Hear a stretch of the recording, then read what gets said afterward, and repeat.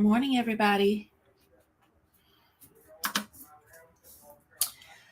I have jury duty today, so I will be leaving shortly, but I will go ahead and get you all started on something. Let's see. Not sure if they even started yet, but let's check. Oh, they did.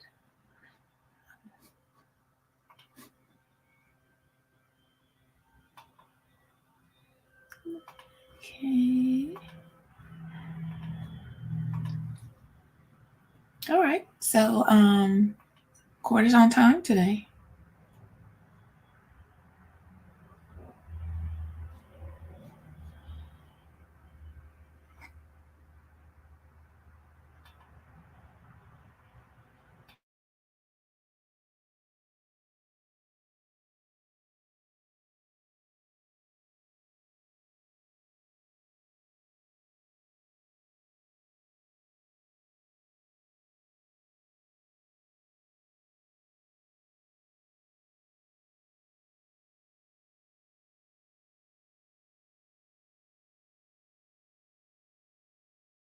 All right, Mr. Steele, you can proceed.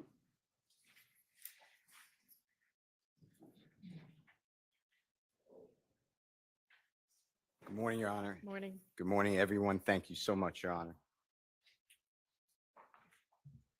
Do you know how old you are as compared to Jeffery Williams? Like 2-3 years. Okay. And you would be younger, is that fair to say? Yes.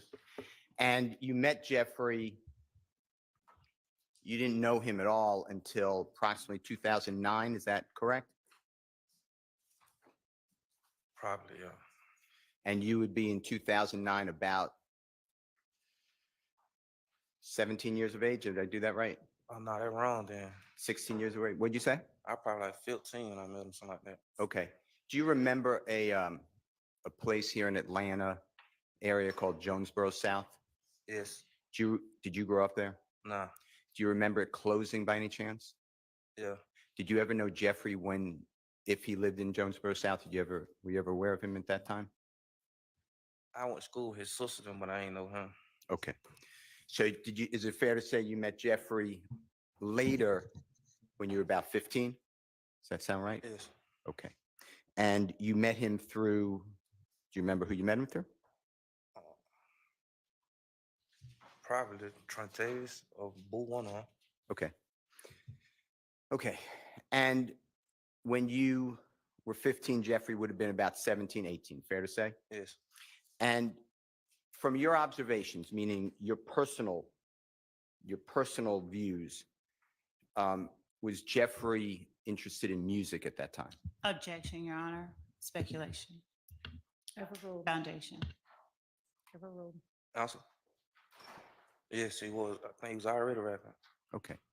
And if you could just do me a favor, because the jurors want to hear you. If you can, speak up. If you can't, that's fine. We'll do the best we can do.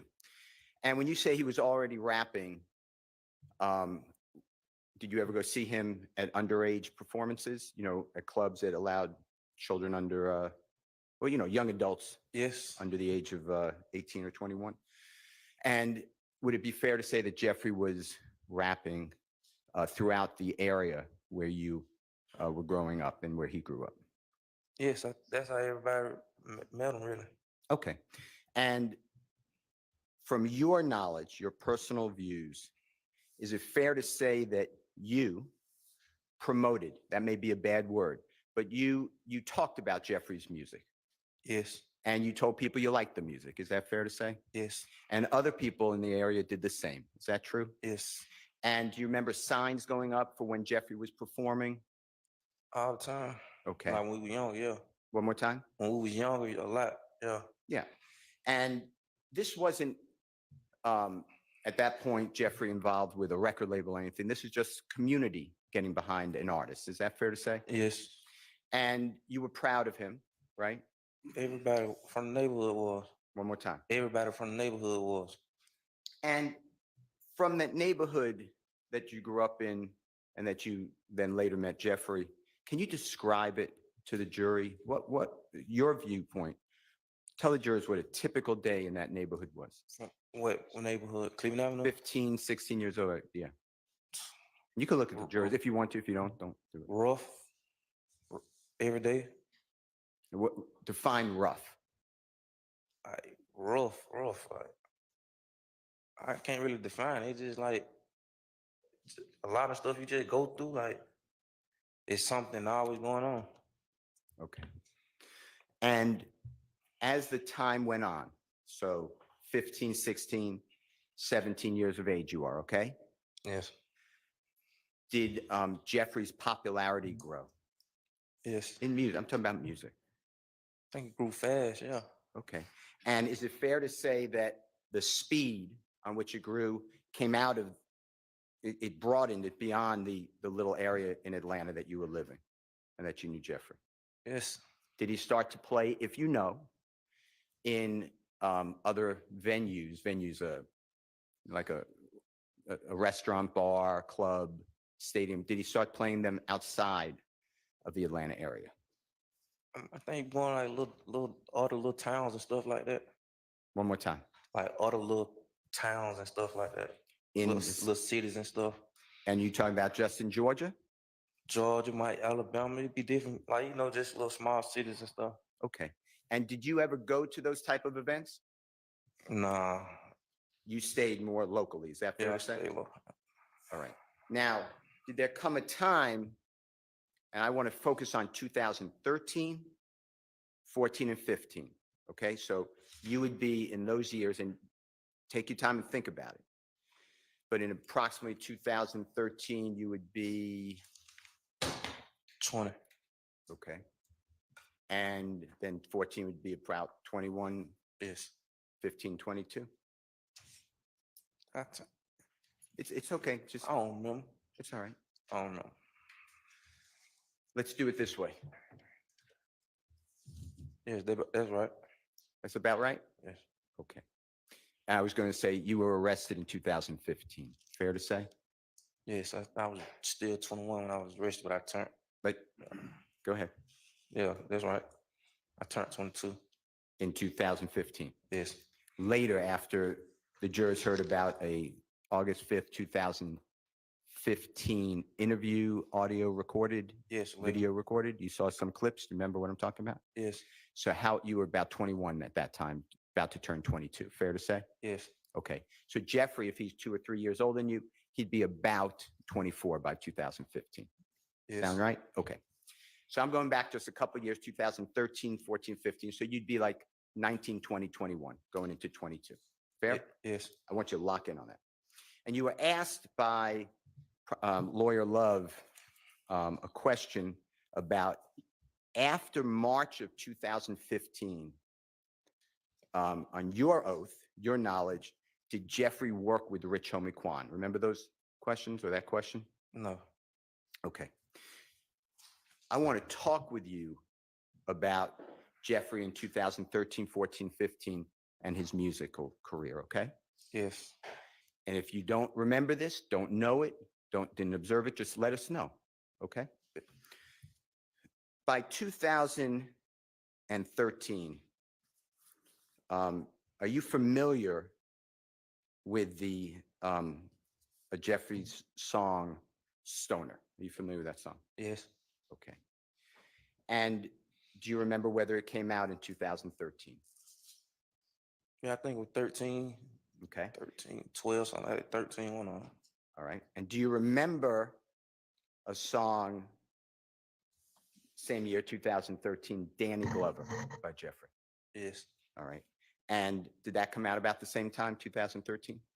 Yeah, I think they came out like months apart or something like that. And tell the jury, they may not know these songs. Tell the jury, from your observation, how popular were those songs? How many views, and you don't have to give a number, but how did you hear on the radio? Tell the jurors. That's all you heard? Objection, Your Honor, that's compound and it calls for speculation and there's not a foundation for his ability to say how popular it was. He can talk about his personal knowledge or feeling about it, but not everyone else. That's what the question I understood to be. personally. Tell the jurors. That's all you heard everywhere you turn. I can't hear you. That's all you heard everywhere you turn. Everywhere you time- turn, that's what you heard. Yes. Music-wise, you're saying? Yeah. Okay. And then going into the next year, 2014, I want you to lock in on that date, okay? You're approximately 20, about to turn 21, okay? Yes. Jeffrey would be about 3 years older than you. He'd be about 23, right? Yes. All right. And I know you said 2 or 3 years, so 22, 23. Do you remember a song personally? You know the band Rich Gang or the group Rich Gang or the? Yes. All right. Do you know a song called Lifestyle? Yes. Tell the jurors the popularity through your own observation of Lifestyle. That song took over the world. Like I couldn't hear you. that song took over the world. Like everybody loved that song. How about, you know, a song, Hookah? Yeah. It's spelled Hookah. Do you know who Tyga is? Tyga. Yes. Do you know that song with Jeffrey and Tyga? Tell the jurors in 2014 how popular, if at all, that song was. Objection, Your Honor, relevance. Sustained. Okay. Did you hear that song on the radio? Objection, Your Yeah. Honor, relevance. Overruled. Yes. A lot. Okay. How about the same year, you know, an artist named Clifford Harris, phenomenal artist known as T.I.? Yes. All right. Do you know a song, All About the Money, that Jeffrey, and it featured T.I.? Yeah, I know a lot of his songs. Yeah. Okay. And that's 2014 as well? Yes. So by 2013 and 14, from your own life experiences, how well known in the Atlanta area, your area, was Jeffrey? Everybody knew him before then. One more time. Everybody knew even before then, though. And then by 2014, so you're about 20, turning 21, did you ever go to Jeffrey's shows outside of Georgia or Atlanta? Yes. Okay. I think, yeah, 14, yeah. I couldn't hear the last thing you said. Yes, you said around 2014. Yes. Okay. Now 2015. Yes. You're 21, turning 22 later in the year. It's going to be the year you get arrested, right? Yes. Are you familiar with a song called Check, Check, Yes. by Jeffrey? And from your observation, was that a very popular song? Objection, relevance. Sustained. Yes. Okay. Oh, I'm bad. That's okay. And it's not okay, Oh. but no one thinks you did it on purpose. I don't think. Move on. How about With That? It's spelled Withthat. You know that song by Jeffrey? Objection, relevance. Sustained. Best Friend. You know that song by Jeffrey? Objection, relevance. I'm Sustained. asking if he knows the song. I know. By 2015, were you aware of Jeffrey touring? Yes. Okay. And did you go on a tour? Yes. You ever hear of the rodeo tour? Yes, I went for like probably 10 days, 9 days, something like that. I got sick. Okay. And by 2013, 14, and 15, you met in approximately August 2014, you met Kenneth Copeland. Fair to say? Yes. And he and you became close friends. True? Not close, but yeah. Okay.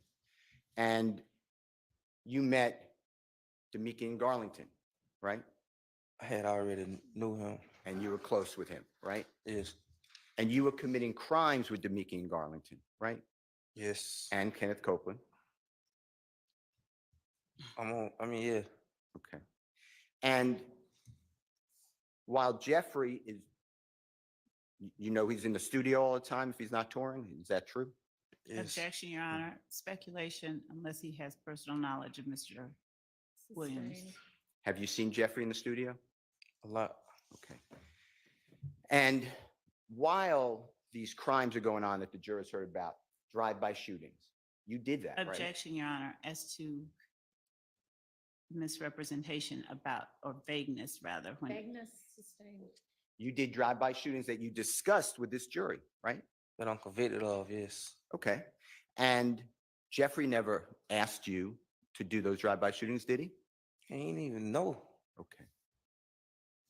And Jeffrey, you knew by 2013, 14, and 15, he is touring outside of Atlanta all the time. Is that true? Objection vague.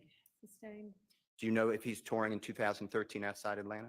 Yes, Do you know if he's touring outside Atlanta in 2014? yes, How about 15? yes. I'm going to show you what's already marked. It's in evidence, Your Honor.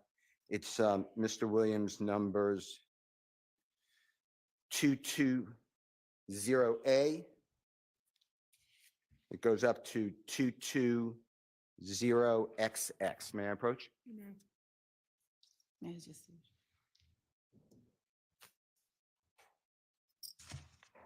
May I approach you when they are done looking at the Yes. exhibits?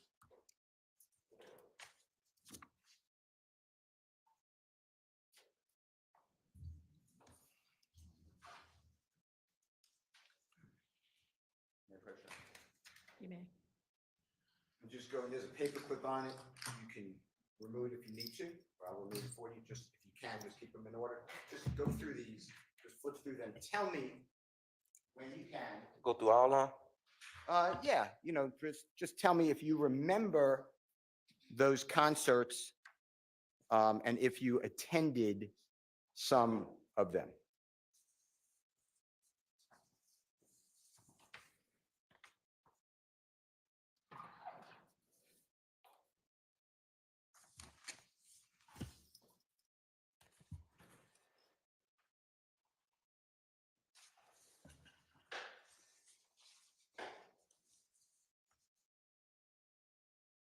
Well, let's go around, Judge. Can I approach Mr.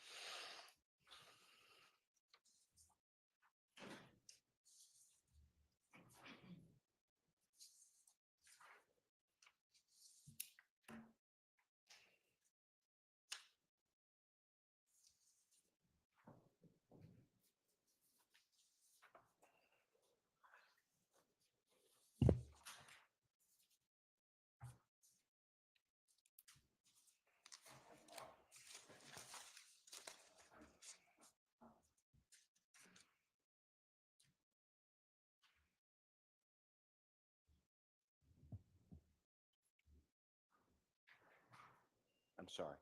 I didn't realize you were done. Are you familiar with some or all of those concerts?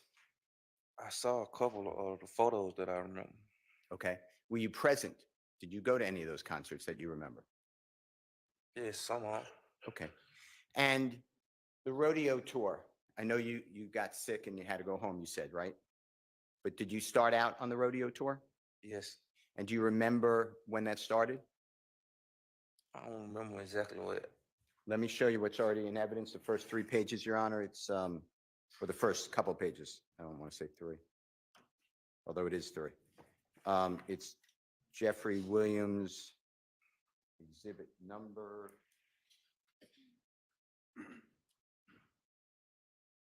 19. May I approach? You may. May I approach you? Yes. Have you seen the cover of this at all?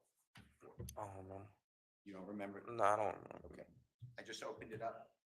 If it refreshes your memory, tell us, but is that the rodeo tour? Is that the places that you went to before you got sick and went home?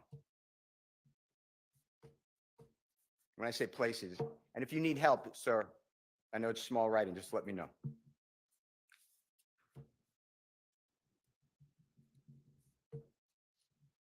I remember what city I stopped at.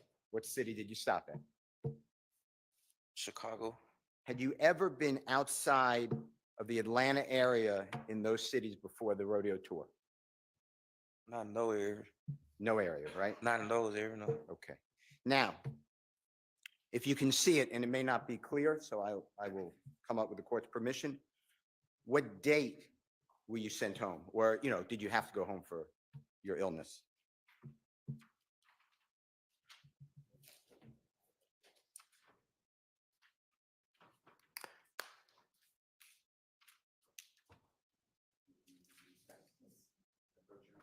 You may. 815. I don't know. I just know Chicago. That's I fine. remember the city. May I approach, Your Honor? You may. May I approach you, sir? May I come forward to you? Yes. Let me just look. Just point to me where it says Chicago. Right there? Does that say, if you could see it, March 8th, 2015? It was around that time. Okay.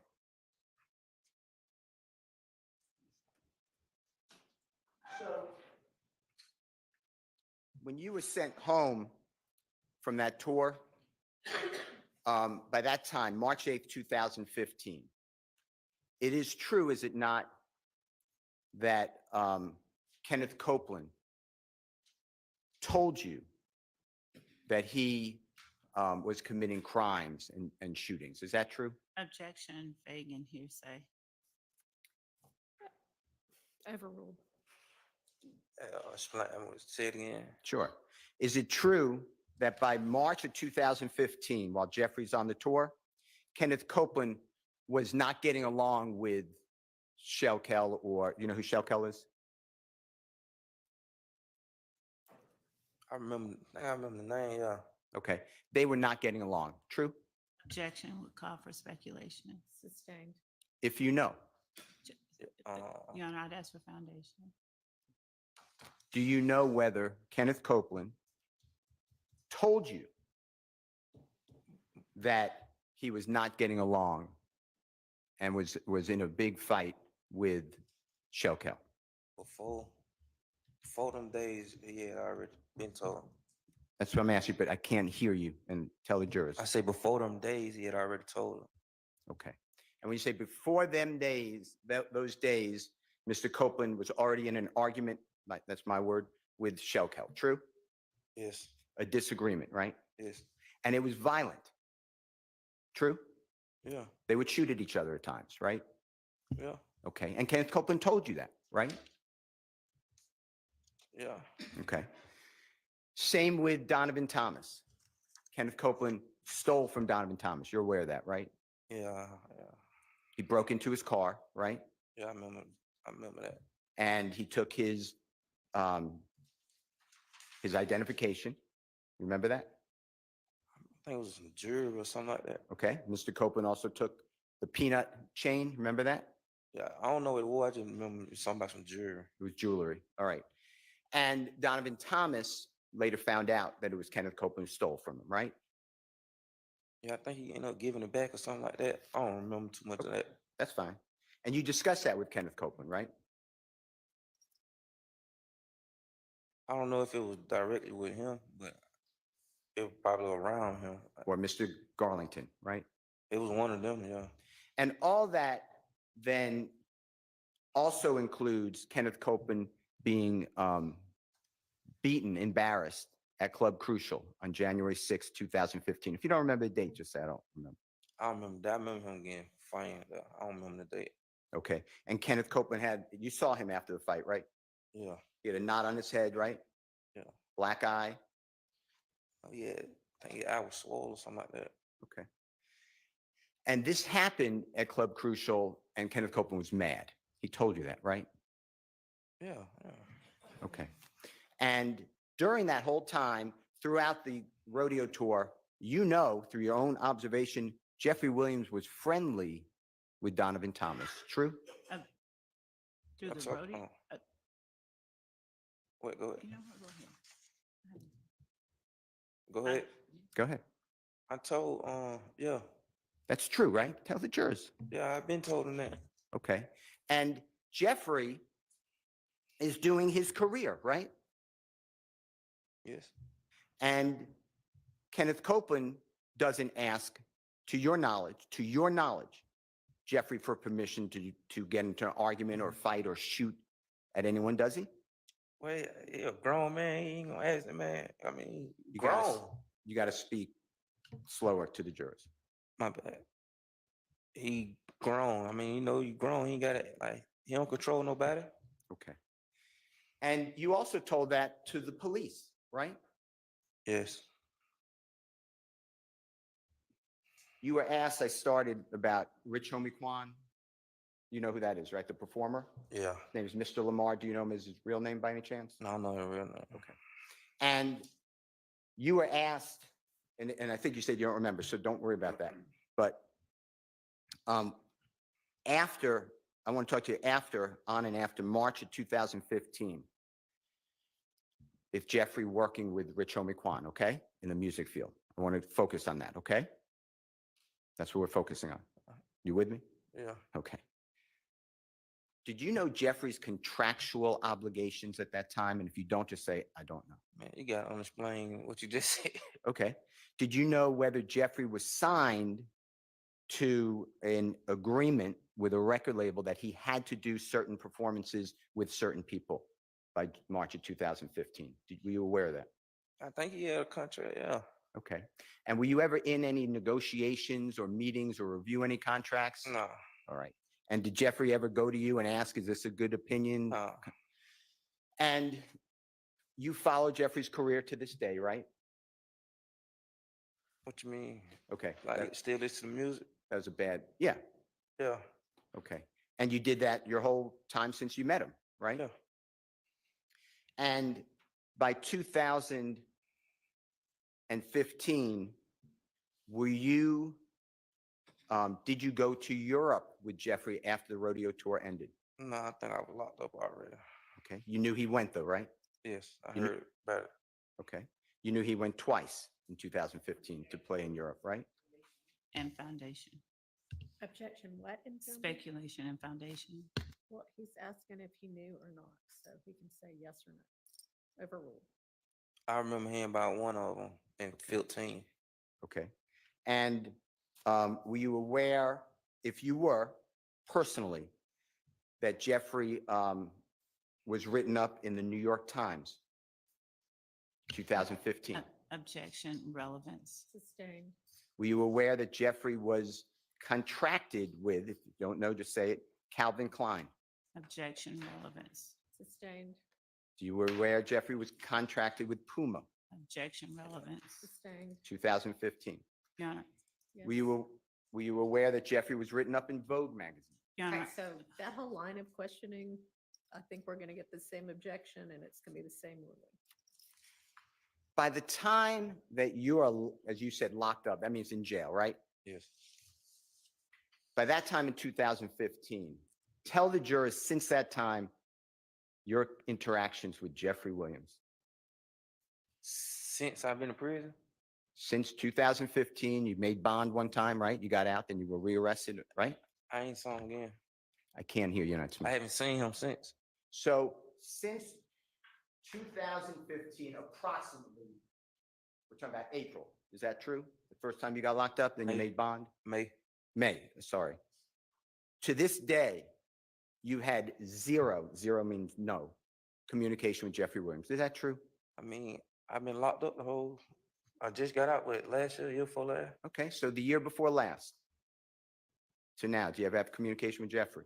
No, While in custody, do you ever have communication with Jeffrey? no, Did he pay for your lawyer?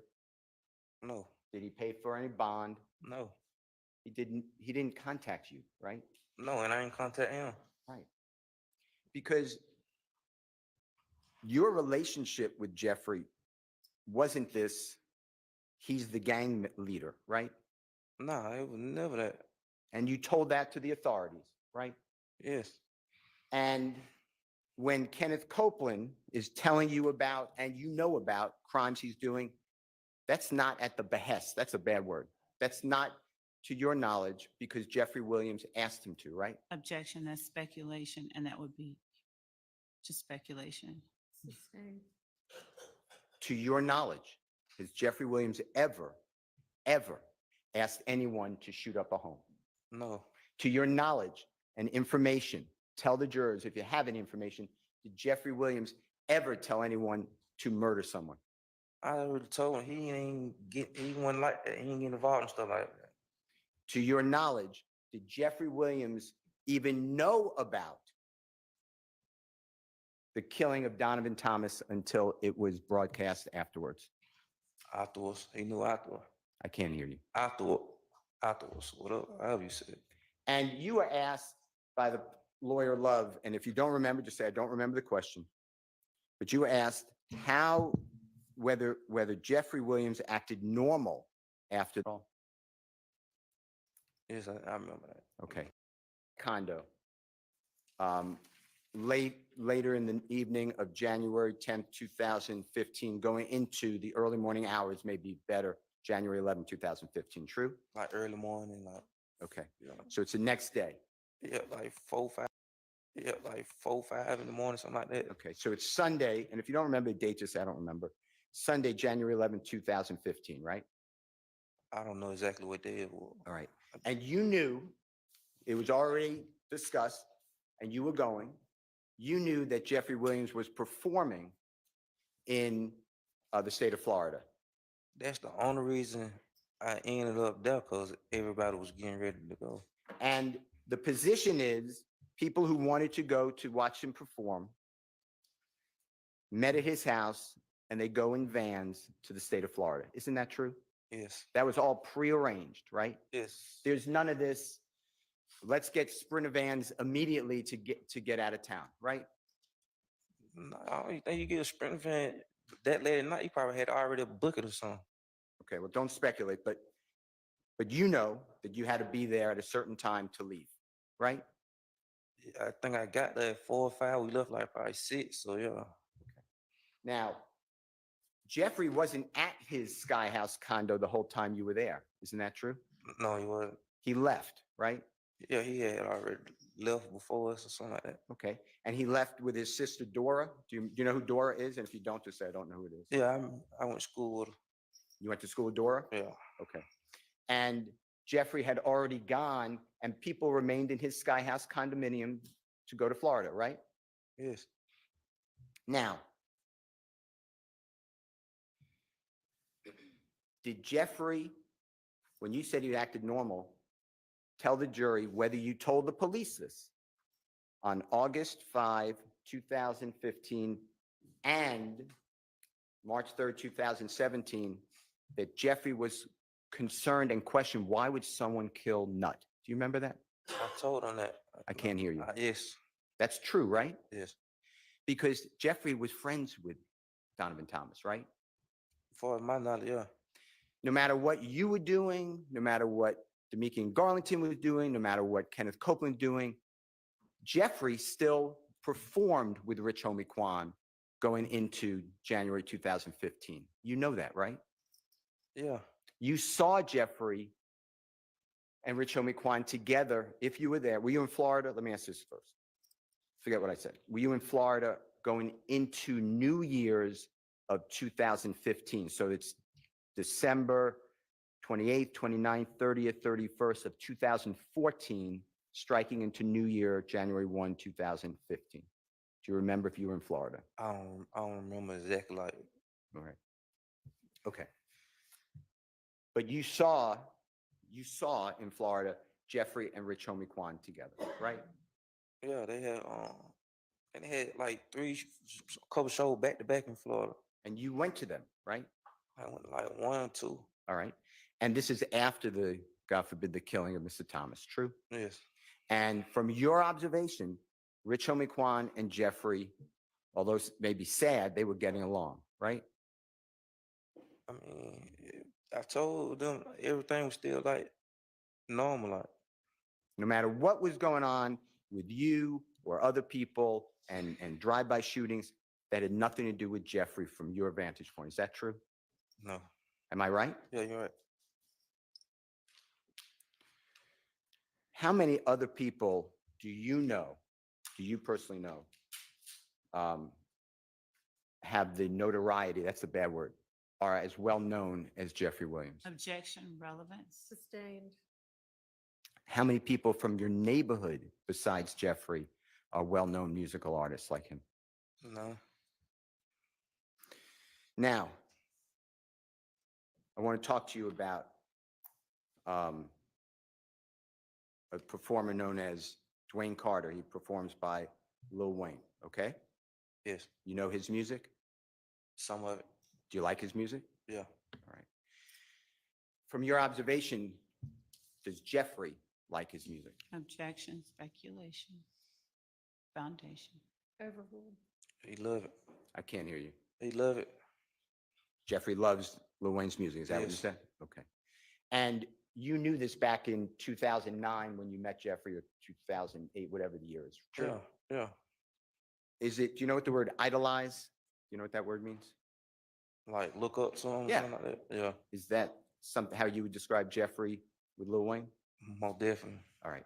Now you were asked by the detectives on August 5, 2015, as well as by the DA's office and the detectives on March 3rd, 2017, about the shooting of the tour bus of Lil Wayne. You know what I'm talking about? Yes. All right. Do you have any information that Jeffery Williams knew that that tour bus would be shot before it was shot? No. Do you have any information that Jeffery ordered, asked for? If I'm losing you with my word, just say I'm confusing you. I'm not trying to. The shooting of that bus. No. Okay. Do you have any information that Jeffery was fond of, was happy that that bus got shot? No. In fact, Jeffery was the opposite, right? Speculation. Sustained. Do you know if Jeffery was upset that that happened? Objection, Your Honor. It would still be speculation. Sustained. I want to talk with you about, remember Lawyer Love asked you questions about Free Roscoe? Yes. You know what I'm talking about? Yes. Okay. And Roscoe, do you know his given name, Jimmy Winfrey? I Do you- don't know his real name. I can't hear you. I don't know his real name. All right. I'm going to call him Roscoe for now. You know who I'm talking about? Yes. And you told the jurors that you're aware that he pled guilty. Do you remember that? Yes. All right. Now, do you remember speaking with law enforcement, specifically Detective Dennis, Detective Gaither, about the Lil Wayne tour bus shooting on August 5, 2015? Yeah, I remember. I can't hear you. Yes, I remember. Okay. And is it true that you told them that you didn't think that Roscoe did the shooting? Yes. And is it true that Detective Dennis immediately told you that he agrees? Yes. And that's on the recording of August 5, 2015. It might be on March 3rd, 2017 as well, but it's on the recording, right? I guess. Okay. But it was discussed during your recorded interviews with the police, right? Yeah. And do you remember explaining? Your Honor, I think we need to approach before Mr. Steele gets All right. into this line of question.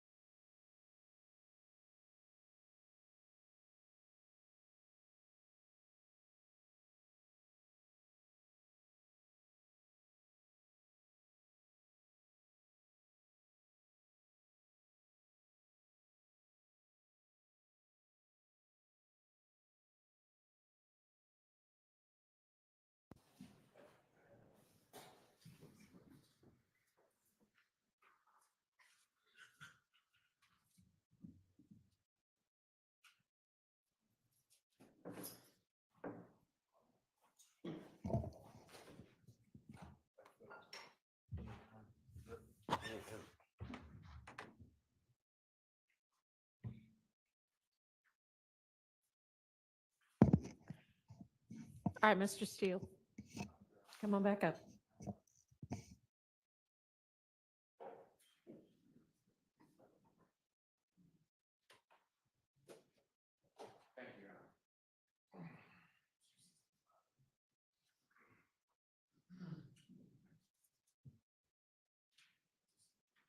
Now, are you aware the early morning hours of Sunday, January 11th, 2015?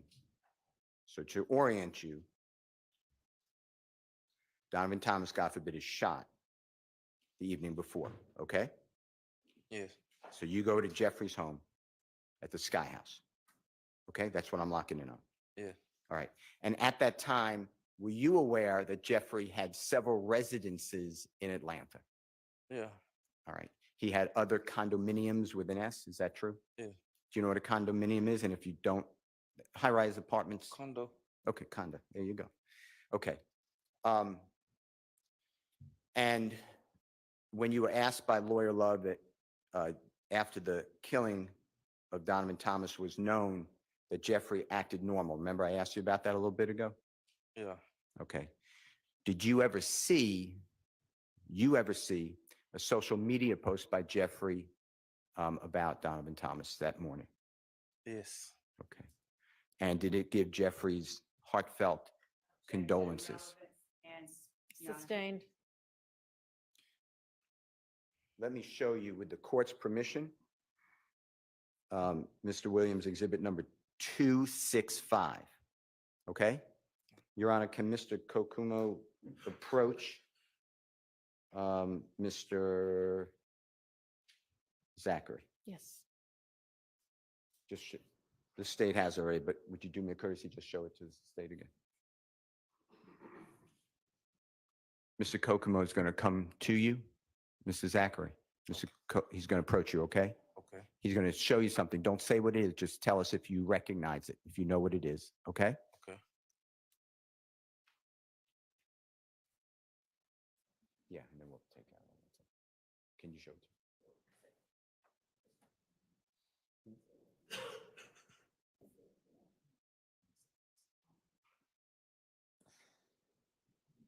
It's not been, it's done, it was given to you guys, is what I should have said.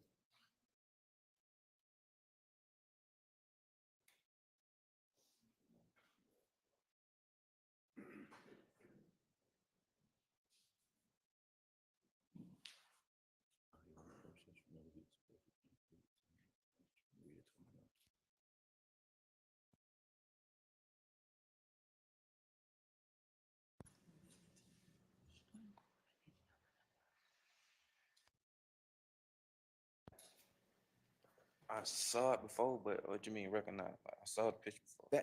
This is a bad word. Listen, I apologize. I apologize. And do that. Just tell me I'm using bad words, okay? Have you seen that social media item that's now marked? It's marked in an exhibit. Have you seen that before? I saw the picture, yeah, the picture before. Okay. And were you present at the time that picture was taken, if you know? I don't remember. Okay. Do you know who's in that picture? objection, Your Honor. One, I would ask the exhibit number again and 265. thank you, and the relevance of who is in the picture. And I would ask that the witness, given his former statements, his previous testimony, not be allowed to talk about, not be allowed to display through his testimony what the exhibit is until it's admitted. Just asked to know who's in the picture. Just answer, do you know who it is? Don't say who it is if you do know. Yes. Okay. And when have you seen that picture before? Yeah, a minute ago. Well, a minute ago could be a long time ago or a short time ago. A long time ago. Okay. And is it accurate? Accurate may be a bad, is it the same from your memory? Is that the same picture that you saw a long time ago? The picture, yeah, the picture, yeah. Okay. Your Honor, I'm going to move for the admission of Mr. Williams, number 265. Your Honor, just 1 second, please.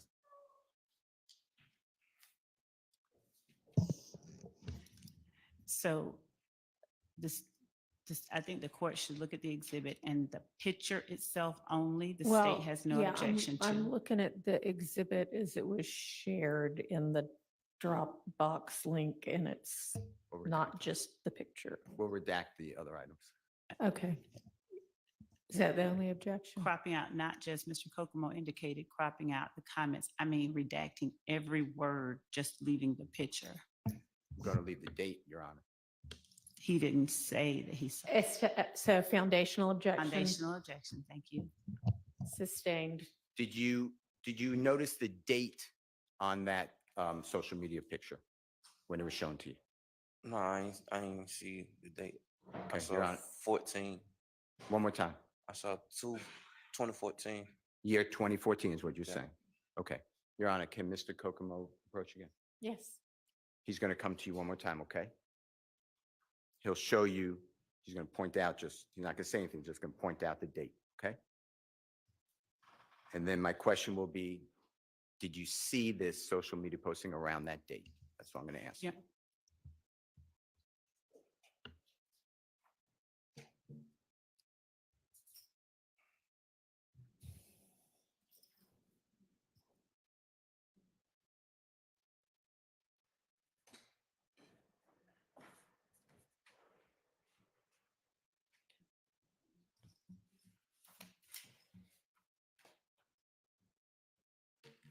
You had to tell me.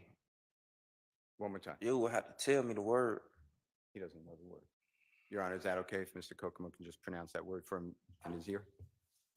On the date? And Your Honor, if, when the court deems it appropriate, if we could just hear the question again, has he seen the post? I didn't catch that.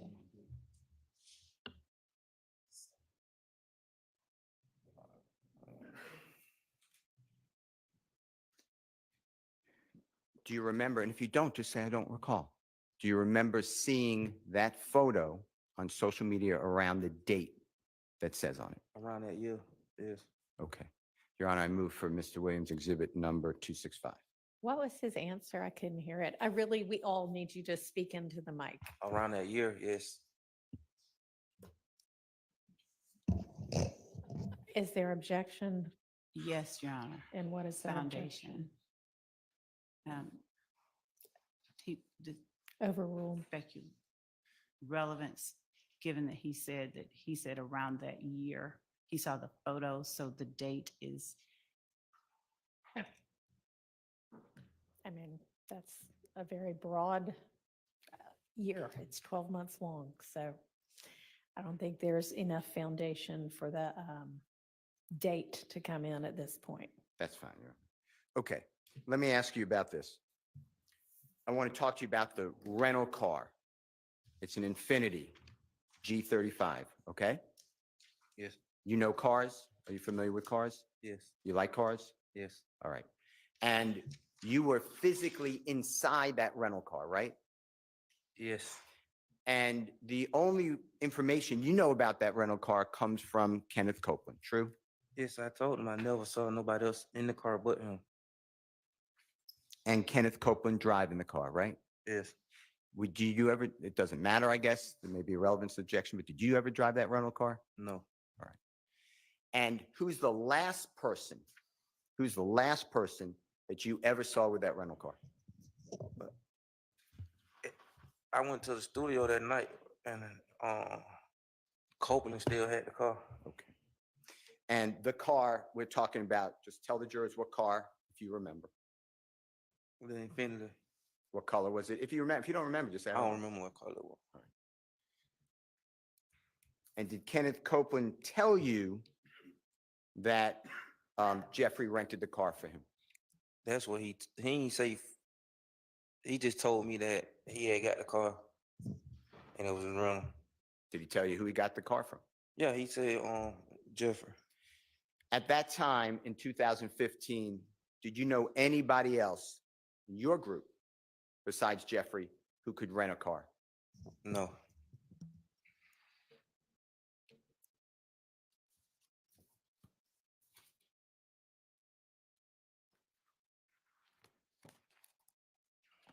Now, you were asked by police about Jeffrey breaking ties. That's a wrong word. That's bad. Jeffrey not speaking anymore with Kenneth Copeland after a couple months into 2015. Do you remember that? Yeah. All right. And by June of 2015, you're aware that, if you are, that Jeffrey doesn't speak with Kenneth Copeland. Are you aware of that? Yeah. Okay.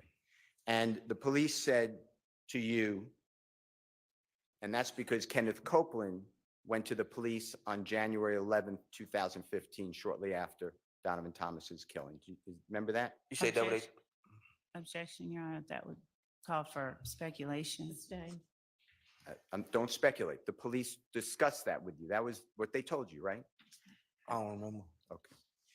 Do you remember telling the police that Jeffrey separated because all of the, I'm not going to Yeah. use a word, but all of the things that Kenneth Copeland just brings with himself? Yes. Okay.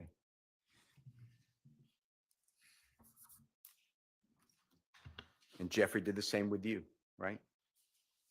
I had ended up being. Objection, vague. Did this, Sustained. Well, you already said that Jeffrey didn't have any, or you didn't have any contact with Jeffrey after about April I 2000. started getting in trouble. Once you around that started, time. I can't hear you. I started getting in trouble around that time. And what happened, Jeffrey? I ain't saying no more.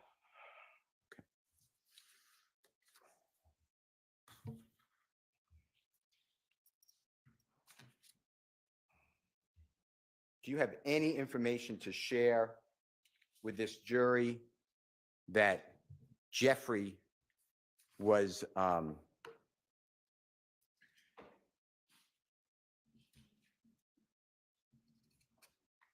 in favor of Kenneth Copeland shooting at people? Do you have any objection, information? that would call for speculation. No. Do you have any information that Jeffrey was in favor of you shooting at any houses or people? He never knew what nobody did. I told him. Until it was over, you said? Not even like the shootings. I'm like, he ain't probably didn't even know about them. Okay. All right. You want me to have a second? Yes. Don't say what it is yet. Don't say if you know about it. But did you ever hear in March 2015, in 2016, 2017, 18, 19, 20, 21, 22, 23, all the way up to this year, 24, do you ever hear Rich Homie Quan discuss his relationship with Jeffrey? Yes.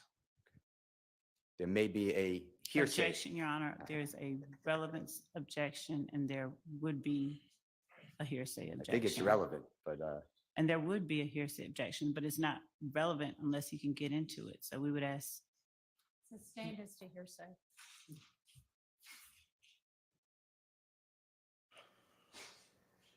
by 2015, if you know, did Jeffrey do work with Rihanna? Do you know who Rihanna is? objection, relevance. Sustained. You told the jury that you would go over to Jeffrey's condominium about 10 times a week. You realize you said that? But as I was saying, like, we might leave and go to the store. I can't hear you. Once you get there, you probably leave and go to the store, go get something to eat, something like that. So that's why I said in and out 10 times, probably. From Jeffrey's schedule, do you know that you were at his house? How many times you were at his house in 2015 till you were arrested? Do you really know? Not that in 2015, not that much. I can't hear you. In 2015, not that much. When were you talking when you said 10 times? Like I was saying, like when he's there, like as in coming there, count that, leaving and going and get something to eat and coming back, count that, stuff like that. That's what I would count. When Jeffrey's around? Yeah. Were you aware that he traveled a lot? Yes. 2013, 14, and 15? Yes.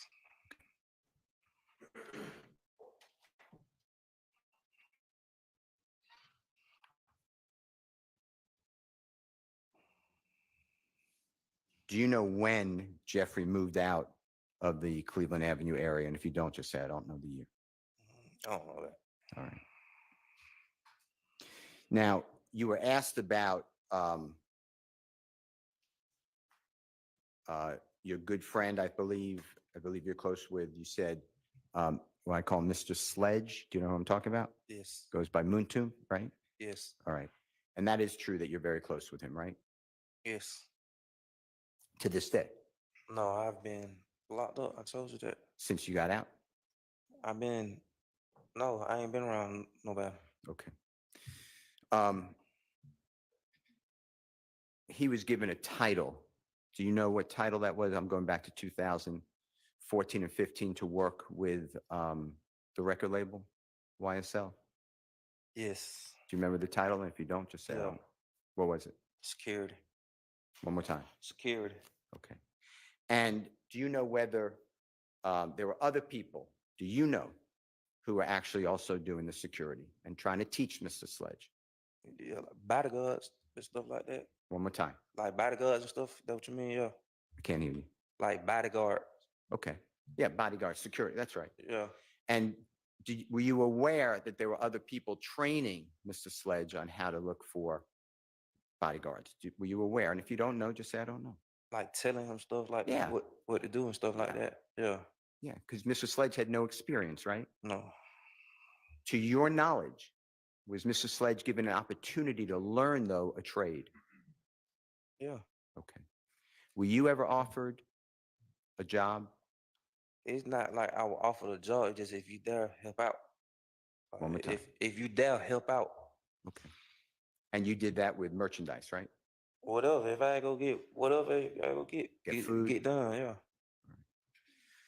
Okay.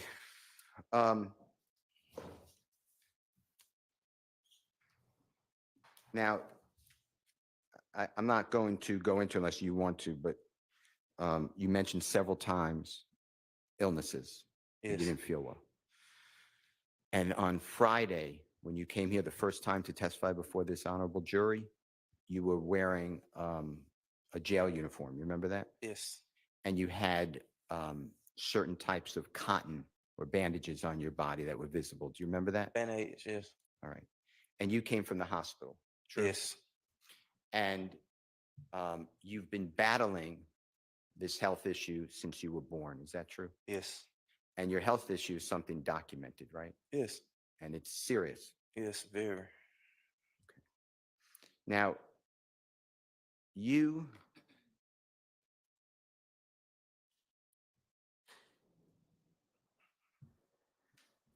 had prior, you were called to this courthouse on around January 10th and 11th of 2023, a year before this year. Do you remember that? Yes.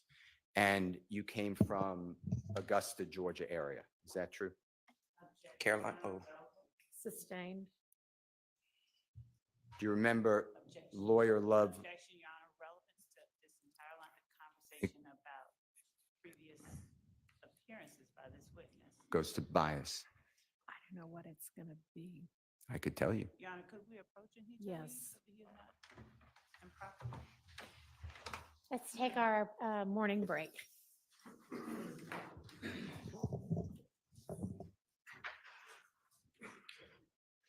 Do you still need to approach or just, would y'all still need to approach or just put it on the record? We don't need to approach.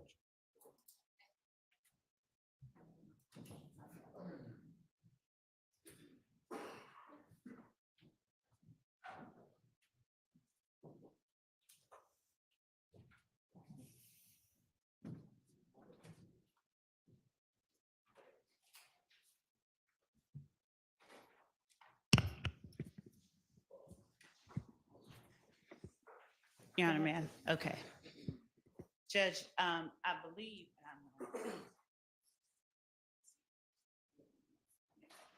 No, I'll get out of your way. Your Honor, I believe that the line of questioning that Mr. Steele is going to get into is one that he has attempted to raise previously with the court's predecessor, Mr. Steele announced on the record that he wanted to bring in Mr. Zachary's lawyer to prove that I had committed prosecutorial misconduct. Mr. Steele represented that that witness would tell the court that I told Mr. Zachary he was going to get arrested if he did not come on that particular day. I'm aware of, I can tell, I know for a fact when there's the questioning about that appearance that Mr. Zachary made earlier in this trial, I know who it was that said what. In other words, Mr. Steele represented a falsehood to the court. I had not told him he was going to get arrested. I didn't say anything of the sort. As a matter of fact, only his attorney spoke to him while I was on the phone. And so when Mr. Steele says to the court that it goes to bias, I would ask for a proffer from Mr. Steele about what he intends to ask this witness and the relevance of it. Mr. Steele?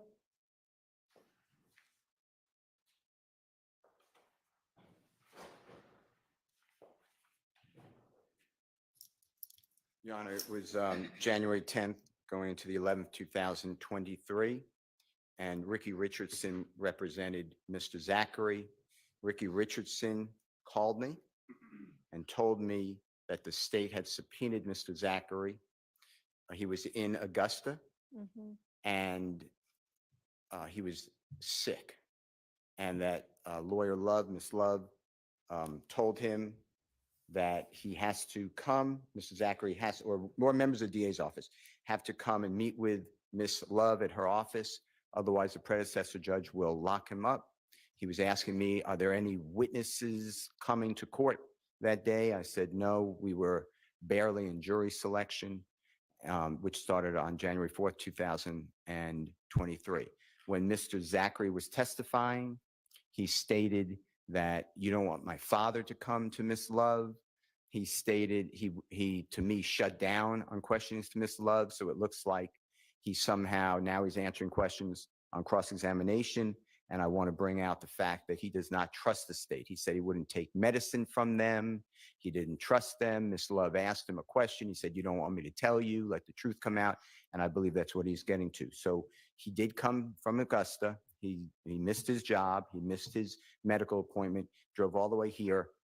And I was told that by Ricky Richardson that the father met him here and that the father through an anger was angry, and then the DA's office let him go. That's what I was told. I'm going to ask him his opinion. It goes to his bias. Why was he acting that way on direct examination? That's what I'm going to ask him. All right, I don't see you can ask him if he, likes the state or something, but we don't need to get into all of the back and forth behind it. I was going to ask him then why. When he answers yes or no, I ask him why. Why do you have that feeling? Well, you can ask him that. Okay, then that suits me. Thank you, Your Honor. As long as there's not that specific line of questioning that was presented early and it's just how do you feel about the state and why, then I don't have any further objections. All right. I mean, I don't know what his answer is going to be, but,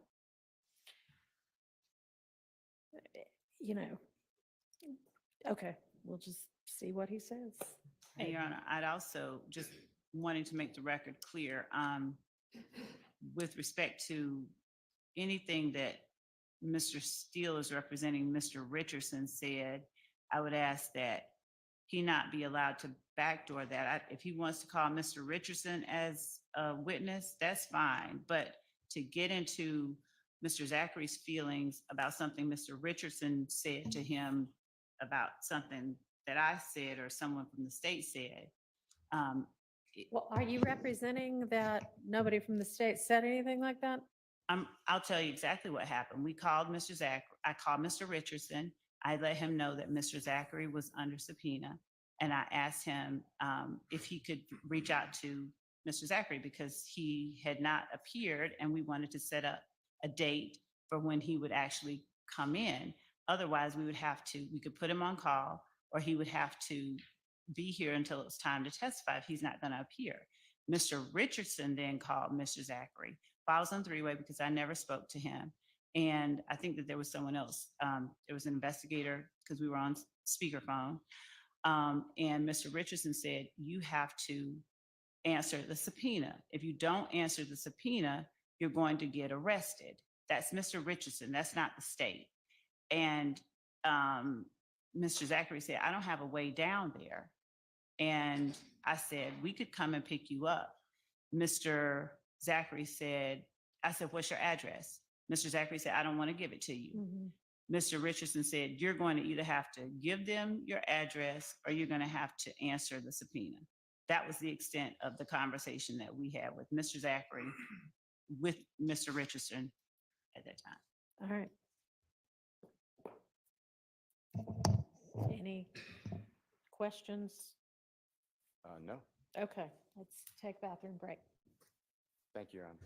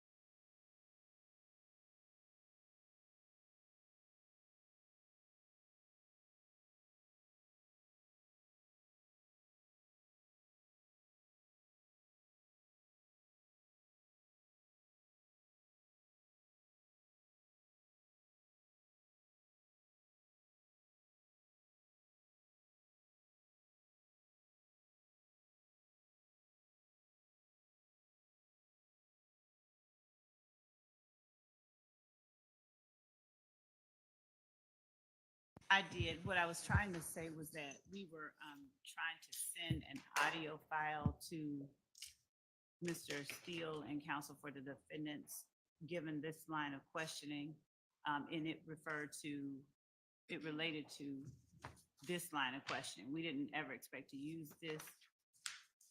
I just want to apprise the court that it's coming. It's about a 3-minute clip. It's one I referenced earlier with Mr. Zachary's father and Mr. Zachary arguing with an investigator for the state and threatening to reach out to certain lawyers regarding our attempts to secure him to come in and testify. So we're sending that now to everyone. It's not something, again, we expected to use or would have used. Talk into the mic, please, everybody.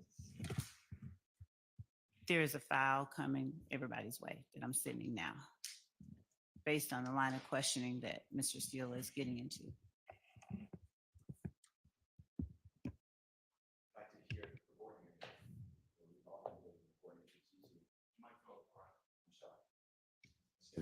I apologize. I said I would like to hear the recording so we don't waste time, because we're going to hear it later. And I'd like to hear the recording, and if everyone wants to hear it, if it's having a hard time getting through the filters, we can just play it right now if it's a 3-minute recording. Go ahead.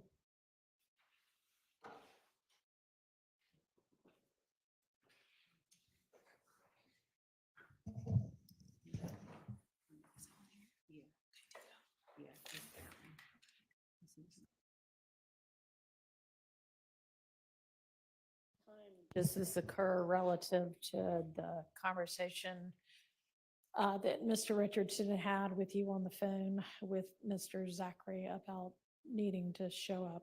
This conversation happened in the last 2 weeks, like when we were trying to get him to come Okay. here. And so what would be the point of showing it But or have playing it? for the same purpose that I understood Mr. Steele to be playing or asking this line of questioning that he is asking. So it would, confirm that he really doesn't like the state or want to be here? No, not so much that. I think that the line of questioning that I understood Mr. Steele to be making is insinuated that the state was intimidating is the word that he uses, often intimidating the witness or harassing him or something like that. And I had asked. Is that what you're trying to get at? No, it was more his, excuse me, I didn't mean to say him. Mr. Zachary's perception, the way I understand what went on, and Mr. Maxwell Sharp brought it out too, is my observation. The witness for 3 days was a lot of, I don't remember, even before the yeah. question was posed. You know, it's clear he doesn't, he's been called by the state, but that he's, the state got permission to treat him as a hostile witness. They there you didn't go. ultimately treat him that way, but. And my point is, why did you act like that? And if he says, just because that's the way I am and I'm flippant or I wasn't feeling well, that'll be it. If he says, because I've been told to come down here in January when there was no trial going on and I don't trust him, that's his answer. I'm Okay, not well, really. I don't know how he, Yeah. as a layperson, would know whether or not the subpoena issued a year ago was something that he needed to obey or not. I mean, I think I would be real surprised if he thought, well, wait, this is jury selection, so this subpoena seems fishy, but who knows? That's it, just his state of mind. So I'm not really using it. I didn't think it was this big of a deal. I just want to get out. Why did you act that way? And he also said I wouldn't take anything from the state on medication because it may harm me or something. So I was just curious on why he was saying that. It goes through his testimony. That's what I was And asking. I was going to permit that question. Okay. So, I mean, I don't really understand why we would get all the way down the road of this audio file, but It's come through, so if somebody wants to hit the play button.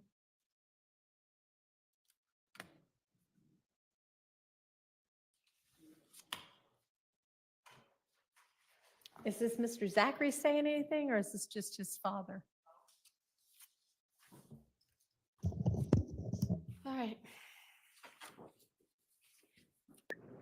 Hey, you got something looking for us for? You got a subpoena or something you looking for us? Who is I this? know you don't have a warrant because the subpoena expired, so you got a warrant or something you looking for us for? Who is this? You know what you're doing is illegal, right? Who is this? It's Mr. Zachary. I got Quindarius right here on the phone. Okay. I want to know what's your problem, sir. Listen to me, Mr. Zachary. Everything he for Listen to me. Listen to me. Listen to me, Mr. Zachary. Now listen. Your son asked a question. I'm He had a- calling Brian Steele. Call whoever you like, sir. I'm calling Sharp. Call I whoever wanna know you what's like. your problem. Call What's your whoever you problem? like, sir. Call whoever you like. Call whoever you like, sir. We'll turn ourselves in. Where you want us to come to? I asked your son where would he like to meet. He asked me if I was in Augusta. I told him he knew I was in Augusta. So Okay, all right. So what we meeting up for? you tell me where you like to meet at, sir. So then what's the issue? What we meet? What do we meeting up for? Sir, I'm not gonna talk to you. I'll talk to your son. Oh, he right there. He listening. Okay, all right. So where would you like to meet, Mr. Zachary? got one or subpoena? I have a warrant for your For arrest, what? How you gonna have a warrant somebody in the hospital? sir. How you gonna have a warrant for somebody been in the hospital? Sir, Who can I see? Who is your supervisor? I am the supervisor, May I please know who your supervisor is, sir? sir. Is your son willing to meet? Are your son? Police. You know Are your son? You can't deny. Are your You son, know you can't deny me. Mr. Zachary?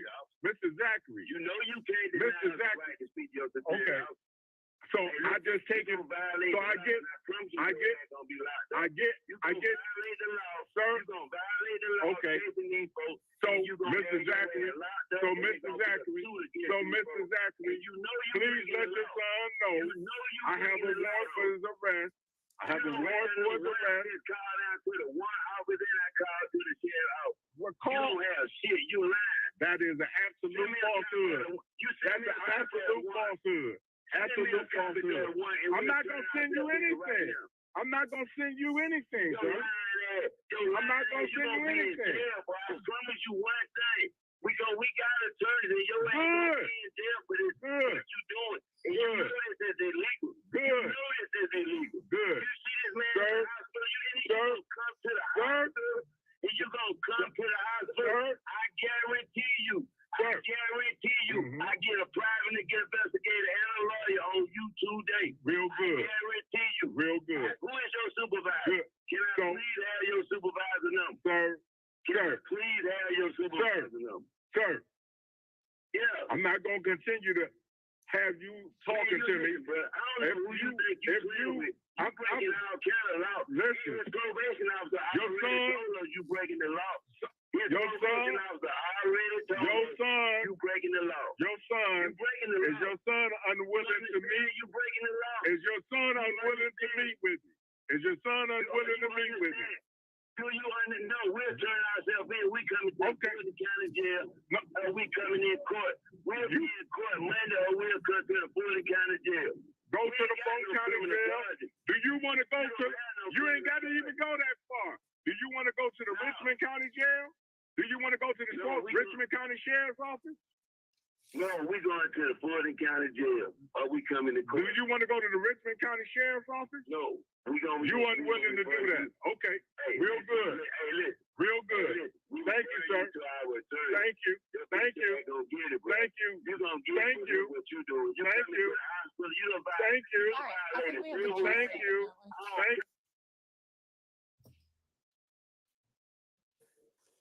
I'll object to playing that.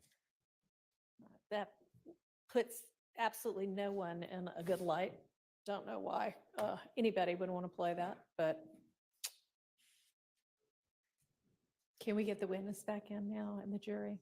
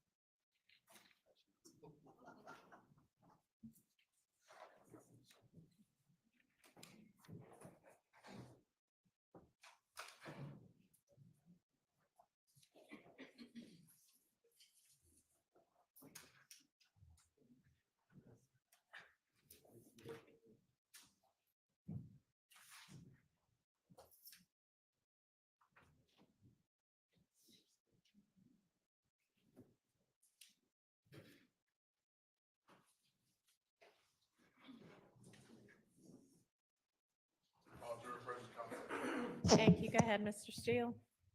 Thank you.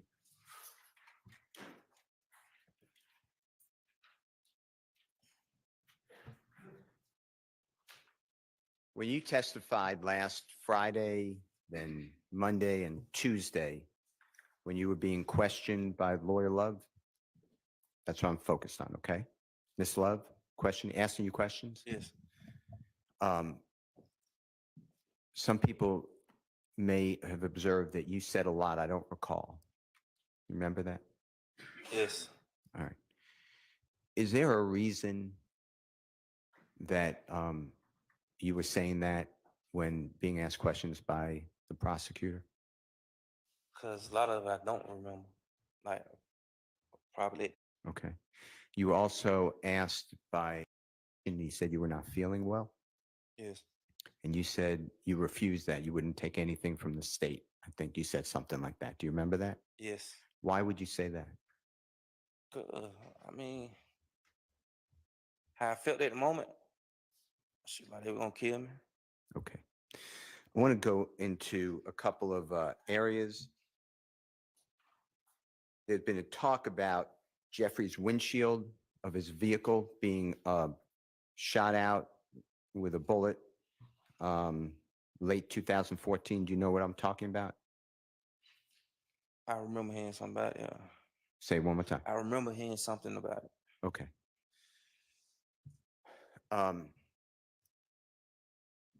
Did that, to your knowledge, did Jeffrey, to your personal knowledge, was he worried about that windshield? Not that I mean, I can't hear not you. that I know, no. And did you tell that to the police? I don't remember if I did.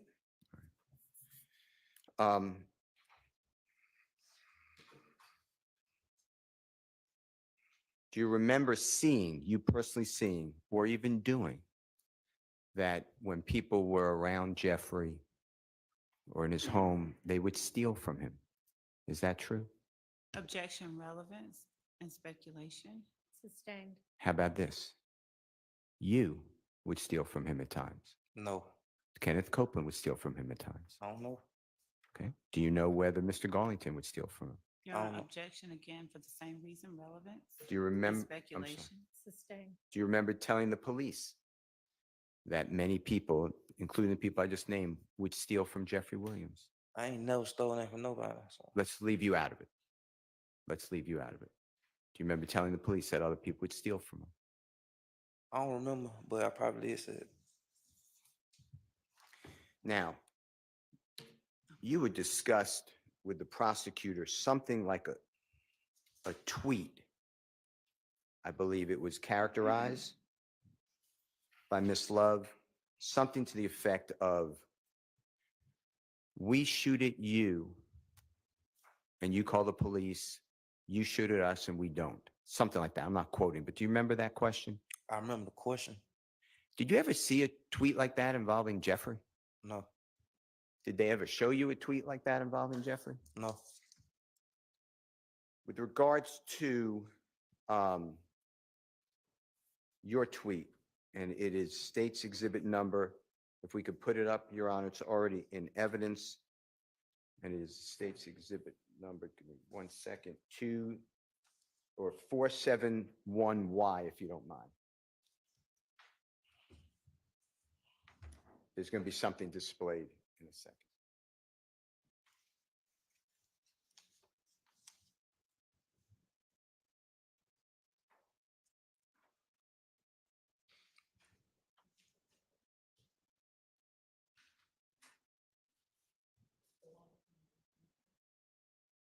Yeah, it's the one that says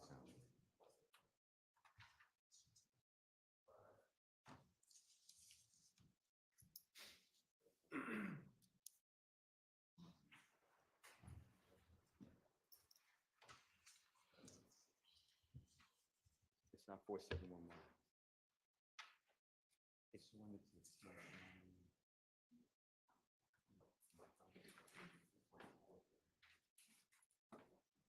yeah, but no, this Hilton said it's not. Cash money, mother.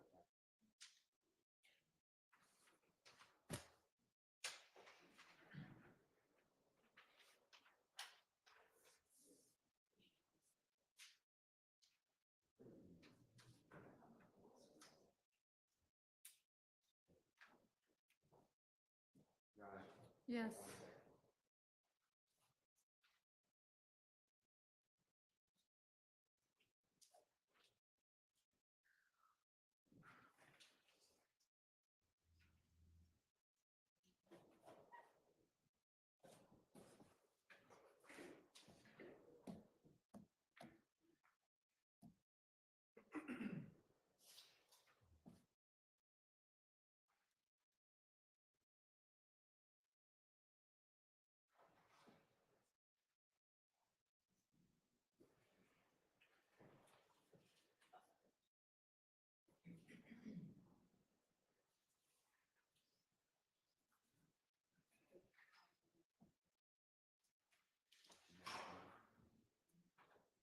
What's the situation? I have a display, an exhibit that was introduced, Right. and I have that it says just beginning cash money, Without, young money. Your Honor, the number he listed was 471. 472, right? 472 Y. That's what Maybe. you said. I said 471. Okay, I don't know. I thought I heard you say 472, but I don't know if that's I don't know. it Your or Honor. not. Anyway, there is a 471 also. That's an Instagram post. Both of those are in. Could you not find it? We can't. That's what we're Okay, looking well, for. That might be 47. Yeah, I He's, tendered one and it was admitted. oh, Your Honor, I apologize. It is 471Y. I was given the other part of it, so I apologize. If we could display 471Y. Okay. Thank you so much, and thank you so much. If you can look at this, I believe you were already asked about this. And I'm going to, you recognize this? It's already been in evidence? Yes. Okay.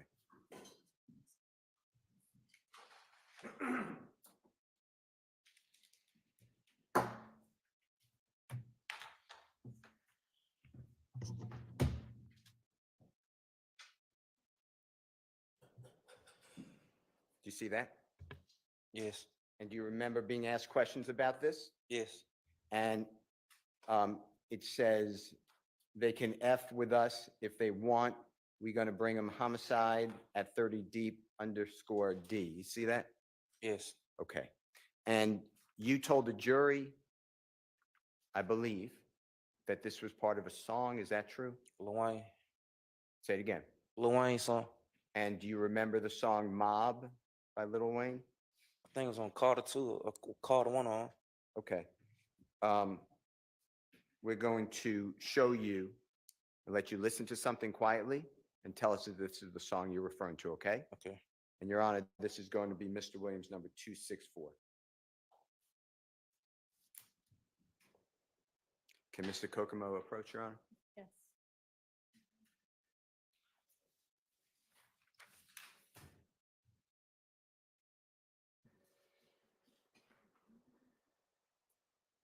Can Mr. Kokomo approach you? Yes.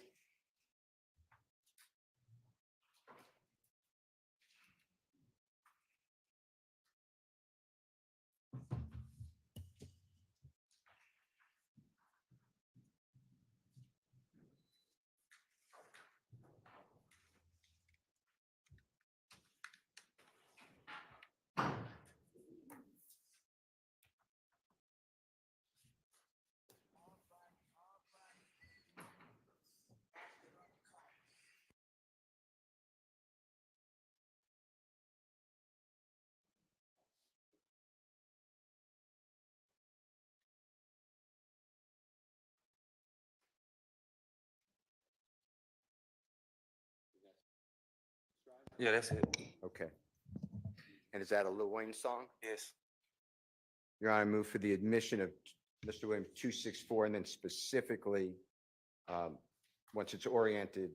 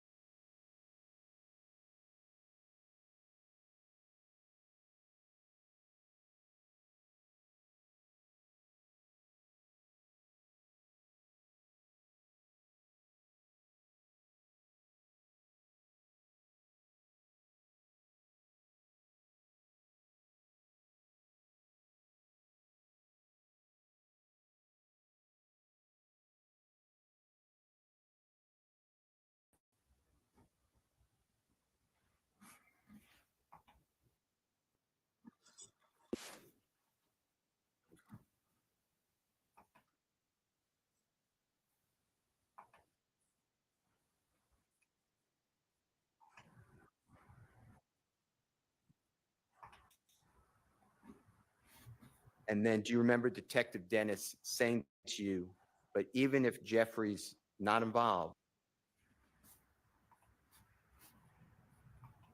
And then do you remember Detective Dennis saying to you, but even if Jeffrey's not involved?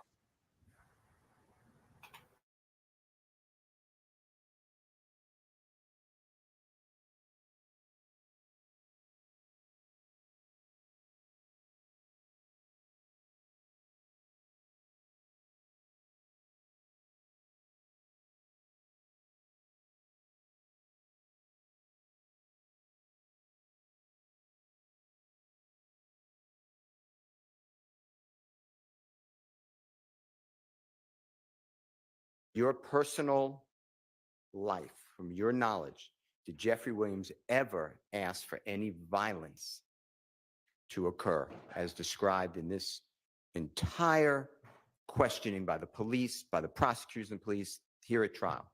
No, Vague, Your Honor, objection, I vagueness. couldn't be more specific. I thought. Overruled. no, I think I told them that every time they asked. And you kind of went out. You said, I think I told them that. You're talking about who? Yes, the police. All right. And you're telling the jury. Yes, You mentioned that Nard brought a Draco weapon to Jeffrey's apartment on or around January 9th, 2015. Do you remember that testimony or that statement to the police? yes, Was Jeffrey there? Was the gun displayed in any violent manner?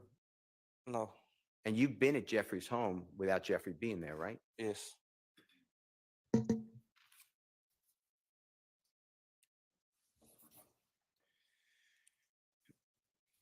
Mr. Zachary.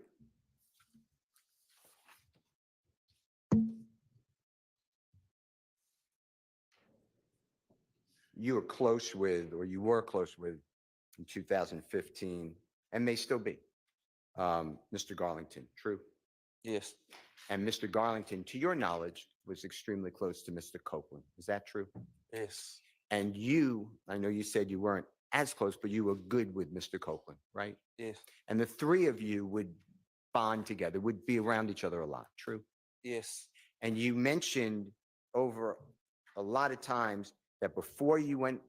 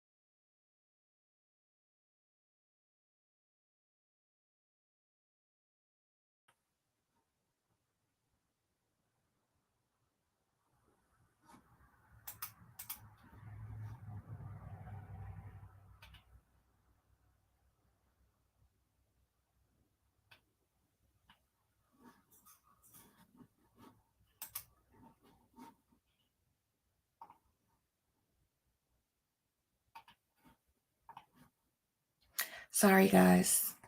I don't know why my computer just went black, but I'm getting back on. Sorry, guys. I don't know why my computer just went black, but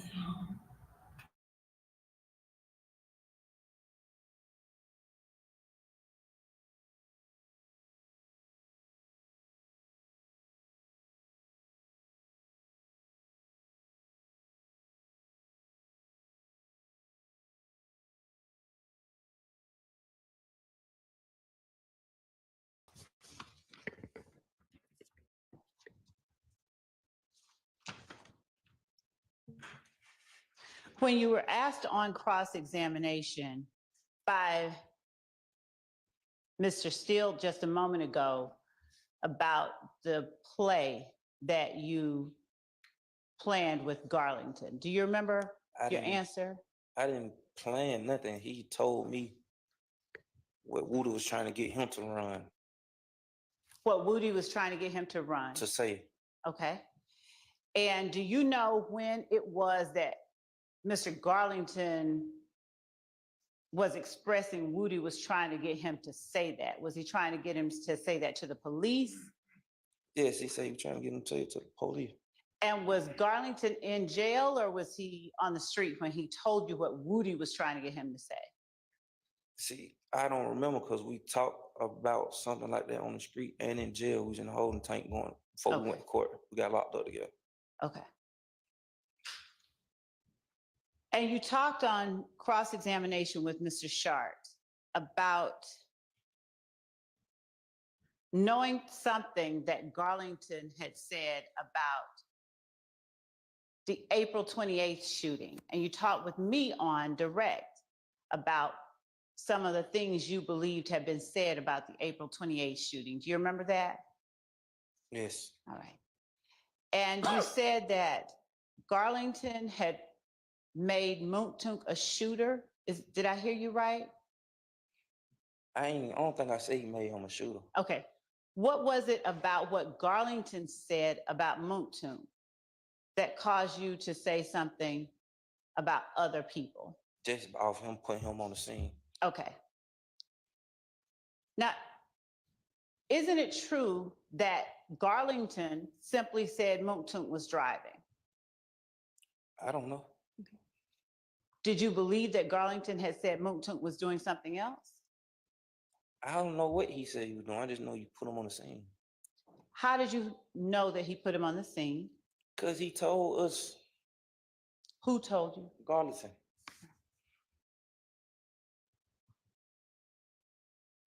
And when you were telling the jury about having heard something in your preliminary hearing, what is it that you heard that affected what you told the police?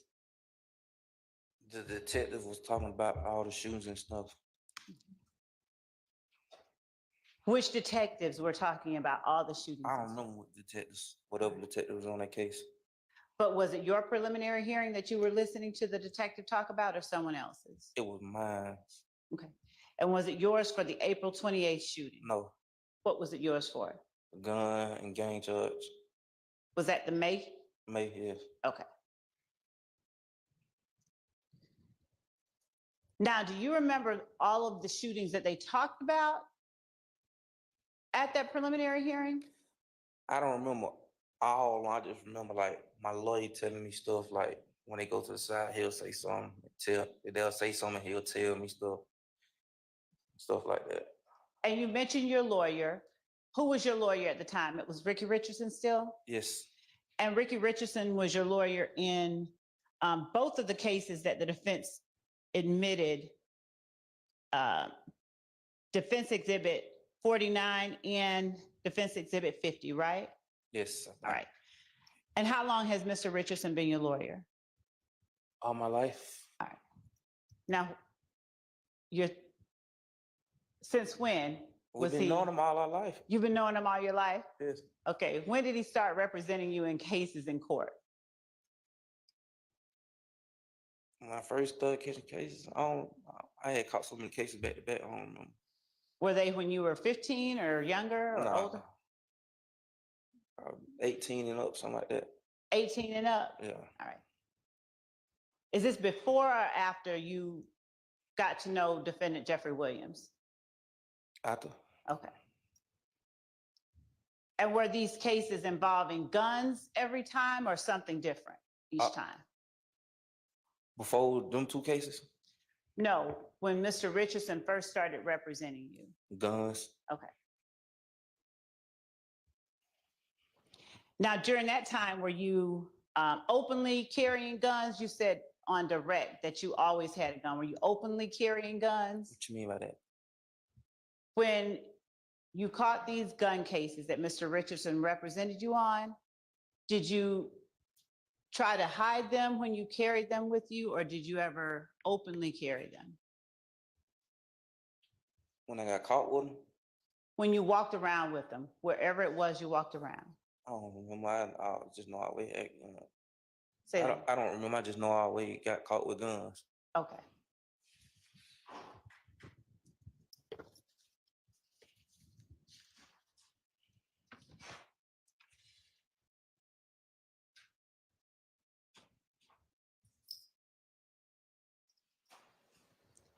You said on direct examination and on cross-examination with Mr. Shart, I believe, that when you gave the 2017 proffer that you didn't have a lawyer. Did I hear you right? I didn't, but I knew Ricky when they called me up there.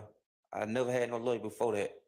When they called me up there, Ricky was up there. I was thinking he was my lawyer now, but come to find out when I got back, he wasn't. Now, when you say you had never had a lawyer before that, No, I'm saying like, I think from like 16, he had quit because I had called a federal case and went to the Fed. So he had quit because he didn't know how long I'm gonna be over there and stuff. okay. So Mr. Richardson represented you on all of your other cases except your federal case? Yes. All right.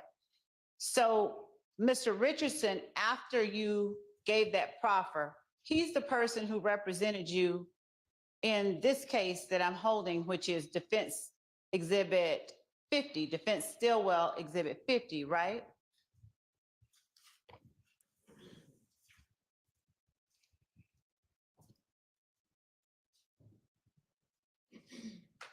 No.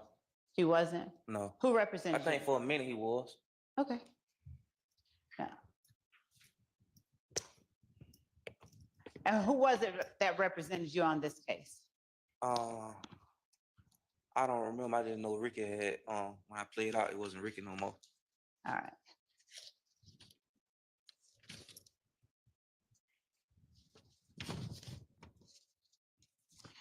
When you said he represented you for a little while, what part did he represent you on?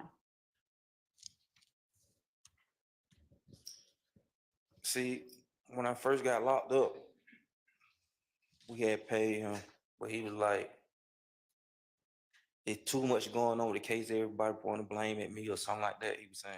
Okay. And my dad just I Got guess, someone else? Yeah. Did you talk with Mr. Richardson about the case? Huh. Did you talk with Mr. Richardson about the case? I don't remember if I talked to Rico about the case. And did the case involve someone getting shot or shot at? Yes. All right. Now I'm going to put on the screen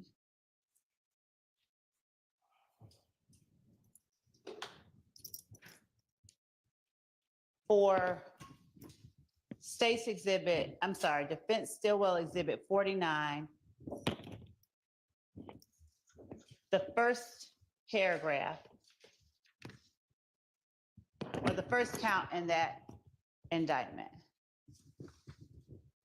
that has been admitted.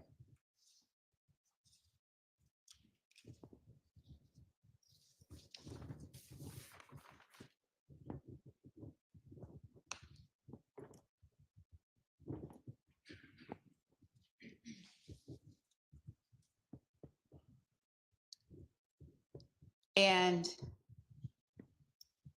what you pled guilty to and what you admitted your guilt in in Defense Stillwell 49 was that on April 28, 2015, you unlawfully, while associated with a criminal street gang, participated in criminal gang activity through the commission of one of the following offenses: aggravated battery, aggravated assault, criminal damage to property in the first degree, and possession of a firearm during the commission of a felony. Is that, well, Yeah,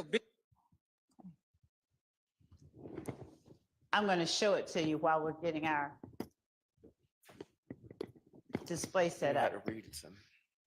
I need to read it to you? You Okay. might make fun of me. No, I'm not. No, I'm not. Do, you don't want to look at it? You like, What's the question? The question was, isn't it true that you admitted that you committed the acts on April 28, 2015 of aggravated battery, aggravated assault, criminal damage to property in the first degree, and possession of a firearm during the commission of a felony while associated with a criminal street gang, and that you participated in criminal street gang activity through the commission of those acts? yes, All right. And you said on cross-examination with Mr. Sharp that you refused to accept a plea with the state. Is that right, or did I hear that wrong? no, you heard that right. Okay. Now, did that mean that you entered into what is called a non-negotiated plea? Like you didn't have any agreement when you went up and made this admission? What I meant by that was that when they was trying to get me to testify on Mr. Sledge, Uh-huh, because he was still on the street, uh-huh. I ain't accept that. That's what I meant. Okay, so this admission that you made wasn't in exchange for anything that the state gave you. You just went and put yourself at the mercy of the judge. Yes, All right. And when you made that admission at the mercy of the judge, you admitted that the gang you were committing these acts for was YSL, didn't you? yes. All right.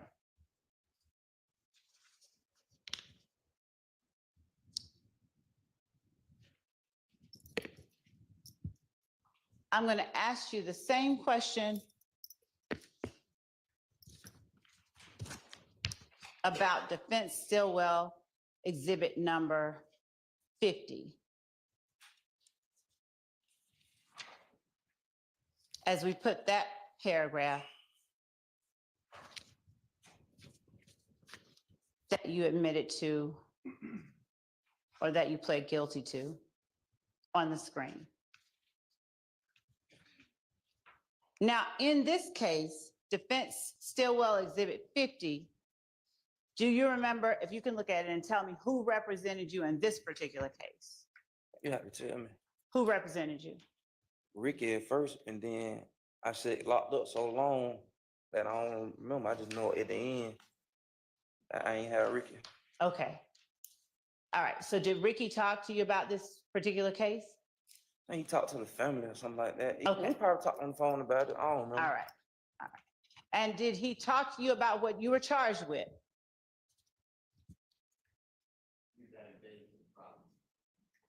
I couldn't hear you. Just, as an officer, it invades the province, I think. Your Honor, and I think that by, on cross-examination, by saying certain things regarding what he knew and what was explained to him and what he understood, that the door was opened for the state to inquire generally whether or not he spoke with his attorney about what he was charged with. It goes to what he said his understanding of the indictment was. You can go ahead.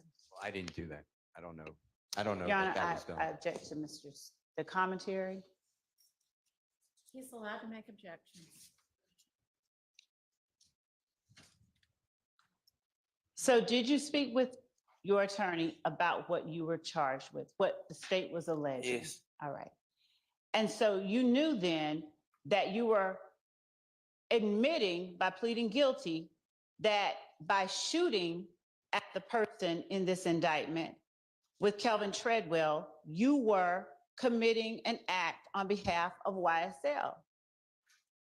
No, it never, in indictment, you read the whole indictment, description, whatever. It's never said nothing about YSL.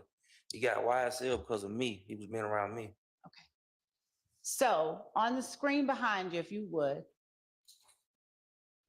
do you not, or does it not say, on the 5th day of September 2018, unlawfully while associated with a criminal street gang, YSL, you participated in criminal gang activity through the commission of one or more of the following offenses: aggravated assault, possession of a firearm during the commission of a felony, and possession of a firearm by a convicted felon.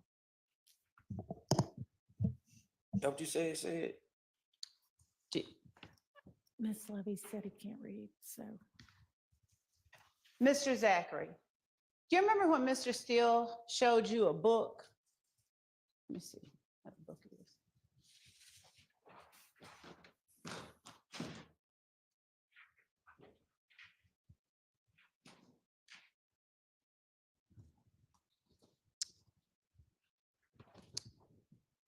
Defendant Williams, number 19. He showed you this book and he turned to a page in this book and he put it in front of you and he asked you to look at it and to tell him what days you were on tour with Defendant Williams. Do you remember that? I remember that, but see, I told him Chicago, and he did like this. I said Chicago. I said, from what I know, it was Chicago, and he did like this. Okay.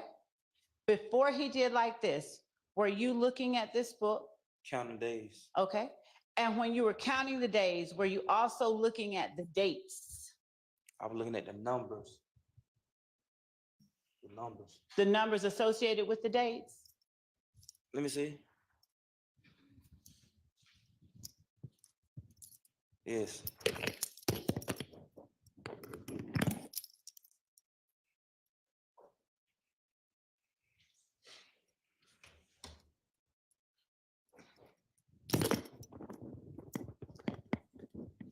And in looking at the numbers, you notice that these dates only go from March 1st, 2015 to April 2nd, 2015. I ain't look at all of them. Okay. Could you look at them and tell me if they do? How am I know? You said you were looking at the I'm numbers. looking at the numbers.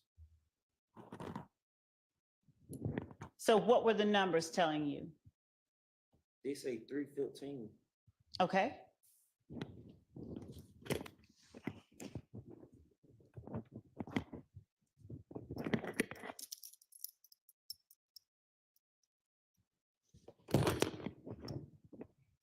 Do you recall testifying earlier in this trial that you had read something in the newspaper? No, I don't remember that. You don't remember that? Okay.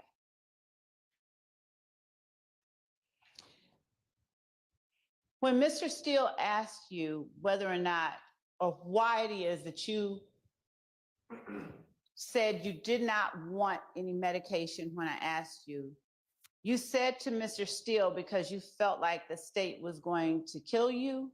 Yes.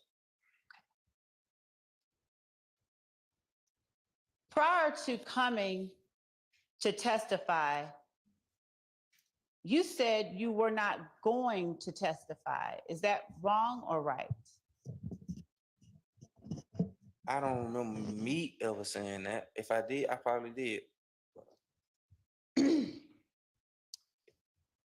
Did you ever tell anyone that if you testified, you would get killed because they are gang members?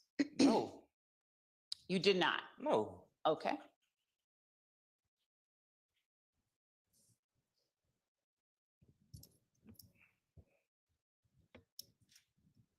You testified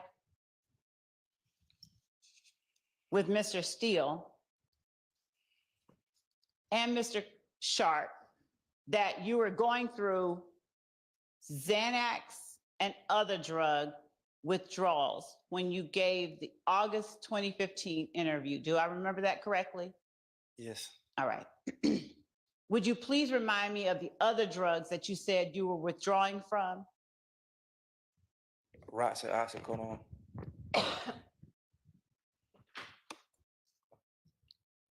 Does the withdrawal, is that the first time that you have ever suffered withdrawals from Roxy, oxycodone, and Xanax? I would like to know if he knows how withdrawal normally affects him personally. Just in jail. Okay. And now. Was that the first time in August of 2015 that you went through withdrawal? No. Okay. Do you even know how many times you had gone through those withdrawals? May 2015. Okay. And when you went through those withdrawals, would you tell the jury how it affected your ability to communicate? A lot. How? Like stomach, head. Okay. I'm up with stomach. I've been telling you, I'm done with the pain right now. Okay. And the head hurt like. See, I keep grabbing my head, Okay. throwing up, but I ain't threw up because I ain't ate. I probably ain't ate in like 3 weeks. Okay. Well, were you offered the ability to eat? Yes. Okay. I just ain't got no. And I ain't when been you taking my medicine. and has anyone from the state tried to get you your medicine over the last 3 or 4 days? You have, yes. And did you believe that anybody from the state was going to kill you when we were trying to get you your medicine? What you mean? Like at first when you asked me, did I want some medicine? Yes. First time. Okay, so what changed between then and the time that the state tried to get you your medicine? Because I ended up going back to the hospital. Okay. And was it the state that took you? Yes. Did we take you more than once? Yes. Did you believe that anyone from the state was going to kill you then? No. Okay. I said at the time when you first. Now, had anyone from the state threatened to kill you before then? No. Had I ever threatened you in any way? Not. I don't.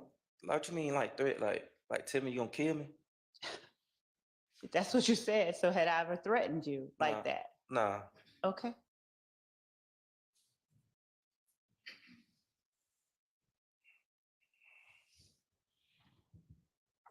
So Xanax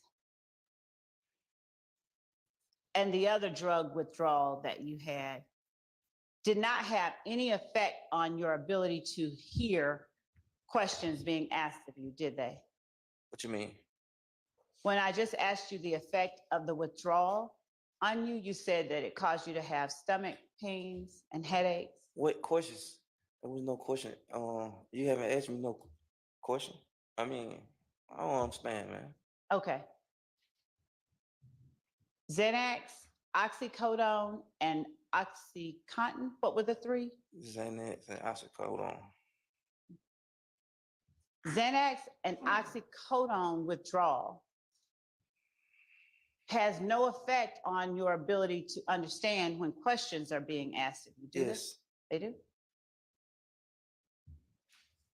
Did they have an effect on your ability to understand questions that you were asked during your August 5th, 2015 interview with Detective Gaither and Dennis and later Thorpe and 2 federal agents? What you mean like questions? Like, You remember being interviewed? yes, I'm saying like what you mean like did I understand the questions? Yes, you remember being asked questions, don't you? Yes, I remember. And did the withdrawal symptoms that you had, did the withdrawal that you were going through, did it somehow make you not able to understand the questions that you were being asked? Not that I remember now. Okay. So you did understand the questions that you were asked? Yes. All right. And in fact, you volunteered information as well during those interviews, didn't you? Yes. And that interview in August of 2015, that interview lasted over 3 hours, didn't it? Yeah, I don't think they was in there the whole time, but yes. Thank you. And you talked with detectives Gaither and Dennis for well over an hour. Yes.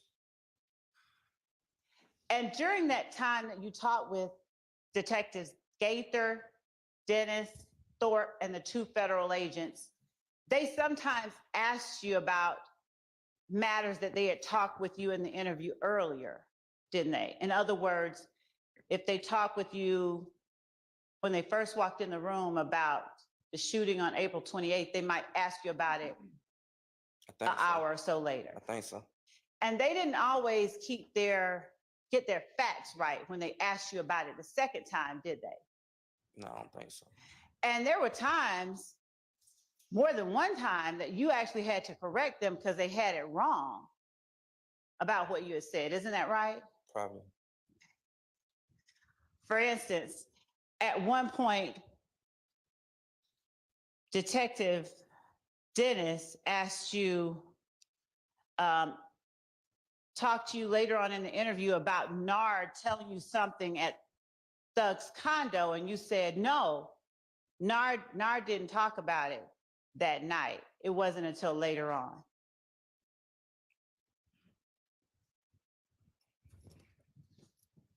Do you remember that? Yes.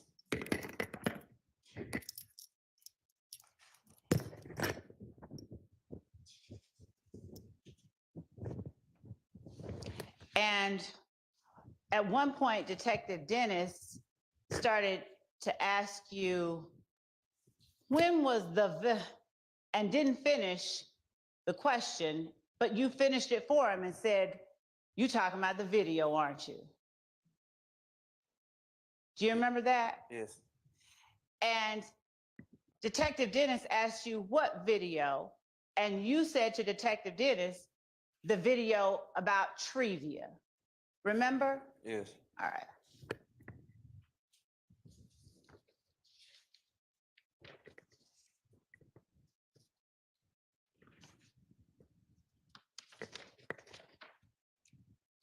You were asked by Mr. Steele about the January 6th occasion where Mr. Copeland or Woody was jumped on at Club Crucial. Do you remember? It was January 6th. Do you remember talking to Mr. Steele about a January 6th incident? I don't know if it was January 6th. I remember he said something about Woody getting jumped on days before, something like that. Okay. All right. So you remember talking to him about Woody getting jumped on days before Yes. Mr. Thomas got murdered? Yes. That was the date that you and Thug were in the club, right?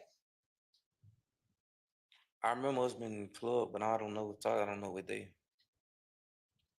How many times in the week before Mr. Thomas got murdered do you know of Woody getting jumped at Club Crucial?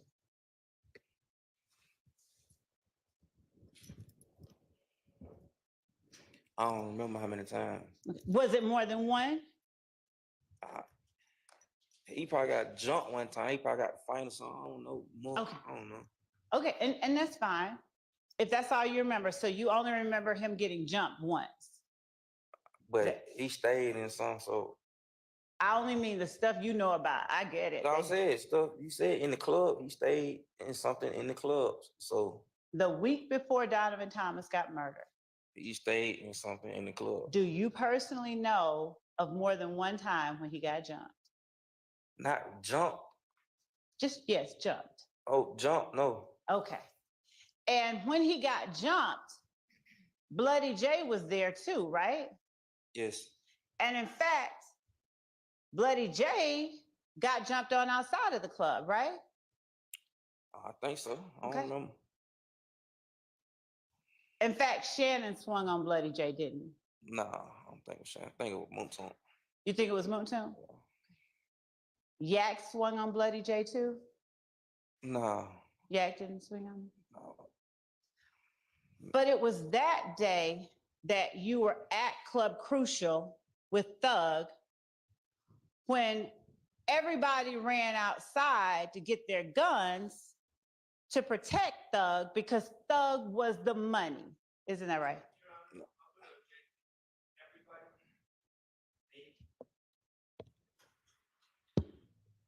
Previously, it's what the witness said. So, Overruled. is that right?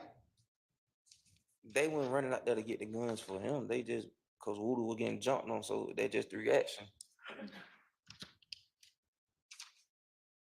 Say that again now. They weren't. If anybody ran out there, it wasn't to get no gun to protect him. It was because of whatever Voodoo had going on. But didn't you tell the police in the August 5th, 2015 interview that that was when everybody jumped out, ran out to do, you know, and then you were asked, what do you know? What do you mean? And you said they went to get the guns because Thug was the money. They were going to protect Thug. I mean, it wasn't just because of the money, just like I told you. If you want me to tell the truth, I'm telling you, it ain't. Because him, didn't nobody walk back to the door and get him. Huh? Say that. Didn't nobody walk back to the door and then or back in the club to get him. Okay, He walked on his own. okay. And I understand that, but that is what you told the police, right? Yes. Okay. Now, when you told them Thug was the money, you meant Thug was the one that sort of gave money to you all, right? You give no money like that. You better ask for some gas money or something. He ain't just giving you no money. Okay. So what did you mean when you said they went out to get the guns to protect Thug because Thug was the money? I meant as in he ain't have security with him that night. Did you mention anything about not having security with him that night? No, but I know in my head. Well, then why'd you say they got guns to protect Thug because Thug was the money? Objection would- asked and answered. I asked why did you Overruled. Because why would you let him get into something if you know he ain't doing that? one more time. What was Because that? why would you let him get into something if you know he ain't on that? And what was it that he would have been getting into? What do you mean? Like after fighting, like back then, like 9 times out of 10, it probably was a shooting came behind it, and bullets could hit anybody. Okay. And so it was important to make sure that Thug didn't get hit with one, right? It wasn't important to make sure he didn't get hit. It's like make sure you get to it cold, okay? Like it's too much going on out here. Okay. And when you were talking with Shannon's lawyer on cross, you were asked by Shannon's lawyer if you would have done anything to get out of jail during that August 5th, 2015 interview. Do you remember being asked that? Yes. And you told Shannon's lawyer that you went in there trying to give the police information on anybody. No, better yet, you said to tell lies on people to get yourself out of jail. You told Shannon's lawyer that, right? I think it. I don't remember. And you said you would have told a lie on anybody the police wanted you to talk about just to get yourself out of jail. Remember that? Yes. All right. And you told Shannon's lawyer that you knew the police wanted to know about Shannon, so you told a lie on Shannon. Is that right? Yes. Okay. Now, you said on direct, and I believe on cross, that you also knew the police wanted to know about Thug, right? Yes. All right. But you didn't say that Thug knew anything about Donovan Thomas's murder, did you? No, I didn't. So you didn't want to get out of jail bad enough to lie and say Thug shot Donovan Thomas, right? Yes. Yes, what? I ain't, what, I don't understand that. Can you say it again? You never told the police that Thug shot Donovan Thomas, right? Yes. I never told him that. Right. But you believed that they wanted to know something bad about Thug, right? Yes. Knowing that they wanted to know something bad about Thug, you still didn't say, hey, you didn't lie on Thug and say, Thug shot Donovan Thomas, correct? I ain't, yeah. All right.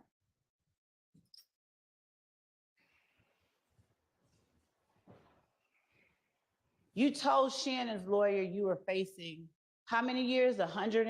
89 or something like that. I think that's what you told me. 189 years in prison. Now, you didn't get 189 years, right? No. And in fact, the state offered you much less than 189 years, right? Yes. But you turned that down, didn't you? Yes. And you turned that down because you weren't going to testify against Montun, right? Yes. All right.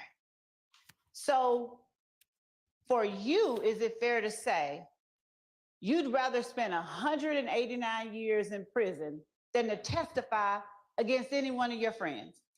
As I had got older, yes. Okay.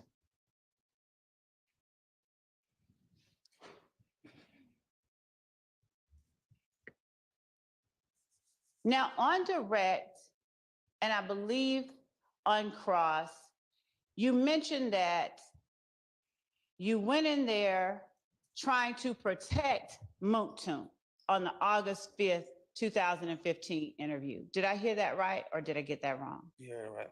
Okay, got it right. All right. And on cross-examination with Thug's lawyer, you said that Woody was the one that had the problem with Kale. Did I get that right, or did I get that wrong? You got it right. All right. Now, if you were trying to clear Montun in the August 5th, 2015 interview with detectives Gaither and Dennis, would you please explain to the jury why you told Gaither and Dennis that Woody and Montun shooting at Kale is what started the gang war? Why did I tell them that? Yes, sir. Because I felt like it. Okay.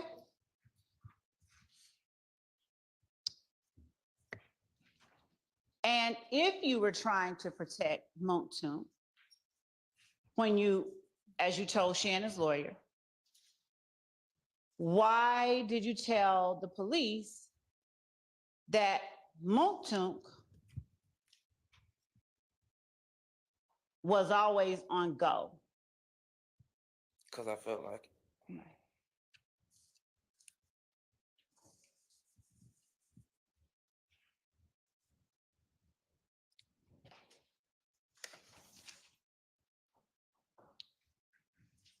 Now, you were asked by Thug's lawyer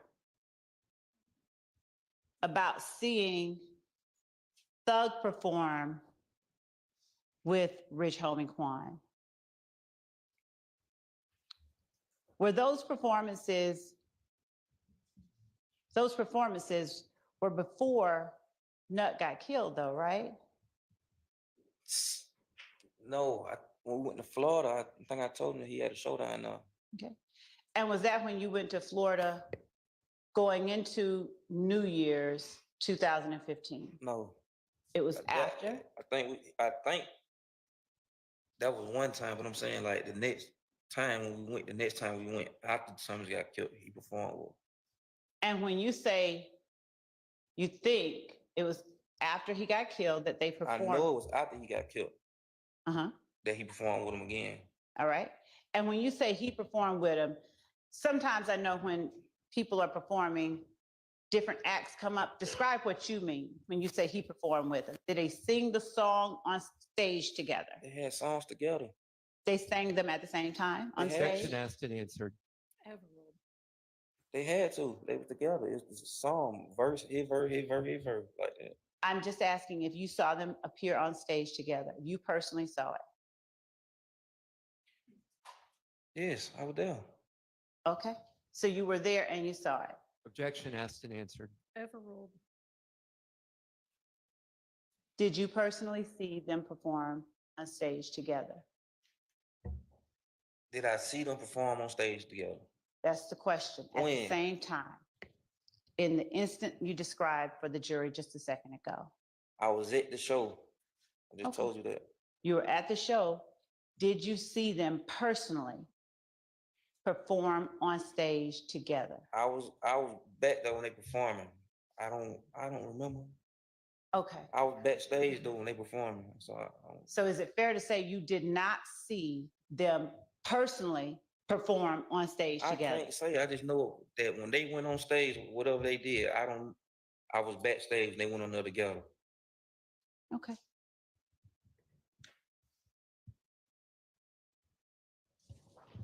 Now, you also said you were present when in March, Thug called Rich Homie Quan on stage a derogatory name that rhymed with Rich Homie Quan.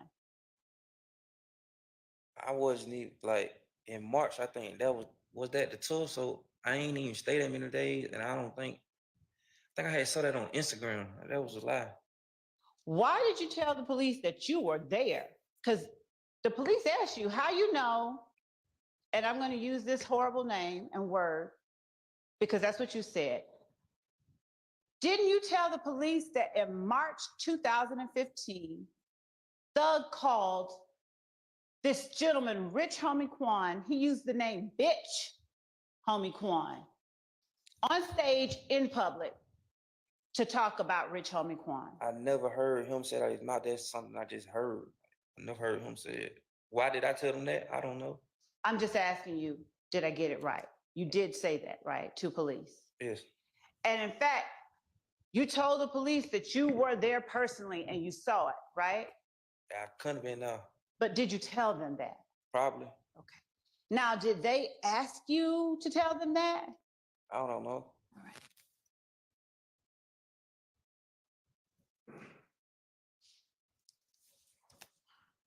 Did they show you, or did you see surveillance footage from the night of Donovan Thomas's murder before the August 15th, 2015, interview that you had with police? I saw it on news. Okay.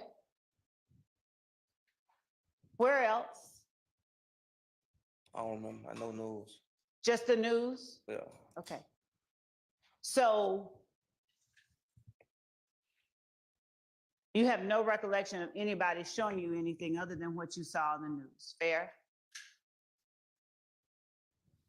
I'll let you think about it if you need to. I don't know. Okay. Now tell the jury what you saw on the news. I don't remember.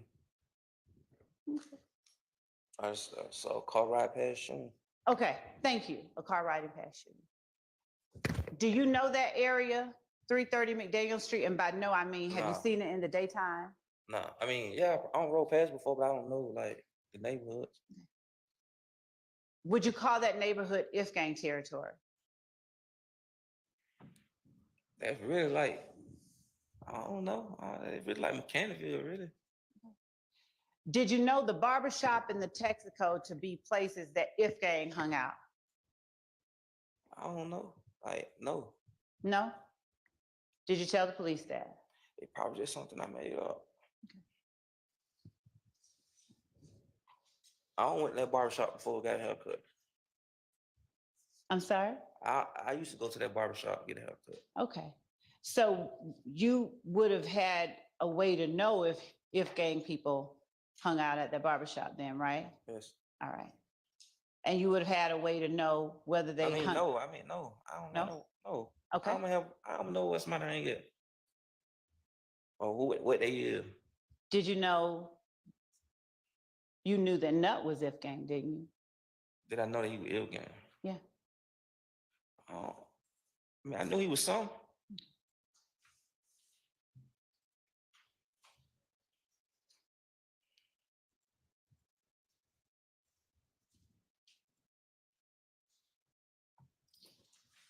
Now, do you remember, or did you have in your head, or did you know about all the details that Woody told Lil D before you went into the August 5th interview? Did I know all the details? Mhm. I can't say I remember. Now, do you remember which details in the August 5th, 2015 interview were shared or given to police as a result of anything you learned from Lil D? I can't say I remember.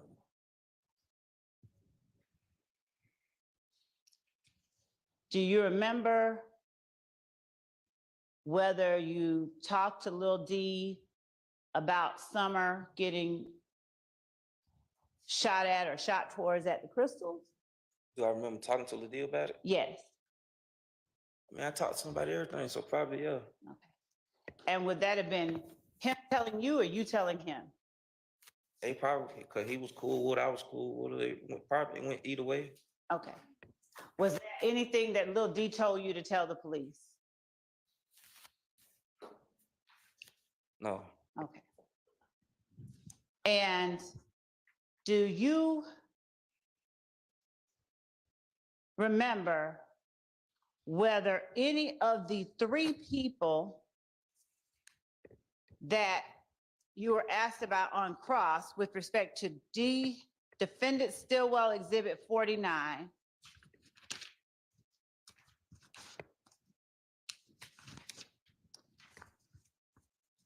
Demekion Garlington, or you called him Lil D as well? D Montunk, or you, did either one of you have dreadlocks on April 28, 2015? No. Okay. Have you worn your hair in dreadlocks anywhere in 2015? Not, what you mean, like how long? Like I probably had afro. Like Jay-Z kind of dreadlocks? Nah. Okay.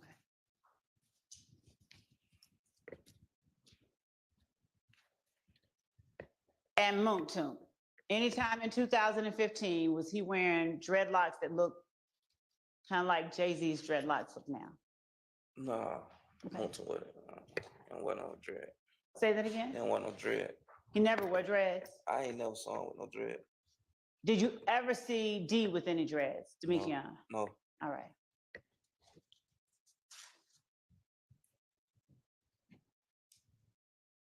On cross-examination, you told Shannon's lawyer that you, Montunk, and D were the only people who participated in that drive-by on Adele. That's Yeah. your name on the street. Down Martin Luther King. Yeah. Okay? You told them that, right? Yes.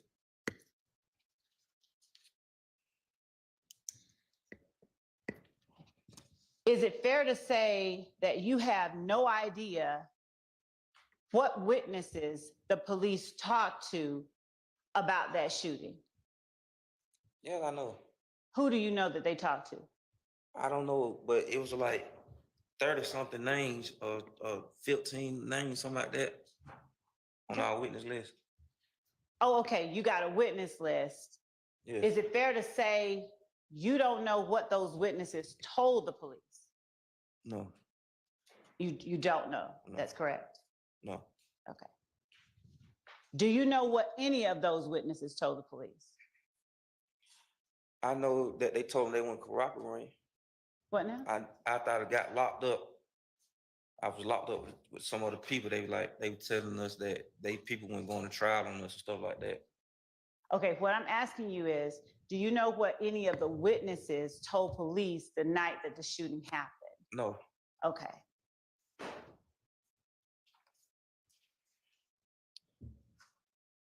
You told Shannon's lawyer that there was only one car, but you told the police in August 2015 that there were two, correct? what I supposed to told the truth? I'm sorry. What I supposed to told him? I told him a lie. Which one did you tell the lie to? When it was two cars, when I told on the police. Now, would you please explain to the jury what benefit you got from telling the police that there were two cars instead of one? See, at first, I was just panicking, wanting to get out of jail. But I told you, as I got older and started learning in jail, I ain't want no jail. Oh, okay, I'm sorry.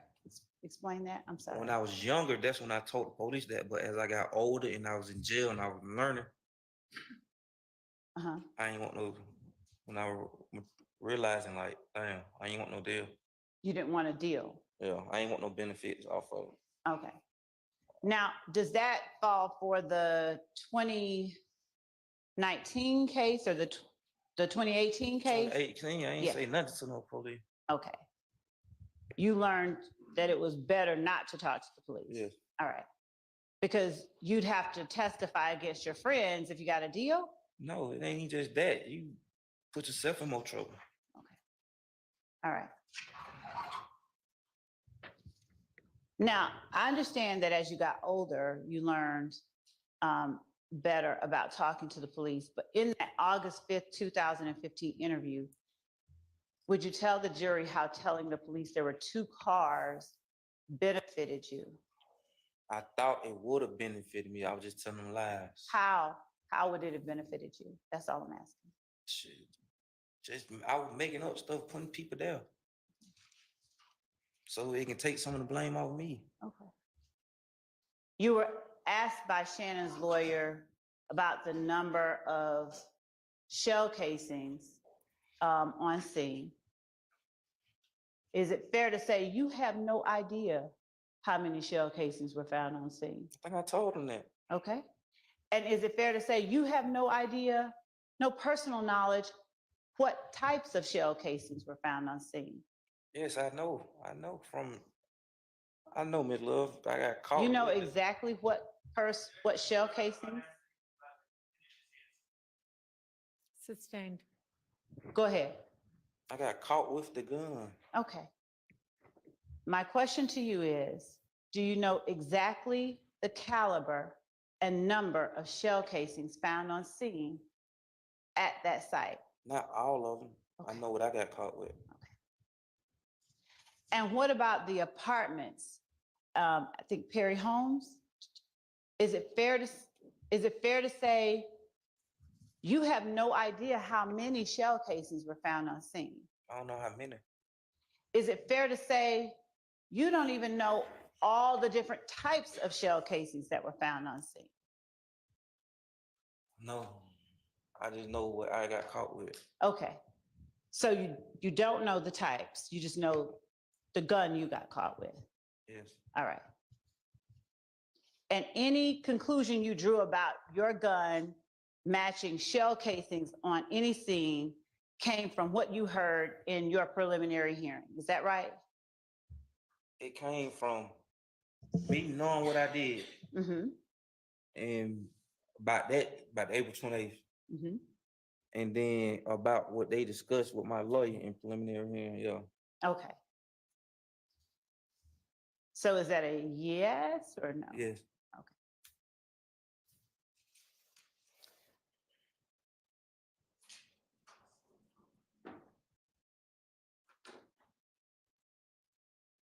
Did you say that you only went to 2 of Thug's shows during the rodeo tour, or did you say you went to more than 2? I just know it was more than 2. It was more than 2. Okay. Now, Thug wasn't the headliner on that, right? No. Was he, what was his role in that tour? I don't know what role was. Rapper, whatever he do. I don't When, know. do you know when he performed? Like, was he like an opening act or a I closing don't act? know. Did you watch either of the shows? I told you most of the time I was helping out with stuff that needed to be done. Okay. Ms. Love, just scheduling wise, how much long do you think you're going to be? Your Honor, maybe half an hour, and if the court thinks, I mean, it may go longer, so it may Okay. be a good time. All right, would this be a good time to break for lunch? Yes. Okay. All right, let's all be back at, let's shoot for 1:15. Okay. All right, so Jerry.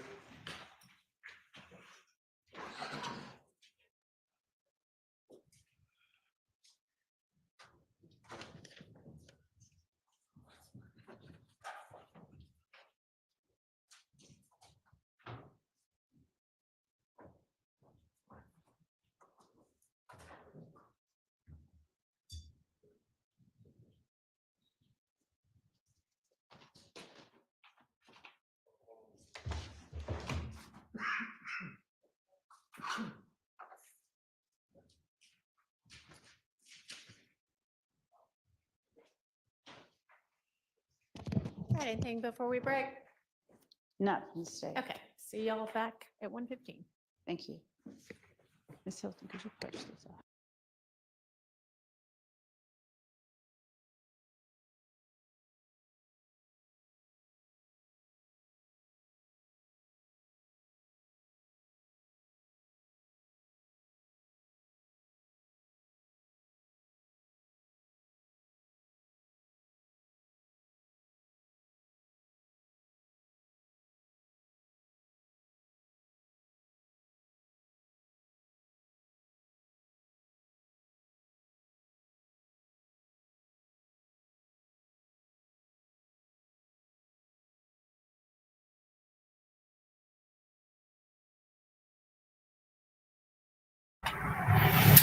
Okay, so they're going to lunch. Let's check out AV, see what she got going on. Or actually, let's go to Cat Not Williams. Okay, so they're going to lunch. Let's check out AV, see what she got going on. Or actually,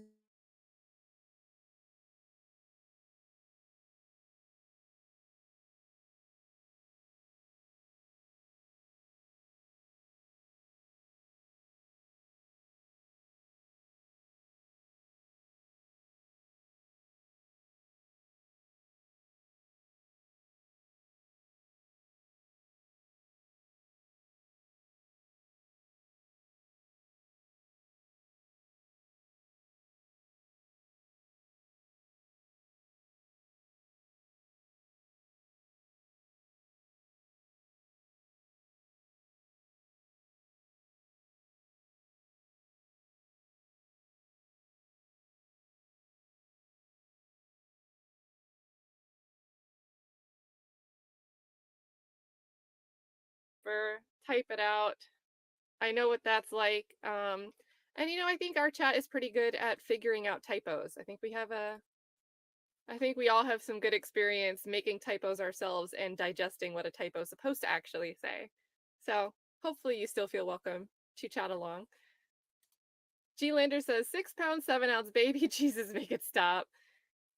KC Dog says, I hope Rich Homie Quan Estate sues her for defamation. Guys, that has to be like one of the funniest sound bites from this trial. Like the way she paused. First of all, she said this all on direct. She did this B word that rhymes with rich. She did that on direct. I don't know why she had to bring this back up. And she had to repeat that question several times. And it's like she prepared a speech. It sounded like when a politician makes dramatic pauses between things. When she asked that final question about the rich homie Quan teeing up for herself to say the B word, it was just like, why? Why are you putting so much effort into this? Like, why? And I don't know, did they ask to approach? That's annoying if we didn't get to see it. I miss when they used to show more of the stuff. And then they just walked by, so maybe. I see like I have the long crime stream on, which is like a second or two ahead. You're gonna see them walk in front of the camera in a second, and then I'll switch over. So maybe.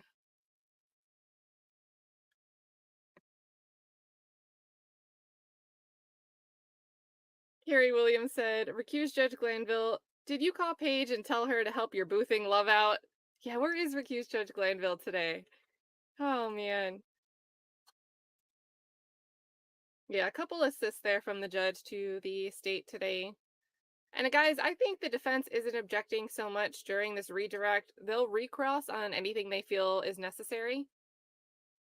But I don't know. You guys aren't taking well to the way that she's handling this redirect. So it could be, they could be of the opinion that the jury is hearing it, interpreting what she's saying, interpreting Quindarius Zachary's answers, and concluding that this is not such a good look for the state, particularly for Miss Love.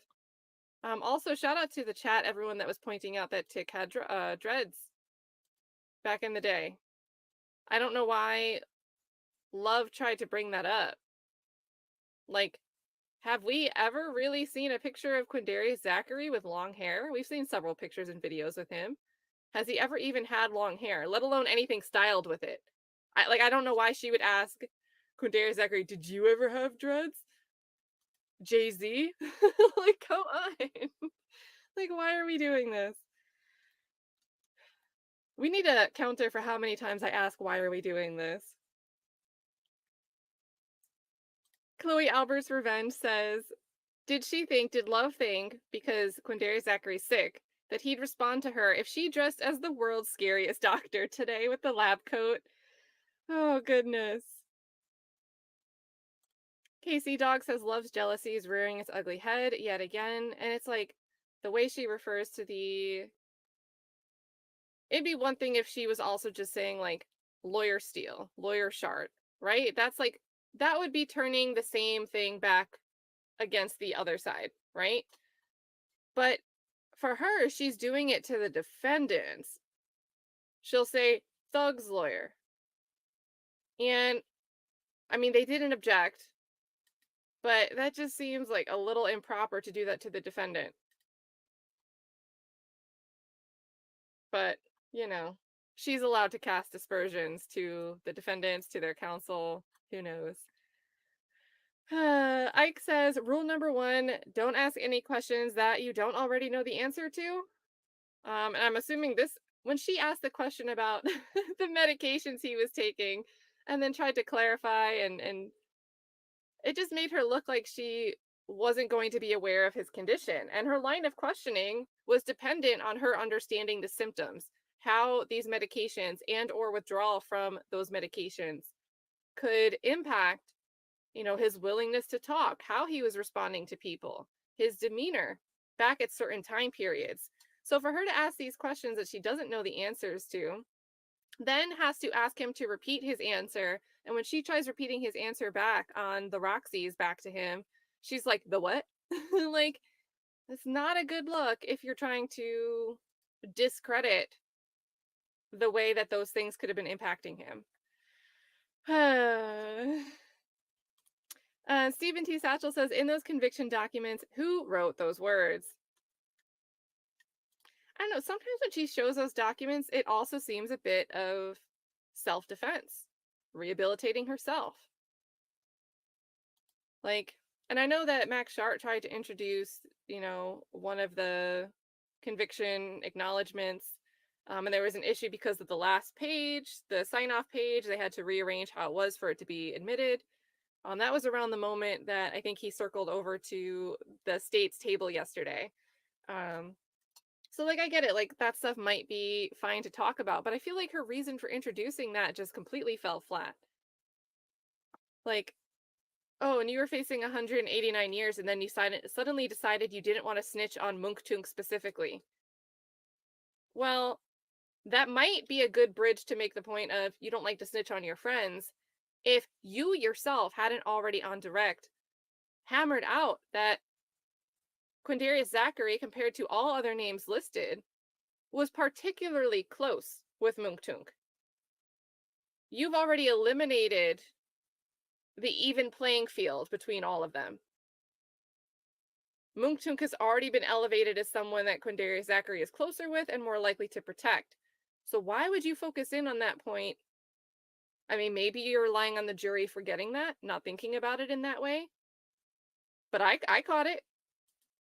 My first gut response was, well, of course he's going to want to protect Mungtung. That was like his BFF, his ride or die. He was ride or dying for his BFF. Leah's dad says, it's like Love forgets that these are her witnesses every single day, every single witness. Oh, man. Casey Dog says, I hope Ratomi Kwan's estate sues her for defamation. I don't really know if we're in defamation territory, but you know, you could try the lawsuit anyway, and I'm here for it. I'm here for it. I don't even care if it's like slightly frivolous. She kind of has it coming. Mrs. Hebb says, DA seems to think that being hated works for her case. Yeah, no readjustments, dives into it, starts yelling. Why? Why? Angie Lake, thank you so much for gifting a membership. Mark in Texas says, holy crap, she completely opened up the threat line of questioning. And hey, so Mark in Texas is having the same issue as Lottie B. Apple's autocomplete is hating, you know, this YouTube chat. So I'll be interested in seeing, what do you think if we get a recross, and I think we will, because this is kind of like a mini direct, so it's kind of opening the door for a recross. I think at least we'll see Shart come up for some recross. We had a lot of conversation about Shannon Stillwell. We did have a little bit of prodding at Yak, but I don't think Quindarius Zachary's responses were something that Doug Weinstein might want to do any recross on. We didn't really get any answers relating to Yak. But if we get this line of questioning, what do you think we'll see questioned about? What do you think that Shart, maybe Steele, maybe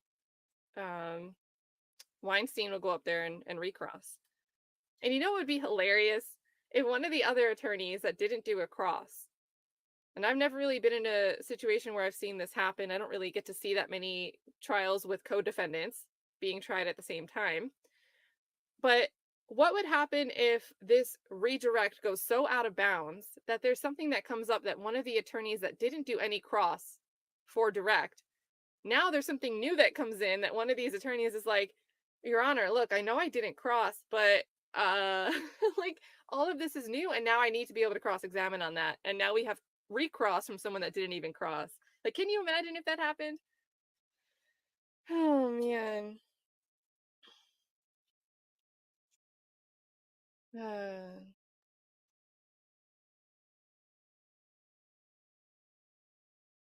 Casey Dog also says, let's not forget Love's Jungle Book opening statements. Has anybody in the chat that tuned in late gone back and, you know, after they started getting into this trial, gone back and revisited to see for the first time opening statements? Because what are your thoughts on seeing the way Love opened, right? Because, you know, I always hear attorneys say that your opening statement, your closing statements, you really need to lay out the roadmap in opening, and then in closing, you need to tie all those loose ends together.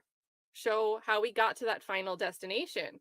You know, we have the map quest to open us up, and we're arriving at the correct destination by closing. And Love's roadmap was references to Jungle Book.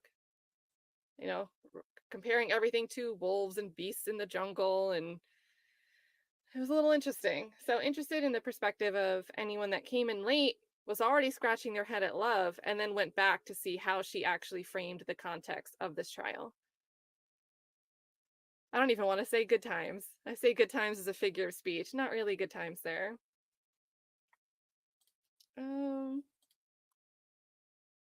Chloe Albert's Revenge says, Steele is a skilled defense attorney like Alan Jackson. Great to watch because their demeanor is part of their cross. You guys always love to see like the posture change at the podium. The leg, the stance. They counter the state with inflection, stress certain words, treat people like humans. Yeah, big contrast there.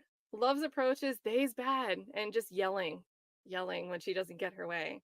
I see exactly what you're pointing out, Chloe. And I think you're right also to compare it to Alan Jackson. Definitely great to watch over in the Karen Reed trial. In Tay Biz said cat psi counter 32. Yeah, that sounds pretty accurate. It might be more. Might be a little bit more. I'm resisting from sighing right now. And hold on, are you doing Diddy later? Oh, phrasing. Are you publishing content about the Diddy case later? Oh man, let me watch my phrasing. Let me watch.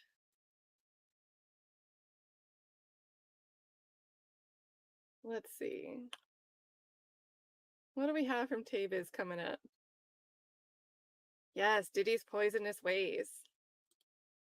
So guys, definitely bookmark this. And when court starts, I won't waste your time with me sitting here in silence trying to set up a redirect, but I'll also set up a redirect to Taviz at 6 p.m. That's usually around the time court winds down and we get out of here. So we'll take a trip over to Taviz at 6 p.m. But if you want to hit the notify button, the link is in the chat for that there. It'll be a great time hanging out in the chat, always laughing my butt off. Good times. Big thank you to Sky Mosaic for becoming a member.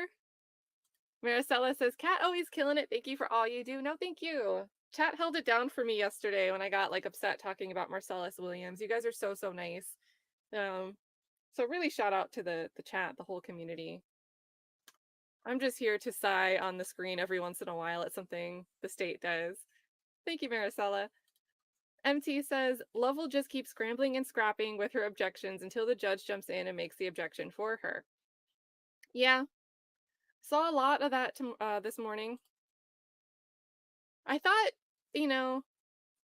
there were some times where I was surprised Love didn't object more just for the sake of objecting. But I do think she might have been like busy writing down, trying to prep for her redirect that's really a direct. But yeah, and we do get the assist from the judge, and it's irritating.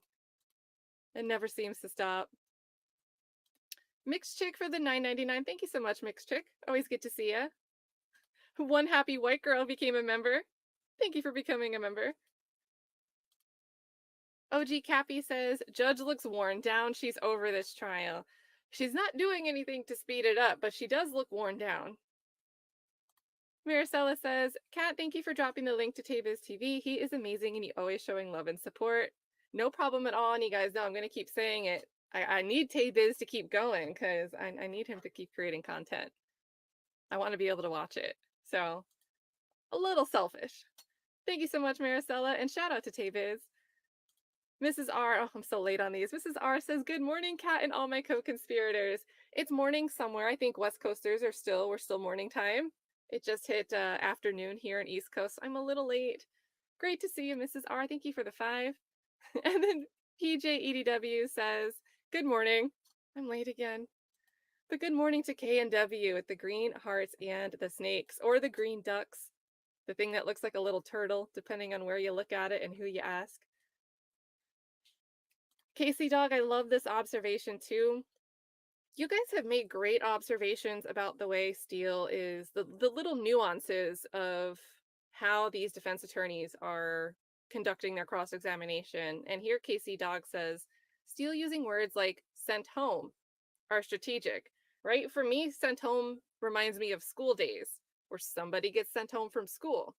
You get sent home from school because you're sick or because you got in trouble. Right? You don't really get sent home from school because you did a great job. So definitely strategic connotations there using the phrase sent home rather than did you leave? Why didn't you stay? Sent home is different. Great observation. Thank you for all your support today, Casey Dog. Raymond Rora says, yesterday high was the bladder motion. The judge ruled on and shut Love up. Piss on you, I'm going. Yeah, she just got up out of there. That was so funny. And I love that Nick Starro themed his whole, like he recapped through the whole day, but he themed that recap he did yesterday evening after court ended and he was watching it really for the first time. He had caught a bit of that moment when he tuned in. It happened to be right around that moment. And he themed his whole recap stream about waiting for the Whitaker walk-off. Ah, what a good time.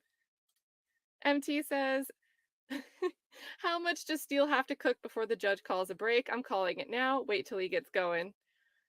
And unfortunately, we did get a break because they had something to discuss, but I know that was all interesting too. I mean, what did you guys think of that discussion? Like, Love wants to introduce this phone call. Steele's like, okay, let's play it. Judge is like, this doesn't help anybody. And again, to me, that was a huge assist to the state. The state didn't want that assist, but Whitaker really helped the state by saying, why would you want to play this? Why would you want to play this? Goodness, goodness, goodness, goodness. Yeah, I think this is kind of, they're past this though. You know, in some cases you might watch, there will be stipulations where, you know, you're not supposed to use certain phrases because it's too prejudicial. Like maybe we can't call somebody a victim and that'll be a motion in limine and it could be ruled in or out. I think in this case, there is a small gray area because technically Young Thug is part of his stage name. However, I do feel like if she's going to say Thug, she should at least be saying Young Thug, right? Use the actual stage name in full. However, this is something that, you know, been happening all throughout the trial, was argued in front of Judge Glanville. So the leniency is in Love's favor there. Again, I still think if you're going to say Thug, it should be Young Thug. Use the artist name, the full artist name. Because I don't think even in the indictment, it doesn't say AKA Thug. It says AKA Young Thug, AKA King Slime. So, but yeah. And how is recross longer than the cross? I mean, this is not the first time for that either. And this is you know what, this is definitely a good point, and honestly, I do feel a little appreciative for it. Jason says, right or wrong, the judge thinks if she just lets Love have her way or helps her, it'll go along faster, it'll be easier. And that there's truth to that, right? Because if the defense were to object more and the judge were to agree with the defense's objections, when the defense has gotten an overrule to one of their objections, they didn't stand up and go on and on and on for 17 hours. When it happens in the other order, and I get it, right or wrong, right? You know, Jason's not saying it's fine, it's okay, it's perfect. But for the sake of saving time and not dealing with something, it's probably true. It's a smart prediction. Well, if you challenge Love, you're going to get 17 hours of more time wasted. So pick your battle. So great point, and always appreciate a qualifier like right or wrong. Because, right, we should be able to think about that without taking it to an extreme. NJB Nene says, Kat, you mods and chat gang are much love. So, you know what, mod love all the time. And one thing I hate about StreamYard, I can't just easily, there's no like emoji keyboard. So when I type through StreamYard, usually I just put a bunch of exclamations because I can't just grab emojis. But just know when I use exclamation points, it's probably because I want to use an emoji. And I would definitely use some green hearts right there.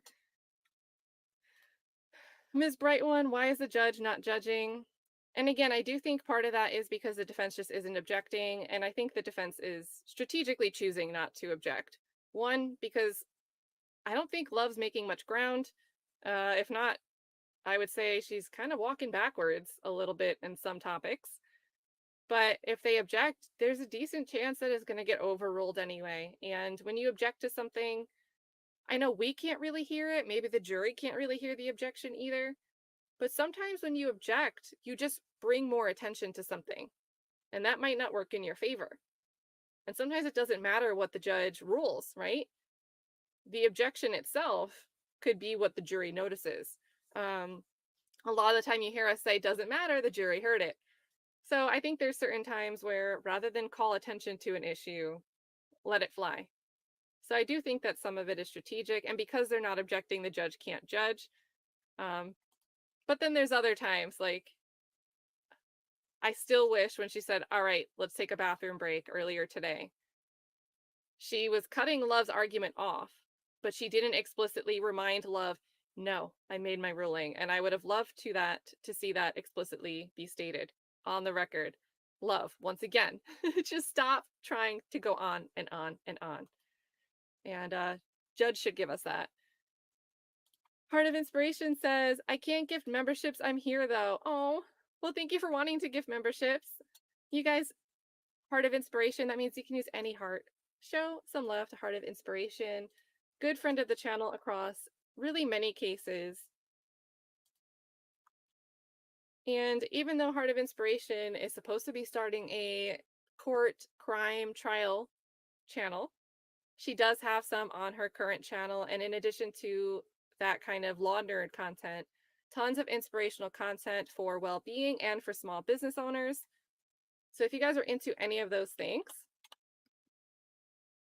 and she is so close to 10K, that would be amazing for you to get there.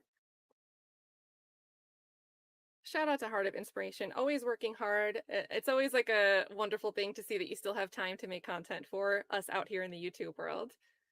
Thank you so much again for thinking about gifting memberships.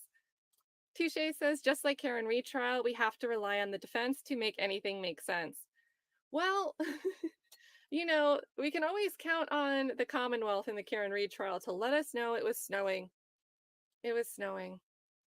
We learned very important details from the Commonwealth on their 6-week. Really, that trial's another one. It was like over 6 weeks. I think it took just over 6 weeks.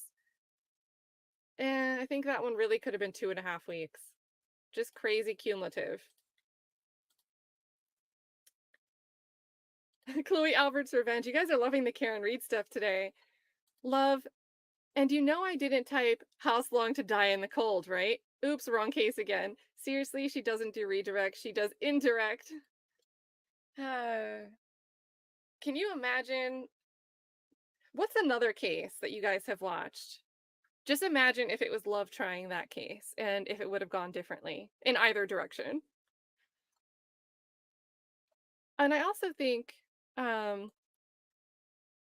the questions that Love just asked on redirect about Club Crucial and Quindary Zachary saying like, look, I think that was really about whatever Kenneth Copeland was doing, because Love was trying to figure out why everybody was running to grab guns and blah, blah, blah, blah, blah, blah.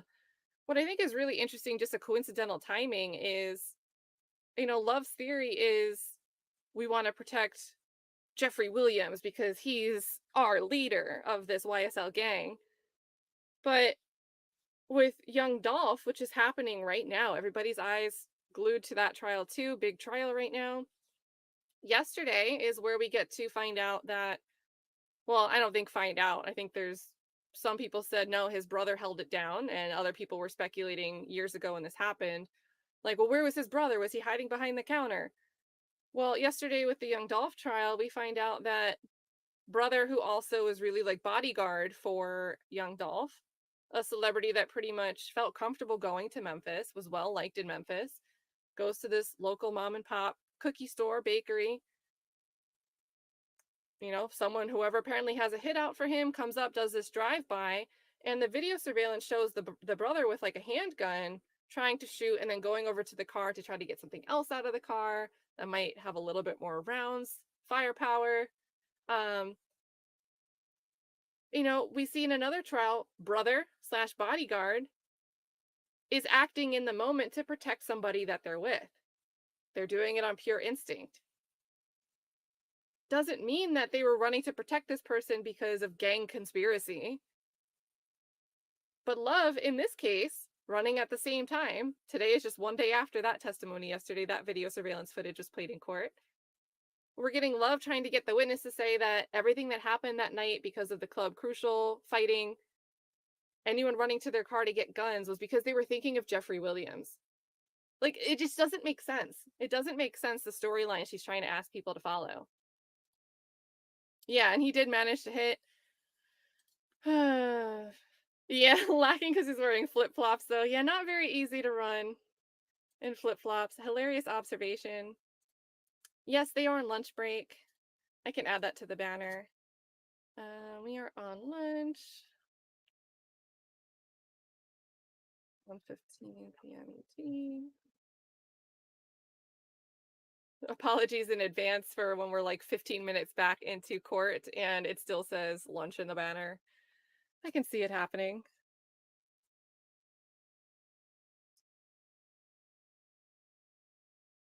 And I think, some interesting stuff. I think YouTube's being funky bunch. I don't know. Yeah, we've got 1:15 p.m. Eastern is when we're supposed to be back from lunch. I don't know. There's probably been like 4 or 5 sighs since you stepped away. Speaking of, Millie says she came strapped today, and now that's in reference to the lapel microphone that the entire front row had to help her turn on. That was funny though. I was like, she's so close to the podium. Why doesn't she just use the podium? But she thought she was lapel mic'd up. What a time. Thank you, Millie. Dee Dee put the nail right on the head, says, love, don't redirect. She redo her redirect, and it shouldn't be allowed, in my opinion. I think for the, like, trim it down, make this move along.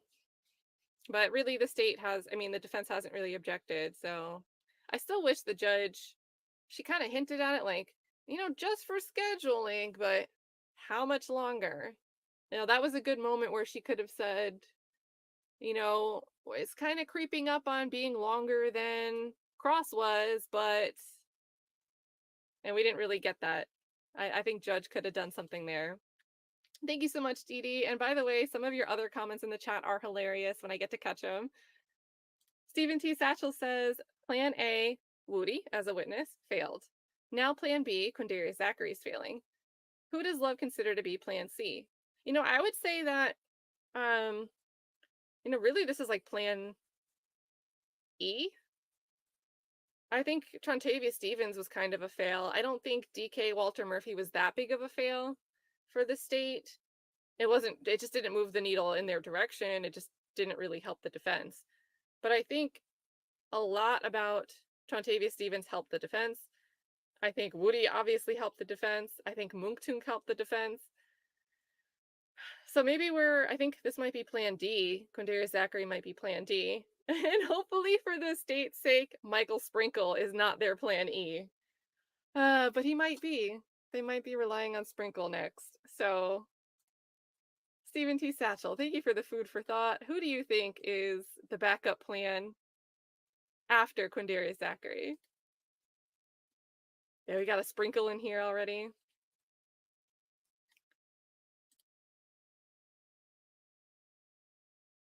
I'm sighing quietly to myself so Tabiz can't add me to the counter.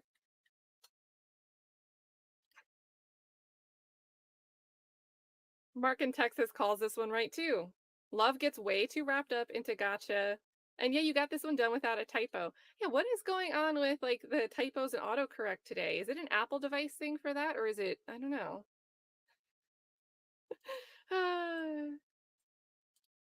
Chloe Albert's Revenge. Oh, I got that one. Sorry.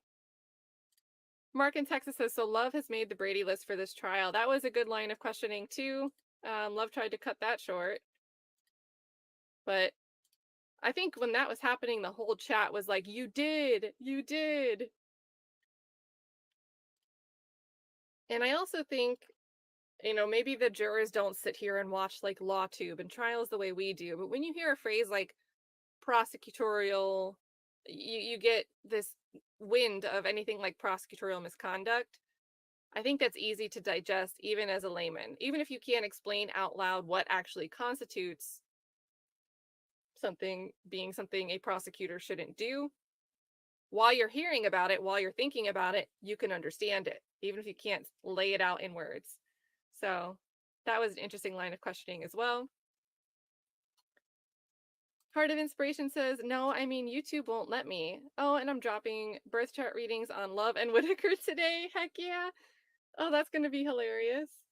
Well, maybe interesting is a better word. I'm assuming there will be some things that make sense. So again, Heart of Inspiration here.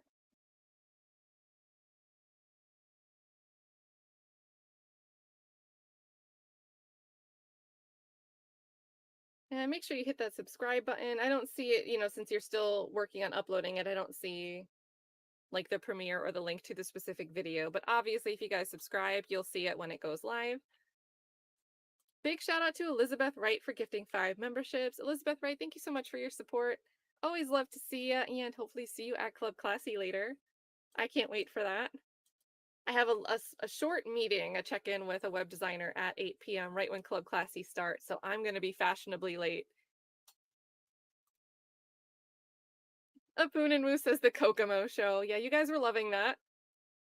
I think I saw some ladies in the chat volunteering to iron his suit for him.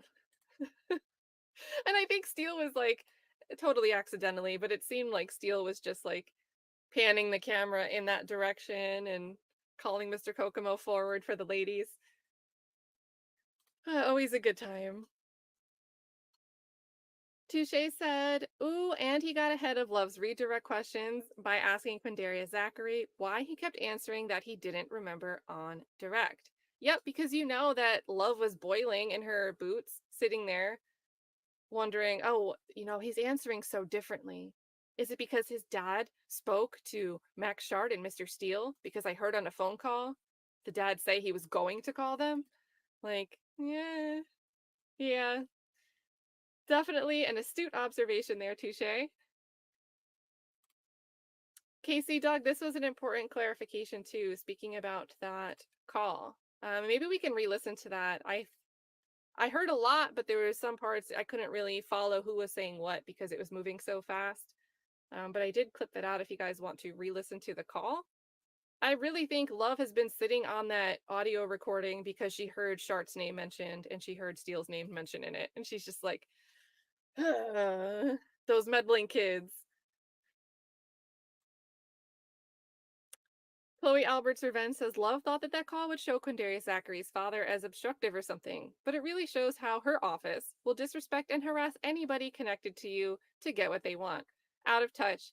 Yep, absolutely. And not for nothing, but the investigator just sounded extremely unprofessional, right? They were both yelling at each other, but one is a family member, right? It's not part of their professional duty to be making this phone call. The other person on the line, it's part of their professional duty. So, I know there should be, some standards there. What should be our procedure here? Should our procedure involve over talking and yelling back at somebody over the phone?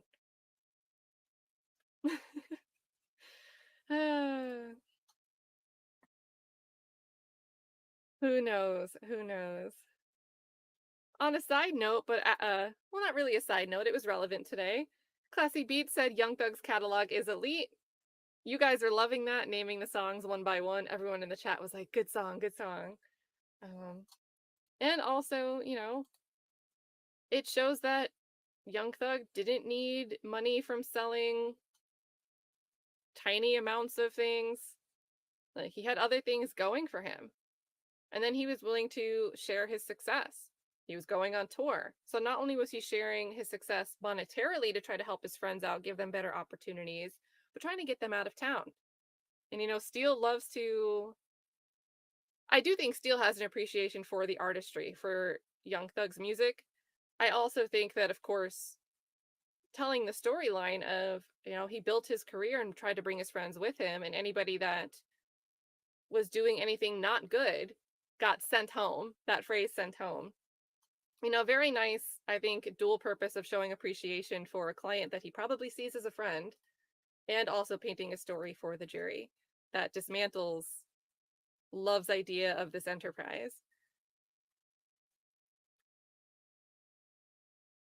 Monica Chappelle, yes, says, good morning, K&W crew. Skull Vikes with the purple and it's yellow, but we'll say gold.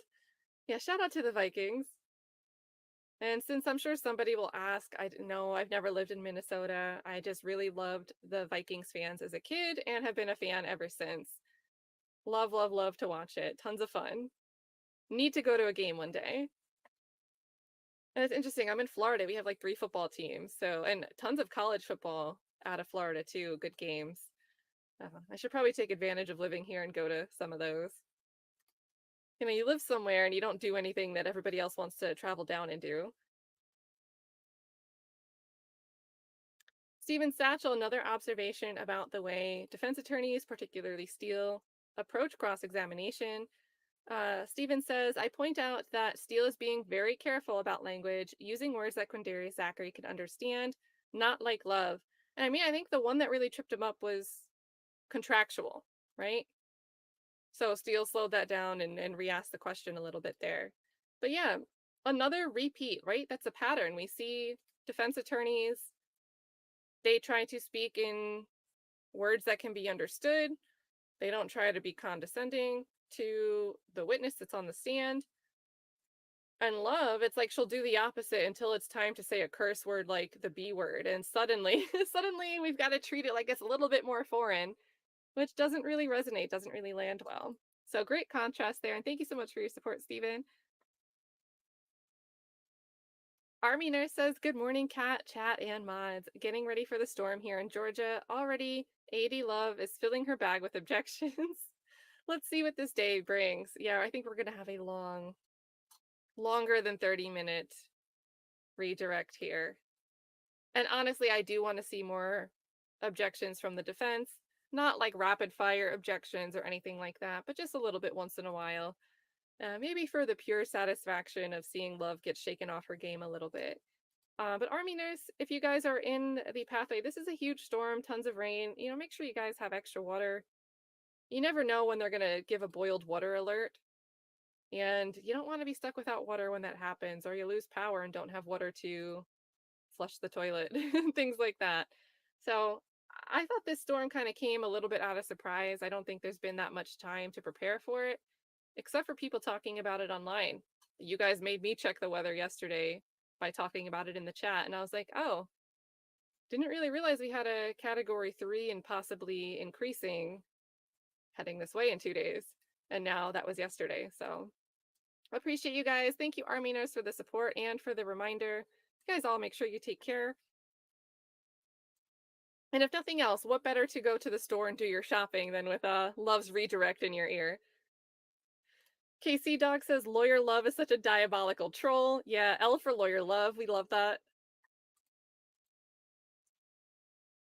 Jennifer says, I have an adult son with autism. I don't think he wasn't using his autism as an excuse, talking about Quindarius Zachary.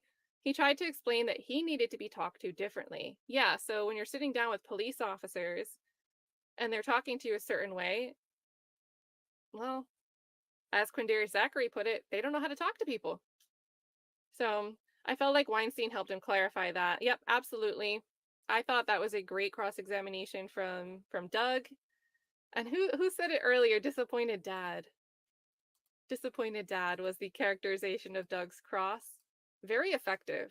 Very, very effective. Thank you so much, Jennifer. Also love the minion picture. You got to be careful about any banana references with this courtroom. Dee Dee says, I love how Steele be respectfully disrespecting Love. Hilarious every time. And that's the thing, like if Love wants to do it back and call him Lawyer Steele, I think that'd be fair game. But instead, she always seems to want to disparage by saying Thug's lawyer, right? You're not really disparaging the attorney and rubber glue back to you, back to the attorney. You're bringing the defendant into that, and it's just weird. So it's like she could do it right back, and she chooses not to. So Steele's winning that battle. Thank you, Dee Dee. Daryl Johnson says, the defense appeals to the 3 wise men. They don't have education, dispelling the concept that they knew what they were doing promoted by the prosecution. Yeah, and that's true too. You're right. And it'd be interesting if a 4th person wanted to cross-examine, what role would they play? And I think there's been a few moments where you can see that I don't know how much they might intentionally strategize or coordinate. You know, I'm going to cross this, I'm going to cross that. Why don't you handle that? I think we've seen a couple examples where you can tell the defense attorneys called an audible in the courtroom mid-cross. We saw a bit with Quindarius Zachary or Mungtung. But then there's other times where I think they independently adjust based on what they see the other doing. And it's just really cool to watch. You don't get to see it too often because there aren't that many trials with co-defendants that are also televised and also have a very high caliber skilled panel of counsel.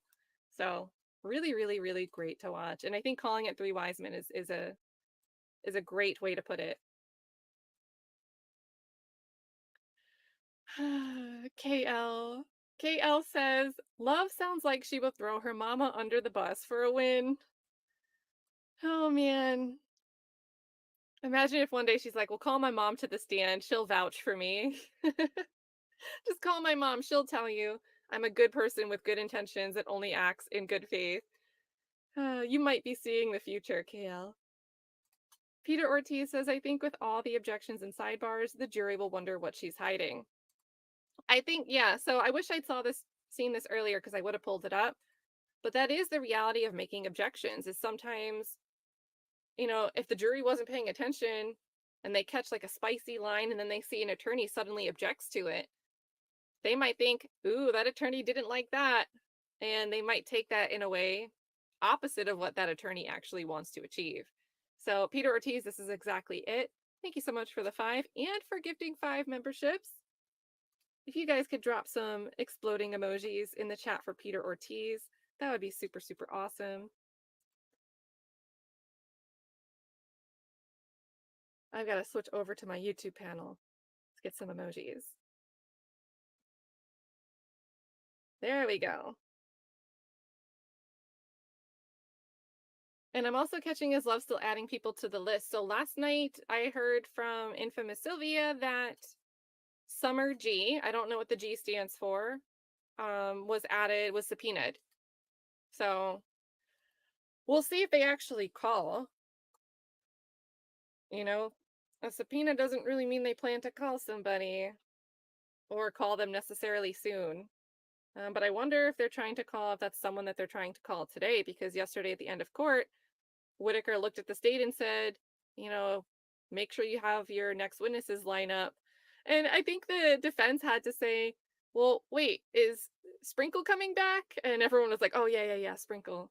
So, which is hilarious. They're all forgetting about Sprinkle, but I'm telling you, Sprinkle's probably right at that door ready to come in and get back up on the stand. Bird Nerd says, it looks like Love has had more objections on Steele alone than all day yesterday, and he's not done. Yeah, she did give it a good amount, and especially right in the beginning. She was a lot quicker with the objections in the beginning. I do think the second half of it, I think she was starting to prep and write down her notes to prepare for her redirect. So, but yeah, you can tell that there's tension. Every time Steele's up at the podium to cross-examine a witness, Love is ready to object to him more than any of the other defense attorneys. And personally, I think it's entertaining to see. Thank you, Bird Nerd. AK says the judge is trying to save her and she won't stop. Every day, same story.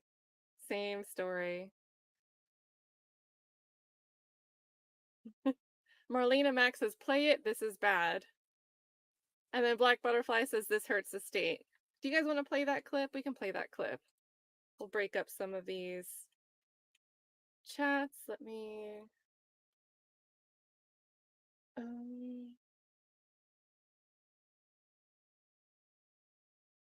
Oh, and actually, I can probably just find it on the Law and Crime stream because... Oh, well, I have to go to 11 Alive because their stream did whatever it did in the middle of it. Let me find the 11 Alive stream. I know the screen looked slightly different while they played the audio clip, so...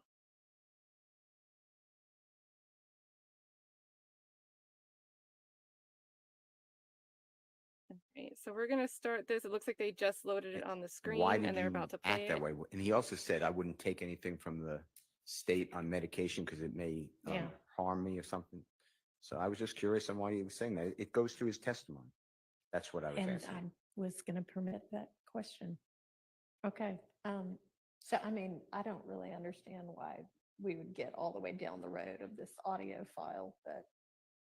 Was that Dexter Bond on the... I mean, I don't put anything past Fulton County to decide, like, just pluck this person and put them in this role. But I do think that was, one of the investigators that we've seen in this case doing that. So I don't know about that one. It's come through, so if somebody wants to hit the play button.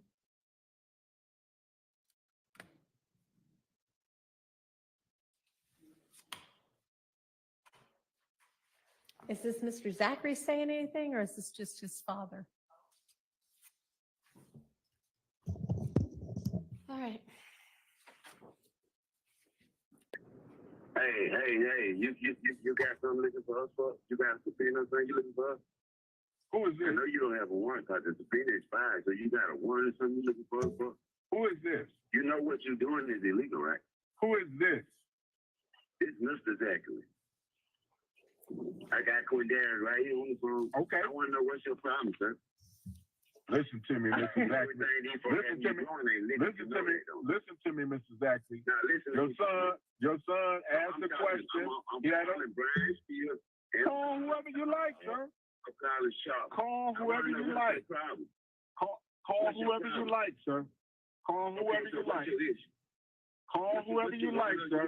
We'll turn ourselves in. Where you want us to come to? I asked your son where would he like to meet. He asked me if I was in Augusta. I told him he knew I was in Augusta. So Okay, so what we meeting up for? you tell me where you like to meet at, sir. Okay, what's the issue? What we meet? What do we meeting up for? Sir, I'm not gonna talk to you. I'll talk to your son. He's right there. He's listening. Okay, all right. So where would you like to meet, Mr. Zachary? You got one or something? I have a warrant for your arrest. What? Yeah, how you gonna have a warrant somebody in the hospital? Sir, How you gonna have a warrant for somebody been in the hospital? sir, Who can I see? Who is your supervisor? I am the supervisor. May I please know who your supervisor is, sir? Sir, is your son willing to meet? Are your son? Police. You know Are your son? you can't deny. Are your You son? know you can't deny me. Mr. Zachary, Mr. Zachary. You know you can't deny Mr. us the Zachary. right to speak to your superior. Okay. So I just take it. So I get, I get, violate the law. sir. You're gonna violate the law. Okay. chasing these folks, So, and you gonna Mr. have your Zachary, ass locked up, so and Mr. they gonna put a Zachary, suit against so you, Mr. folks. Zachary, And you know you please breaking let the your law. son know You know you I have a breaking the warrant law. for his arrest. I have a You know, warrant when for his the arrest. warrant is called out to the one officer, then I called to the sheriff out. What You call? don't have shit. You lying. That is an absolute falsehood. You That's an absolute falsehood. Absolute falsehood. I'm not gonna send you anything. I'm not gonna send you anything, sir. I'm not gonna send you anything. I promise you one thing.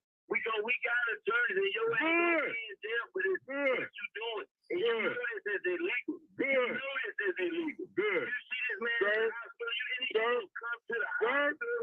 And you gonna come to the hospital. Sir. I guarantee you. Sir. I guarantee you. Mhm. I get a private investigator and a lawyer on you today. Real good. I guarantee you. Real good. Who is your supervisor? Good. Can I So- please have your supervisor number? Sir. Can I Sir. please have your supervisor number? Sir. Yeah. I'm not gonna continue to have you talking to me. Bro. I don't know who you think you playing with. You breaking all kind of law. Listen. His probation officer Your already son- told us you breaking the law. His Your probation son- officer already told Your us son, you breaking the law. your son, You breaking the is law. your son unwilling to meet? You breaking the law. Is your son unwilling to meet with me? Is your son unwilling to meet with me? Do you understand? We'll turn ourselves in. We coming to the county jail. No. We coming in court. We'll be in court Monday or we'll come to the Fulton County jail. Go to the Fulton County jail. Do you want to go to? You ain't got to even go that far. Do you want to go to the Richmond County Jail? Do you want to go to the Richmond County Sheriff's Office? No, we going to the Fulton County jail. Or we coming to Do court. you want to go to the Richmond County Sheriff's Office? No, we going. You unwilling to do that? Okay, Hey, real good, Hey, listen. real good. Thank you, sir. Thank you, thank you, thank you, You're gonna get Thank you. what you doing. You Thank coming you. to the hospital. You don't buy. thank you, All right, I think we have a thank jury you, now. thank. Okay, the judge was funny with that. I'll object to playing that. Steele is That- like laughing. Puts A little. absolutely no one in a good light. Don't know why anybody would want to play that, but Look at her sitting here like, can we get the witness back in now and the jury?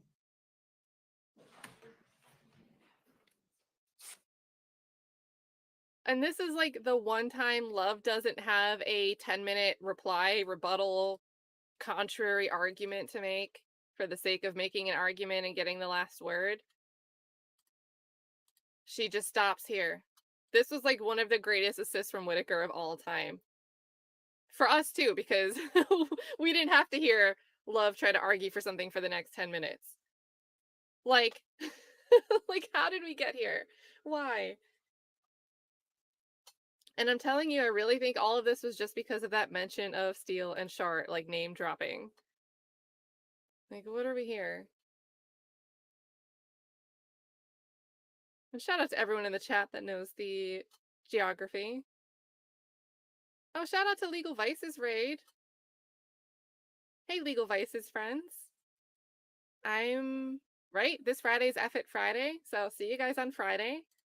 Welcome aboard. You guys know that you're all part of a Rico now, being part of this chat. Welcome aboard, new members, new friends. Oh, Vicers is a nice one. But yeah, so yeah, this is apparently we can watch the beginning if you guys want to hear the arguments before that call was played. So let's go. There was like they show the seal because they had to send the jury and the witness out. We could listen to the arguments. Oh, maybe a little bit more. And it referred to Oh my gosh. So these were the arguments on why this call should be able to be played. I did. What I was trying to say was that we were trying to send an audio file to Mr. Steele and counsel for the defendants, given this line of questioning, and it related to this line of questioning. We didn't ever expect to use this. I just want to apprise the court that it's coming. It's about a 3-minute clip. It's one I referenced earlier with Mr. Zachary's father and Mr. Zachary arguing with an investigator for the state and threatening to reach out to certain lawyers regarding our. Telling you that's her reason right there. I didn't even catch that she said that right there. I just heard it mentioned in the call. But that's her tell. And she always likes to tell her actual reason as the last of her laundry list. Like she doesn't really want to lead with it. Not making us buffer. An investigator for the state and threatening to reach out to certain lawyers regarding our attempts to secure him to come in and testify.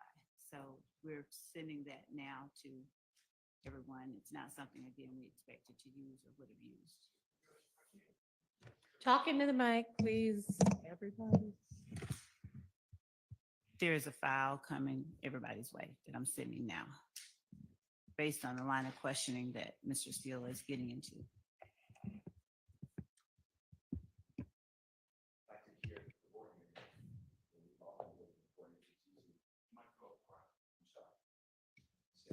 I apologize. I said I would like to hear the recording so we don't waste time because we're going to hear it later.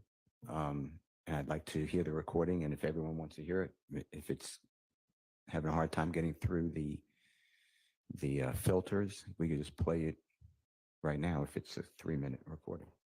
Go ahead. I mean, if you guys want to listen to it one more time, we can. But yeah, like she's been sitting on this audio recording because she heard the names of counsel pop up. And it honestly just makes and like the jury didn't get to hear this call, probably for the better, right? But I think it makes it all the more hilarious that there was that 3-question back and forth, and maybe I think Thugger Daily clipped that. Maybe we could just rewatch that again. But you don't want to call my dad Miss Love. And Love repeated her question. Why not? Let's see. Let me see. And there's been a good amount of clips over the last few days, so give me a second to look through this.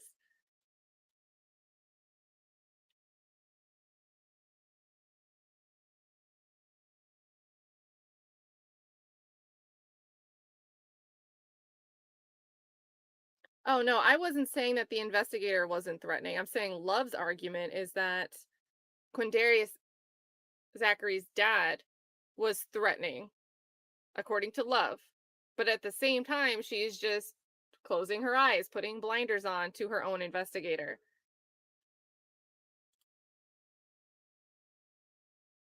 And Deanne Thomas, good to see you. You have the same question that we all have. Oh, let's see. And you guys already know, shout out to Thugger Daily. A ton of clips, a lot of clips to go through and find.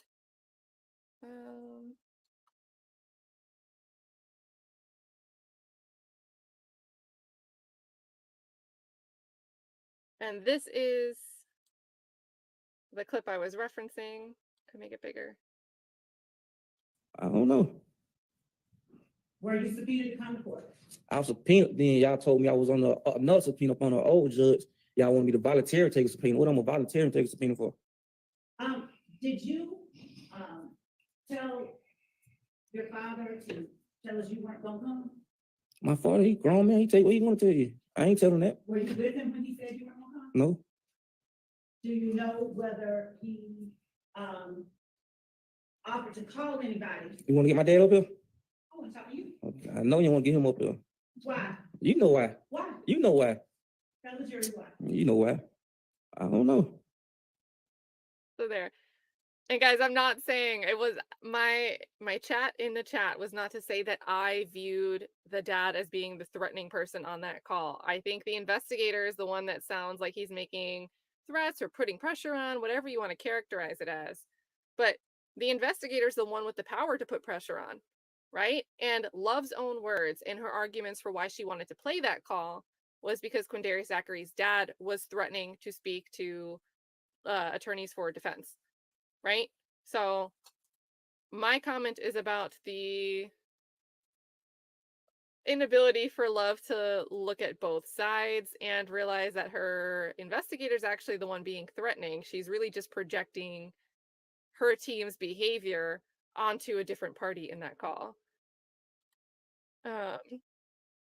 Let's see. Let me get back over to the law and crime stream.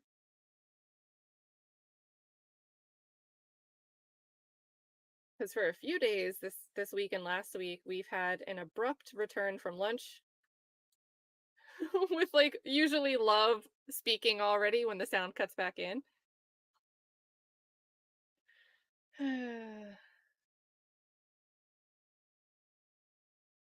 No, that's okay. That's okay.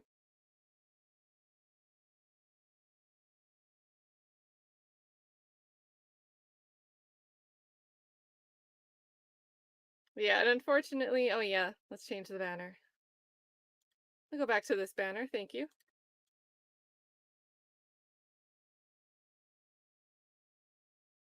Thank you for the banner reminders.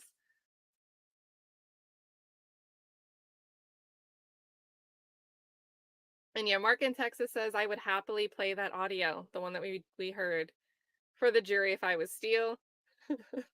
I know, at least wake them up, right? Make them interested in what's going on again. I don't think it would have hurt. I mean, really, nothing in that call was really about the defendants. I guess maybe Steele's rationale was, let me just get back to my questioning. Like, why do we need to interrupt my stuff? And maybe they weren't going to try to play this audio today on redirect. Maybe they would have wanted to bring it in by calling someone else. I don't know. I mean, I get it. I would have loved to see if Love played this to Quindarius Zachary and then started asking him questions about it. Like, what questions, what answers would Quindarius Zachary give back that would help the state? But I do think Steele is probably just trying to prevent a rabbit hole and maybe a misinterpretation. I would call it a misinterpretation, but I could see why a juror might interpret that as, you know, Quindarius Zachary, maybe he's trying to avoid testifying because he doesn't want to snitch on his friends, right? So I think there's some rationale there behind Steele not wanting to play it. And it could just be as simple as waste of time.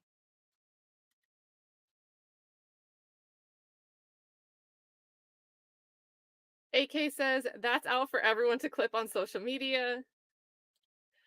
And I do think, public sentiment, public opinion, who's going to sit there and when you have somebody's dad who's looking out for their son against what the state's trying to do to them versus an investigator working for the state, you have government versus father in this call.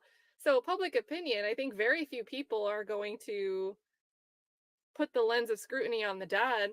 And I think there might be some things to criticize the dad for. I personally think the dad might have been a little bit off if he was the one that advised Quindarius Zachary that you don't need an attorney for the remainder of what you're testifying to.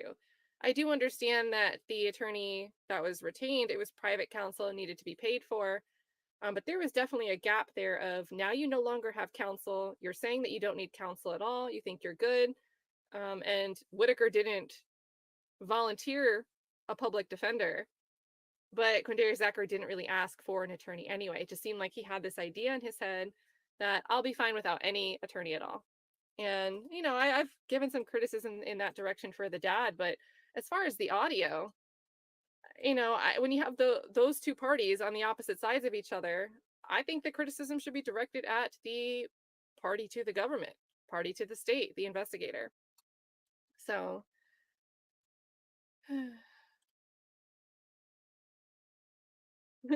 Tamika says, love doesn't want to see dad. Investigator is wrong. Yep, I agree.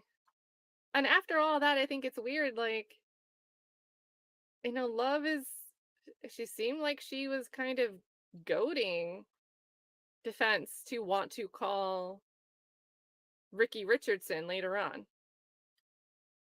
Like, goading Zachary to talk about why doesn't your daddy, why wouldn't I want your daddy to come to the court? Just weird. A weird approach from Love. Ike, yeah, let's acknowledge that it was recorded in the first place. Yeah, good point. Where are the other recordings? Or unless that audio recording somehow was provided by the dad, maybe the dad provided it. And Love somehow didn't realize that if the dad is providing it, the dad's probably providing it to you because he realizes that this is not a good look for the state. So maybe this recording came from dad, but if the recording came from the investigator, where are these other calls? Where are these other call recordings? I want to know. And I don't think they mentioned who made the recording, did they? They just said that we have the recording, blah, blah, blah. Yeah, right? Sledge's meeting's non-existent. Yeah, great point, Sheila. Steele will never put another attorney on the stand. And even when it came down to Melnick, he'd already had that conversation with Melnick, and he made it clear in his proffer about, we subpoenaed Melnick, but Melnick wants to come. Like, so we did the formality, but Melnick, before we did all that, wanted to come say his piece, right? So great point there, Sheila. Yeah, and speaking of proffer, no proffer on how the recording was made or by whom. Like, it's just a mess. Just a complete mess.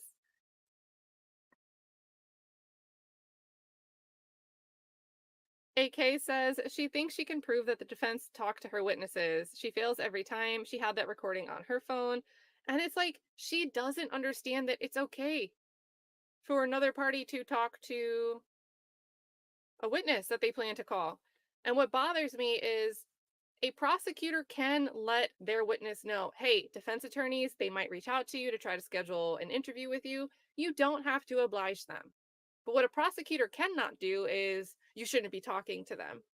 And I feel comfortable taking the guess that Love has at least given that impression to witnesses, if not explicitly told them something along the lines of, don't answer them, don't talk to the defense attorneys, which a prosecutor is not supposed to do. But just based on her demeanor, her behavior, the way she projects, I would not be surprised if she's told a witness something she's not supposed to. It is absolutely fine for a defense attorney to ask to interview a witness that the state plans to call. It's just nuts that she implies the opposite. Oh man. Thank you for the 5 AK. Great point. And I agree, Keena Scott. It's another attack on a witness, her own witness that she's calling. And I think she took a little bit longer than I expected to ask to treat this witness as hostile, but she knew she'd have to. During evidentiary arguments, she kept trying to play a little bit coy, like, if we have to, you already know how this is going to go. So there should be no surprise, but thank you for the 2, Keena. Belle Louise says, they're all unprofessional. Fulton County better start voting because this looks real bad all the way around. Just taking L's, and it's sad. And one of the things before I really paid, much attention beyond this trial was watching what happened to Amanda Timpson and how she was moved around departments for kind of just seemingly trying to raise her hand and say, and I think what we're doing falls outside of standard operating procedures. And she ends up getting shafted because of that. Not really a good look here. Thank you for the 5, Belle. Black Butterfly says this tape is going viral. It's funny as heck. And I'm curious, guys. I would be on the lookout if you're interested in that sort of stuff outside of court. I wouldn't be surprised if Quindarius Zachary goes on a show to talk about it. It might be Sylvia. Sylvia, the last time he was on, that stream isn't up there anymore, which is why I haven't linked to it. I don't see it anymore.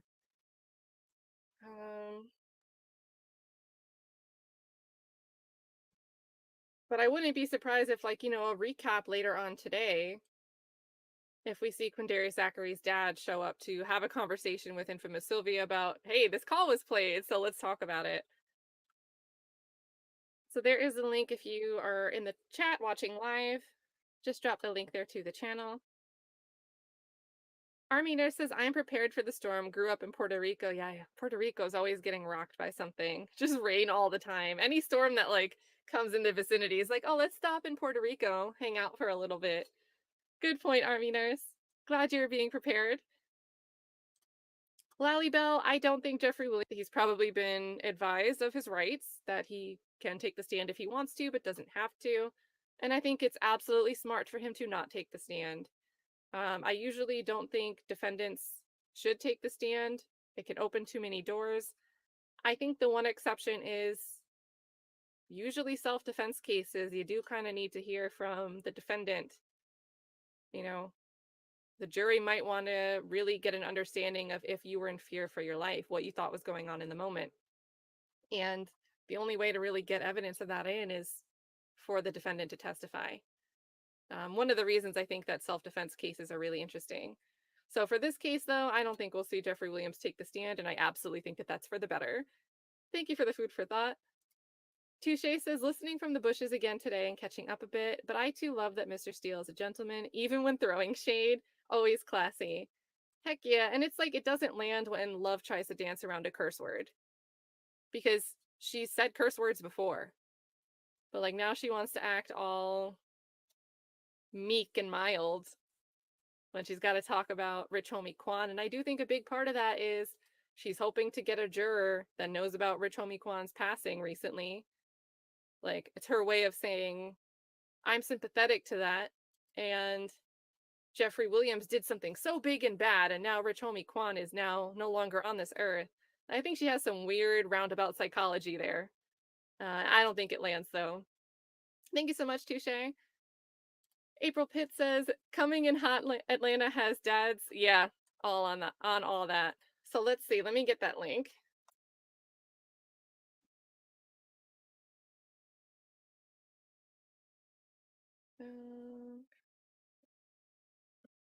I think they called it Lil D's dad, right? In the title. Okay, I found it. So this is another interview from 2 days ago. Oh, coming out hard, Atlanta.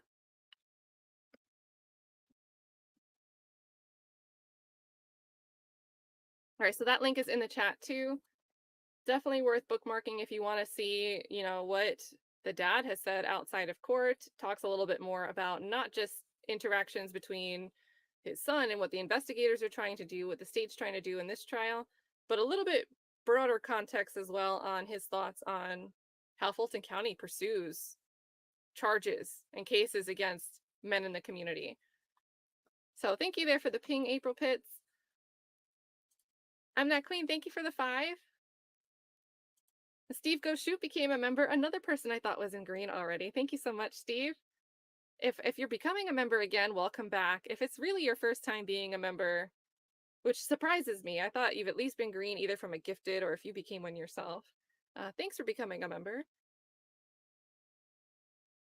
Stephen T. Satchel says, was the recording the basis for the material witness warrant? It's a good question. It's a good question. I don't really know until we see the affidavit. I would bet that there is concern raised in that affidavit from the state that there was some funny business going on between Quindarius Zachary's family and counsel for the defense. Just like we heard in that June 7th ex parte meeting that we think, you know, these outside agitators. I'm sure there's a hint of that in the affidavit. And Stephen, I really want to see the affidavit. I swear, as soon as we get that affidavit, if we ever get that affidavit, I'll go live the second I can get to a computer. I'll just call the stream affidavit. Oh, man. But great question. I think it's a high probability there. Marb, the producer, says, I think they should play it. He didn't say he was going to call Brian Steele like Miss Love is portrayed. The reason why he said that he was going to call them because she is tampering / intimidating with a witness. Yup, and it's like you can hear Love's projection when she states her rationale for wanting to play this call. And I'm with you. I don't think he said that as, I'm going to call them because they're my partners and we're canoodling and conniving and conspiring to cover up this big Rico thing that you're trying to do. He's like, if you keep playing around with me like this and my son like this, I'm going to call the attorneys on the other side. You know, he's not new to this. In some of his interviews, what I watched with Miss Sylvia, he's spoken about how this is not his first rodeo by any means with Fulton County. So he knows the games that prosecutors will play.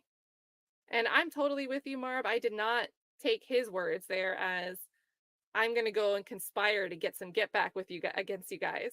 It was, if you keep playing, I'm going to let somebody know. 100,000%. Thank you so much for the generous super chat. Mark in Texas says, Love has been reported to the Georgia Bar for Brady and prosecutorial misconduct.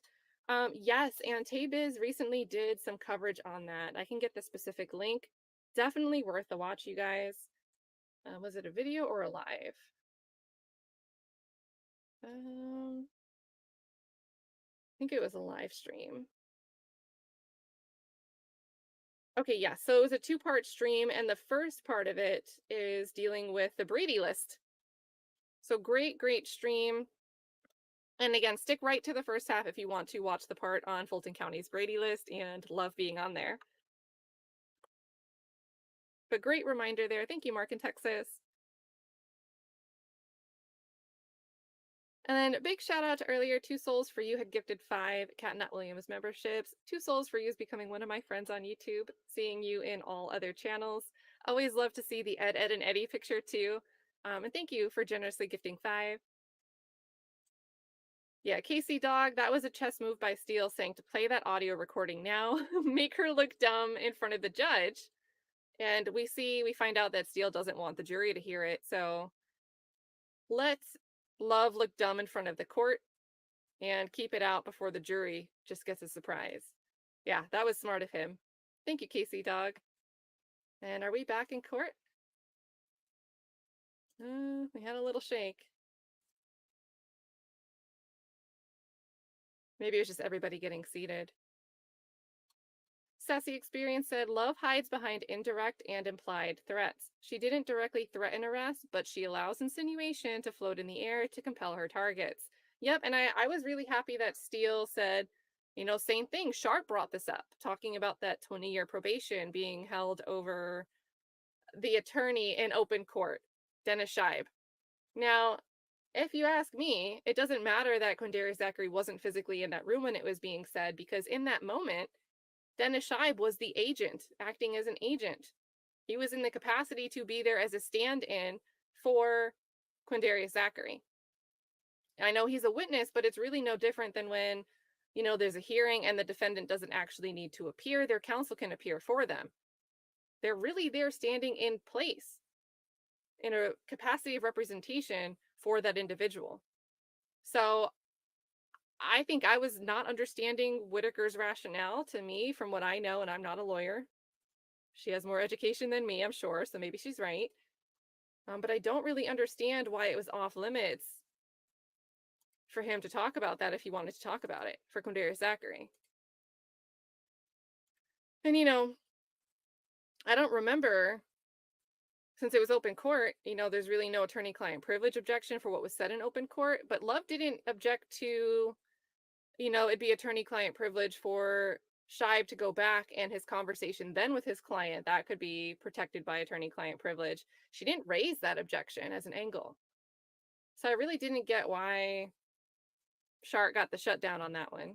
But, you know, again, I don't know. I don't know as much about the law.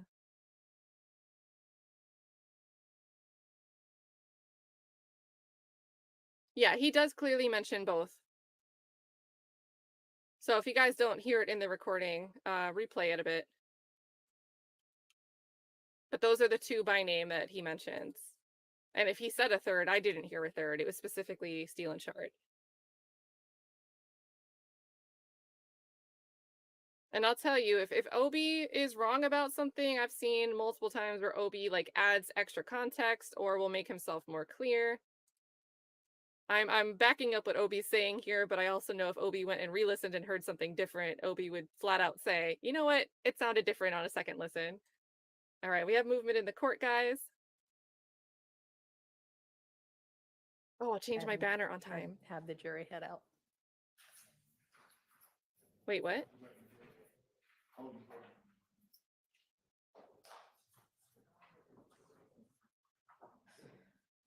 Oh, wait, no, we can't. Where's Mr. Matthews? Oh, jury head out back to the courtroom, maybe, is how she was wording that.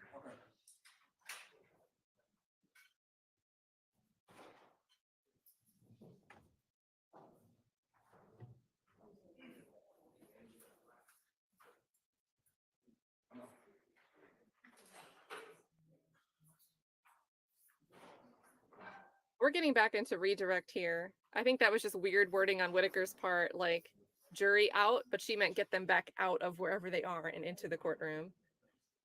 But we're in redirect. The witness is here. We're not doing any evidentiary arguments.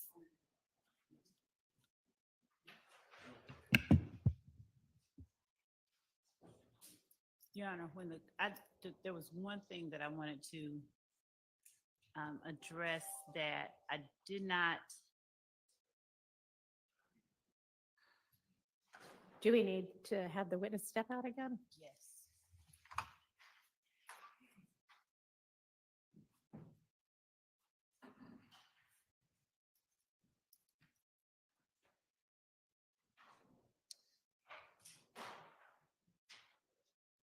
Yes. My initial intent was not to play this portion of the video of the interview with Mr. Zachary.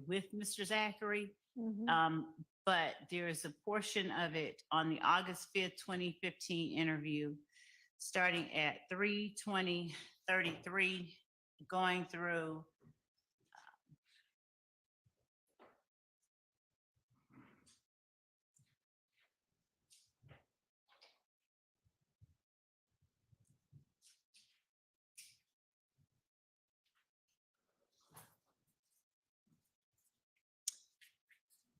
$3:24:09 that I would like to play.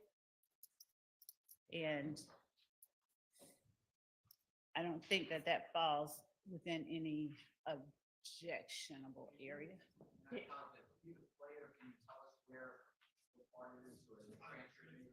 Yeah.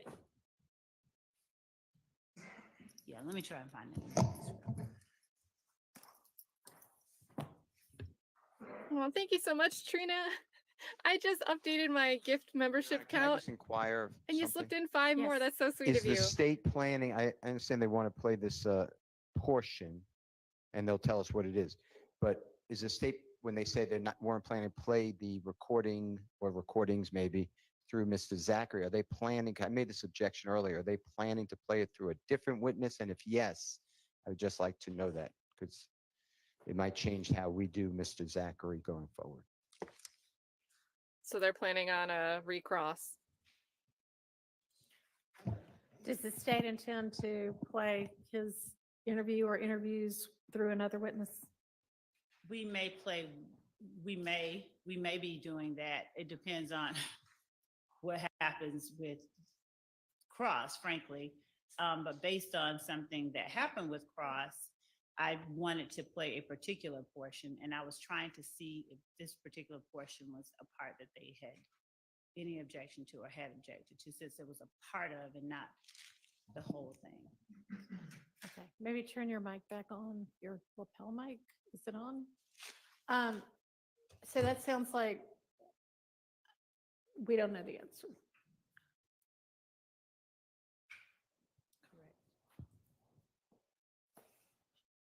A GVV. I don't think that's objectionable. Never mind. Okay.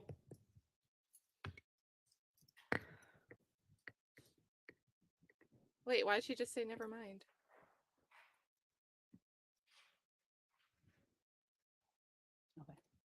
So I'm looking for the portion in the interview. It's after Detective Thorpe comes in, 32409 on the evidence reviewer.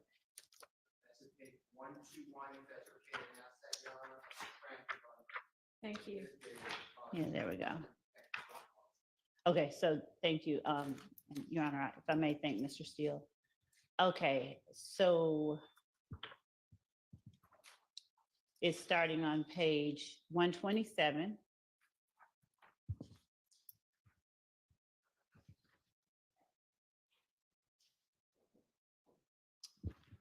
Actually, maybe at the bottom of 126, but I don't need to play any of the sound. It's just the image itself at the timestamps that I named. So it's him identifying a picture as doo-wop. yes, and it goes from him identifying doo-wop to the last picture that he identifies. And again, that starts at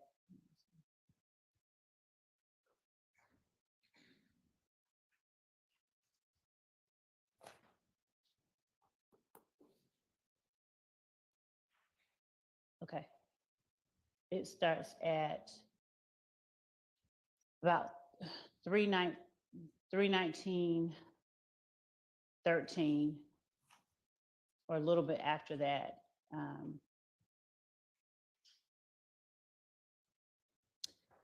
Actually, it's 319:37. And goes to 324.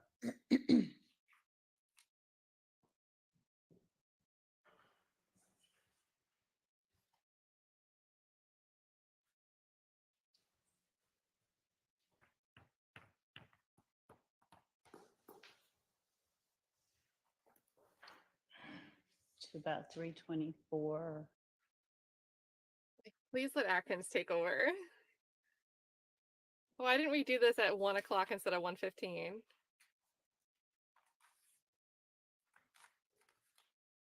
Oh, 2. And so it is him identifying Mr. Yes. Stillwell, and then what else? It is him identifying doo-wop, Mr. Stillwell. Nard, I believe. All right, and you said you didn't need to play the sound. Right. I don't, as I thought about the concern I was raising, I don't want to play the sound. I just need to play, I just want to play the video portion. And that's not something that I'd identified as an exhibit that we intended to introduce. So I wanted to alert the court that. And this would be to establish that he does know a doo-wop. He's already said he knows Shannon and he does know Anard. No, that's not to establish Okay, that. well, what's the He's- purpose of it? He's writing on the pictures. He's spelling. Okay. So All are right, you Is just there gonna be any objection to that? And is this to show literacy? One second. Just showing that without sound? Can you play that? Can you- Clear what we're talking about. So the state's asking to play essentially like a 5-minute clip without the sound of him looking at the pictures and signing papers. Is that For now, that, So, for now, that. and is it gonna be, are you gonna be able to see what he's writing on there? I'm going to ask him questions about it. That's what. So you'll be able to see him writing and I'm going to be asking him questions. Okay. And this is to establish that he's lying when he says he can't read? Or what? No, it's not to establish only that. It's to. What?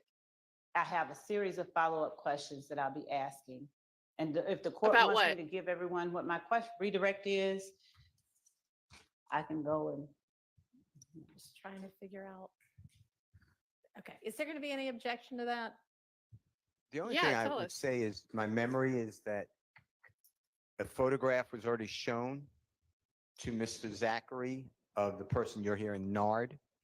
Demise McMullen is his name, but, and he said yes. And it says like 100% certain. I may not be perfect on that, but on that recording, on the document, it's already been shown. So if that's the same issue we're dealing with, if that's really the import, then I don't understand why that we're doing this again. That's, So again, what is it that you're trying to show through this? What's the purpose? I'm showing that he knows how to, not only that he can read and write, but that he identified certain people by writing their names. He's spelling out their names. Okay, well, you won't be able to hear him spelling out their names with the sound off. I will be asking him. Now I want to pause and ask the chat one thing. Do you remember what Quindarius Zachary said repeatedly to Love about being able to identify Nard or not? What did he ask for to help him identify who she was talking about? Because if he said he needed something and she's trying to impeach him on not knowing who Objection. I don't know that I heard an objection from Mr. Steele. I don't know what I'm responding to. So if the court could please clarify what I'm responding to so that I can. I'm not grasping the import of what we're doing. That's my concern. I'm saying part of it's cumulative because he was shown that same exact picture from the same date of Mr. McMullen or Nard. The other part, I just don't know why it's important to this trial at this time. I'm just trying to ask what the relevance is of this.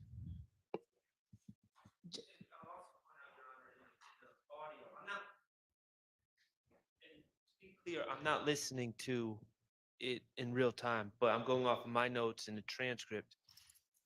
Like, if we're showing a silent aspect of a video to show that Mr. Zachary knows how to, I guess, read and write, he's also asking how to spell doo-wop in the transcript, at least. So, and I believe that he's also asked for help in spelling the other things. So I don't know if that's going to give the jury an accurate portrayal of his mastery of, reading and writing. I don't So- even know if that's what it's being offered for. I haven't gotten a clear answer on that. I didn't know. I was trying to understand what objection I was responding to. Relevance and cumulative. Okay, so I haven't shown any pictures, any of this. I have asked him about the picture that he signed of Nard from the April 26th shooting out on Browns Mill Road. So I don't know if Mr. Steele missed the timestamp that I had, but I've not shown him that. I said that to the court Nard is one of the people. The court asked me who are the people that he's identifying, and I said that Nard was one of the people. It's G-Wop, Shannon, and Nard, correct? Duop, Shannon, and Nard are three of the people that he looks at. And I'm Who not going to else? show I mean, you- I don't know what the timestamps are. Are there more than just those three? Your Honor, I believe it's those three. There might have been one more, but the point that there may have been one more, Your Honor. But because I'm not playing the sound, I'm not putting before the jury the names of the people that he's signing photographs of right now. I'm Okay. going to ask him, did you look at specific pictures, and what are you doing as you look at the pictures? And What is he doing? signing them He's signing his name. and writing their names. And are we going to be able to see from the video that he is writing their names? Because he Yes. may or may not answer what he's actually doing. Yes, and Your Honor, I do have to, of course, the court knows I went through a very long process because I'm going to have to now. All right. Well, you realize that there are plenty of people who can probably sign their names but not read and write, so that won't establish anything. And that if we don't hear the sound, it could very well be him writing the word D after somebody there says, the way you spell it is D-U-W-A-P. So, That actually does happen. I mean, but that- it's up to you, I guess, And then- if you think that establishes anything, but. So the purpose of it then would be to show that he can read and write? That was one of them, Okay, Judge. what other purpose? To ask him the question of whether or not he was attempting to get people in trouble at the time that he did this. What was his reason? Why did he lie here? Okay. All right, so that's relevant. Anything else? I just wanted to bring that to the. No, court's I mean, attention. anything else before we get him back and the jury out? All right, let's go ahead and do that then. And you can get that queued up and. You got it, Cuba.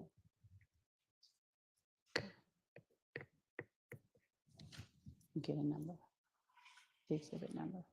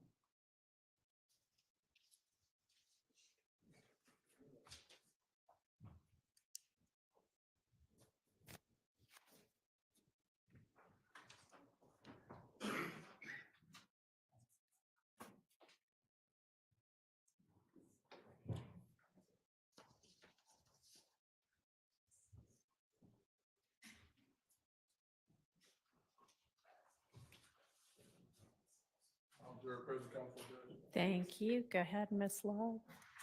Thank you, Judge. Welcome back, Mr. Zachary. Would you please tell the jury if you recall being asked on cross-examination about a gun that you bought that you let Woody hold? Yeah, I remember. Okay. Mr. Zachary, Yes, I remember. thank you. Isn't it true that when you were talking about that gun, you were talking about a gun you let Woody hold because you owed one of Woody's friends some money? I don't remember.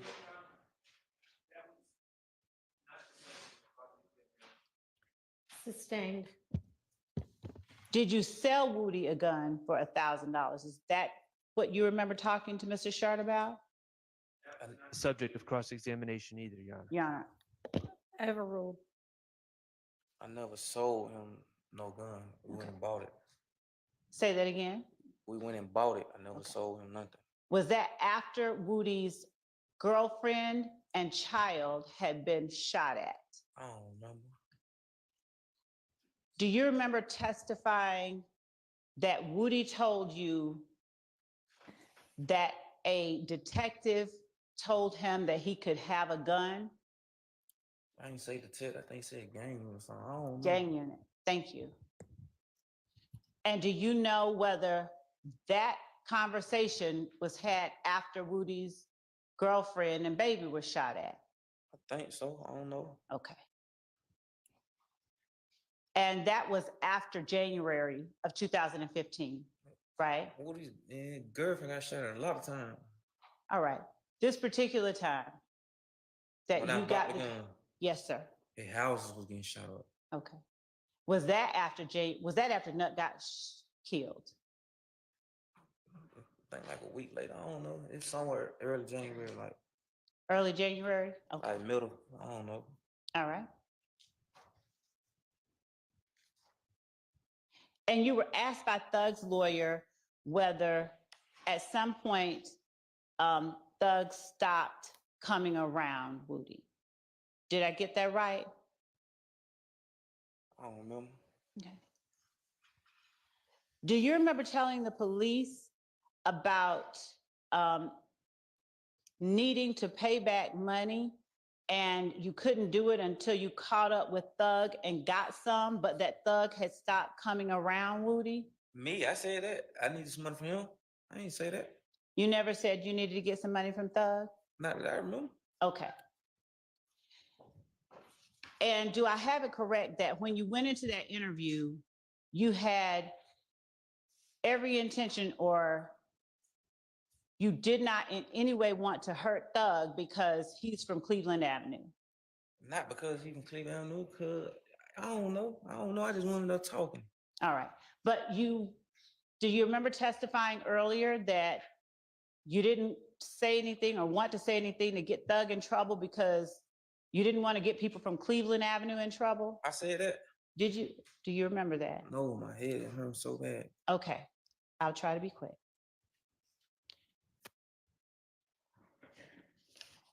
When you testified on cross-examination with Shannon's lawyer about lies that you told in the August 2015 interview, and when you told Thug's lawyer that the information that you spoke about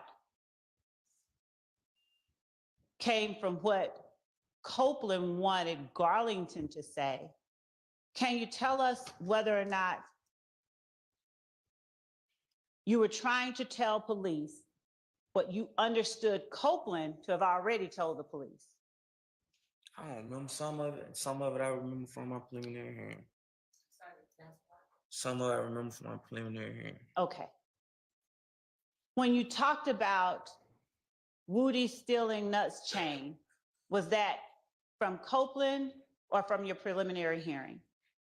I already knew about that. Okay. And when you talked about Woody confronting Kel at the skating rink, was that from Copeland or your preliminary hearing? I already knew about it. Say that again. Sir. I don't remember. I probably already knew about it. Okay. And do you remember Thug's lawyer asking you whether the If gang rivalry with YSL began because of Woody? I don't remember. I told my head hurt so bad. Okay. All right, so you have the ability and had the ability over lunch to have your pain medication I'm with you allergic and to to take it. Tylenol. I'm allergic to a lot of medicine. If y'all would have got Uh, all these records like y'all And should we did. talked about you being able to get your prescription medication. I ain't complaining. I'm still up here. All right. Do you remember telling the police that the rivalry between If gang and YSL began roughly a month before Nuts' death? I don't remember. Do you remember when Thug's lawyer asked you about the post? They shoot at us, we don't tell. We shoot at them, they call the police. I remember he just had me back there. Okay. Do you remember telling the police about that after saying that you had gotten shot at on Empire near Cleveland, and you didn't know it was If gang until Thug and D started tweeting? I don't remember.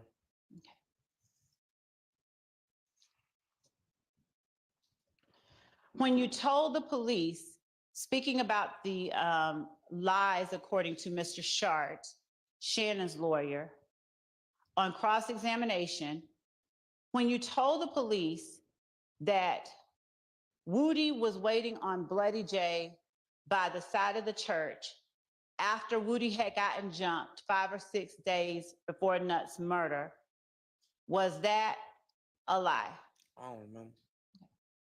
Do you remember whether that was something you got from Copeland or from your prelim? I don't remember. And when you told the police that Mooktunk and Kel were beefing about Trivia, was that from your prelim or from Copeland? Your Honor, I'm going to object to these subject matters. All this is beyond the scope of cross-examination. Your Honor, I'm sorry. What Mr. Shart asked was, and what Mr. Steele asked was, you lied continuously. And Mr. Weinstein, they brought up things that they alleged or asked this witness if he lied about. And they essentially said you lied about everything because you wanted to get yourself out of trouble. And you were just telling what Copeland told or what you had heard from a prelim. So everything, when I'm asking him these questions, it's to confront him with things and to get clarification based on what he said in cross as to where this information came from. Literally no one has argued that he lied about everything. And he has not testified that he lied about everything. I specifically brought his attention to certain things that he acknowledged he lied about. And now we are talking about things way outside the scope of that, and we're just redoing this whole thing again, and it's 403 and it's outside the scope of Let's cross. narrow your questions to things that were asked about on cross, please. Yes, Your Honor. When you were asked about whether all of the shootings you talked about had shell casings from guns that you owned, do you remember being asked about that? I say guns that I was caught in possession of. Okay, so you remember being asked about shell casings on crime scenes that matched guns you were in possession of?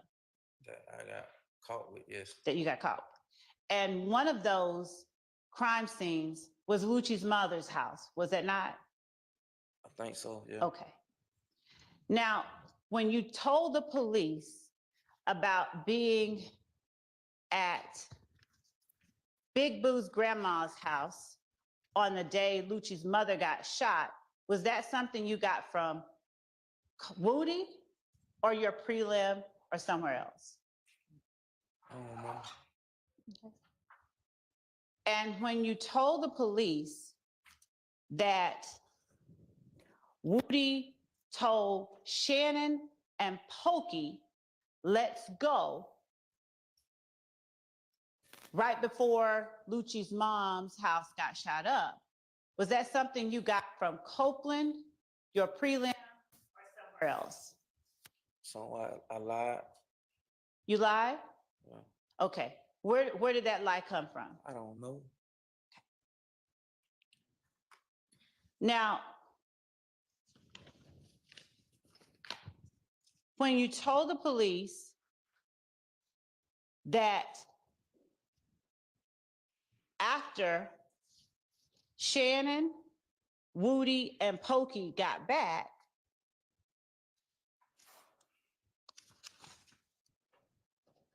someone made a call to Boo and said that they put $1,000 on the head of whoever shot up Lucci's mother's house.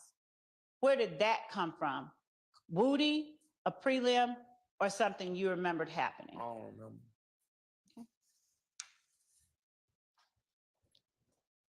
And when you told the police that Woody looked scared, where did that information come from? Copeland, prelim, or somewhere I else? don't remember. No. And did you tell the police that after they got back, Shannon, Woody, and Pokey, did you tell the police whether you heard them say anything? Your Honor, can we approach? Yes.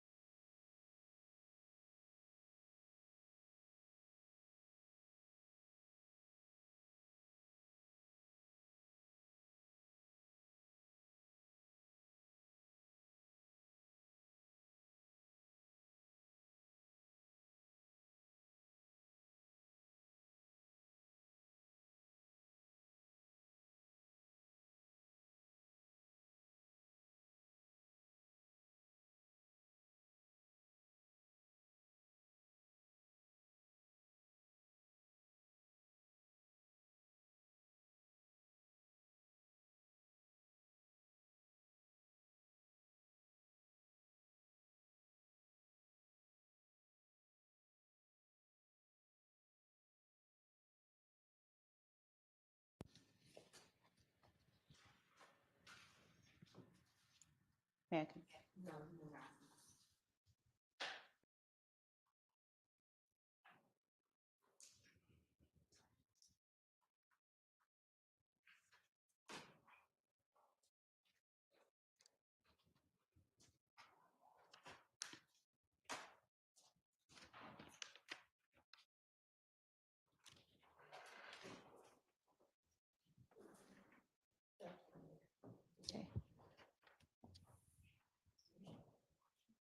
When you were asked on cross-examination, specifically, Thug's lawyer asked you about the tour dates and what tours or what shows you went to when defendant Williams performed. Do you remember that?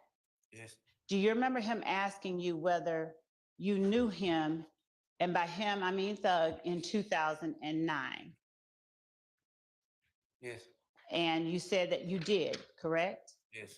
And do you remember him asking you whether or not defendant Williams was performing in 2009? Yes.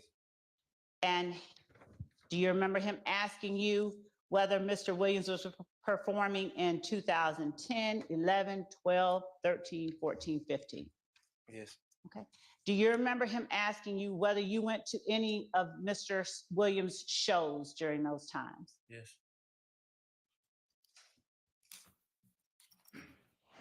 Do you see or do you have an independent memory of whether on May 13th, 2013, you were at one of defendant Williams' shows?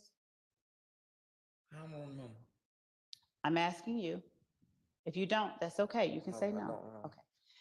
And do you know whether he was performing at either one of those shows that Mr. Steele asked you about on September 9th, 2013? Do I know? Correct. If he had a show, he gonna perform. Do you know whether he had a show on that day? I don't remember the day. All right. Do you know if he had a show on September 11th, 2013? I don't know. Do you know if he had a show on January 6th, 2015? I don't remember. Did he have a show on January 10th, 2015? I do not remember. Did he have a show on September 14th, 2017, to your knowledge? I was locked up. Okay. You remember Mr. Steele asking you whether you were still a fan of defendant Williams' music? Yes, I still listen to the music, yes. So did you follow whether or not he had any shows on these dates? I was locked up. Okay, so you didn't. I'm away from the world. All right.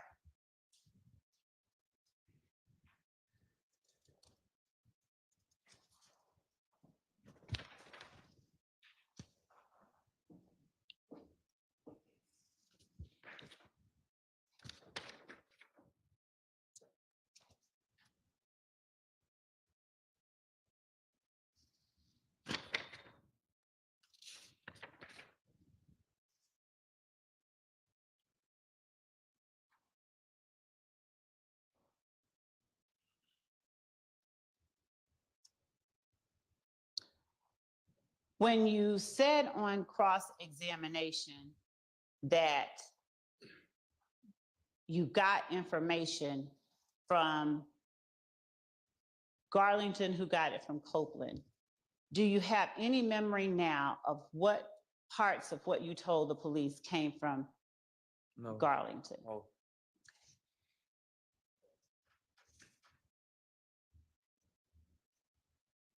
Did the information you gave them about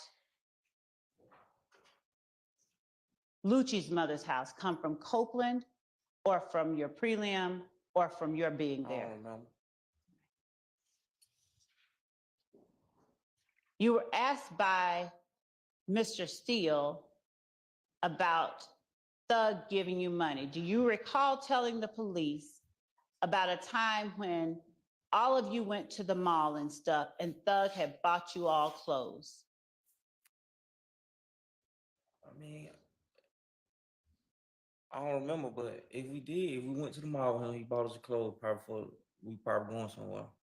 How often did Thug buy you all clothes? That's the only time I remember. Which time was that? Whenever time y'all talking about, And which time were you talking about? I don't know. See, you keep saying like him buying y'all clothes. Like you got to think about it. I knew him before them, so like the clothes jumped been in there. Like we grew up together. Okay. So did he buy clothes for a lot of people around you? I don't know. I just know what relationship that different people had. I don't know what relationship different people had. Okay. And when you were asked about Defendant Williams' relationship with Rich Homie Quan by Thug's lawyer, did you hear Thug call Rich Homie Quan a bitch on any other day besides the time you told police about in March? Did I hear it for myself? Yes, on any other day. No, I told you. I think I heard it like somebody.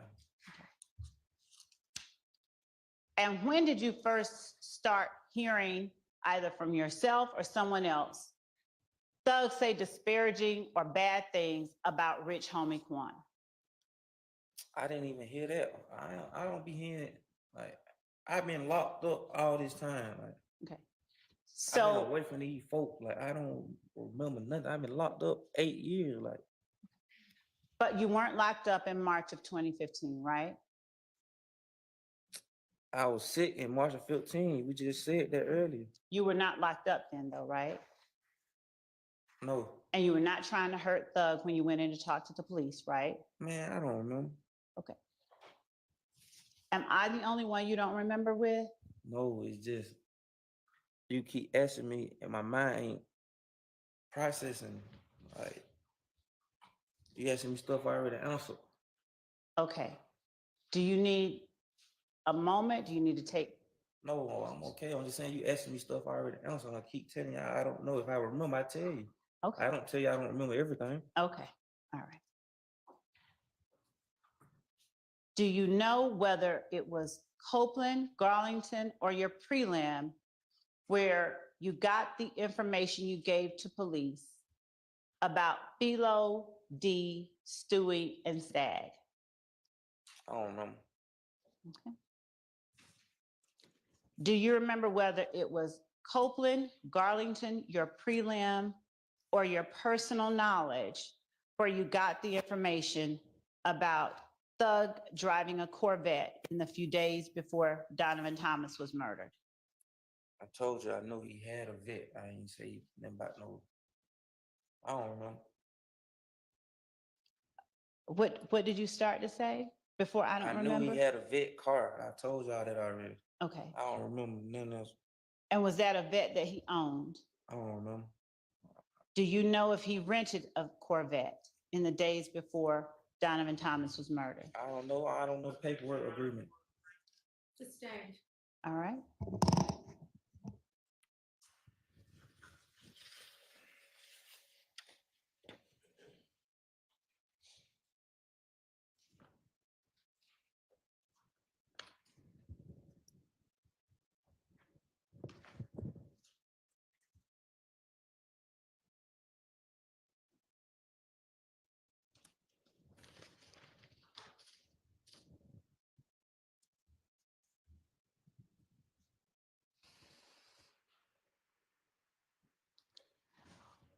When you talked about going to Florida in a Sprinter van that had already been reserved with Mr. Steele on Cross, did you get the information from Copeland, Garlington, or your prelim that you went in that Sprinter van with Shannon, D, Woody, and Yat? So you asked me, how did I know who I went with? I'm asking you whether when you told the police that, if that was something you got from somebody else or something that was true. That was something that's true. Okay.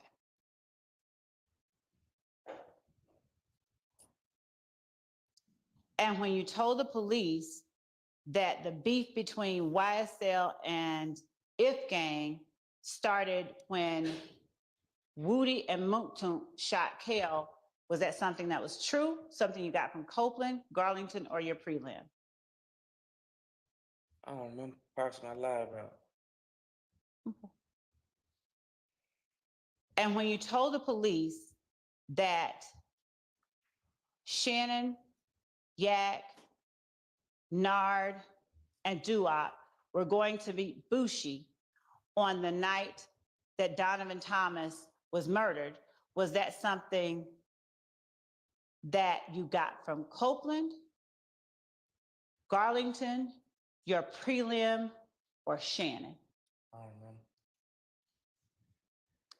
Do you have any idea where you would have had access to that information Them other questions- than Shannon? No. What? Other than Shannon? Shannon ain't tell me that. What you talking about? Okay, so I told you Shannon ain't tell me that. did you get it from Copeland? I don't remember. I know for a fact Shannon ain't tell me that, and I told y'all that. Okay. Why don't you remember whether you got it from Copeland, but know for a fact it didn't come from Shannon? I know for a fact I told you that I didn't get it from Shannon. Did you get it from Yak? I know for a fact I told y'all, if asked, I didn't get it from him.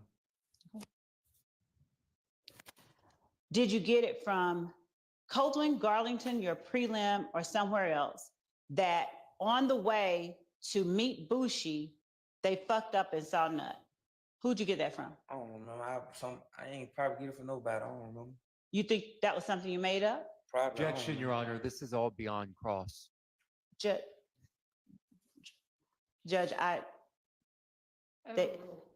thank you. Now, when you told the police that after they fucked up and saw Nut, they rolled back around and started shooting at Nut, did you get that from Copeland, Garlington, the prelim, or somewhere else? I don't know.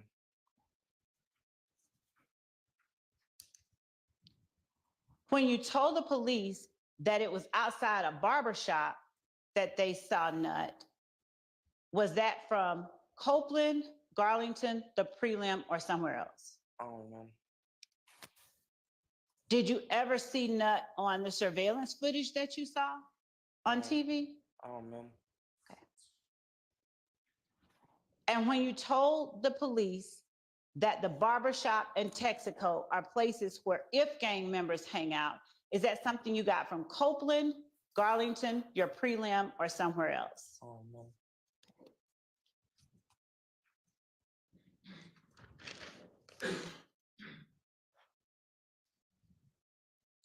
When you told the police that Bentley took the guns to his spot on Oak Drive, was that something you got from Copeland, Demikion, your prelim, or somewhere else? You can.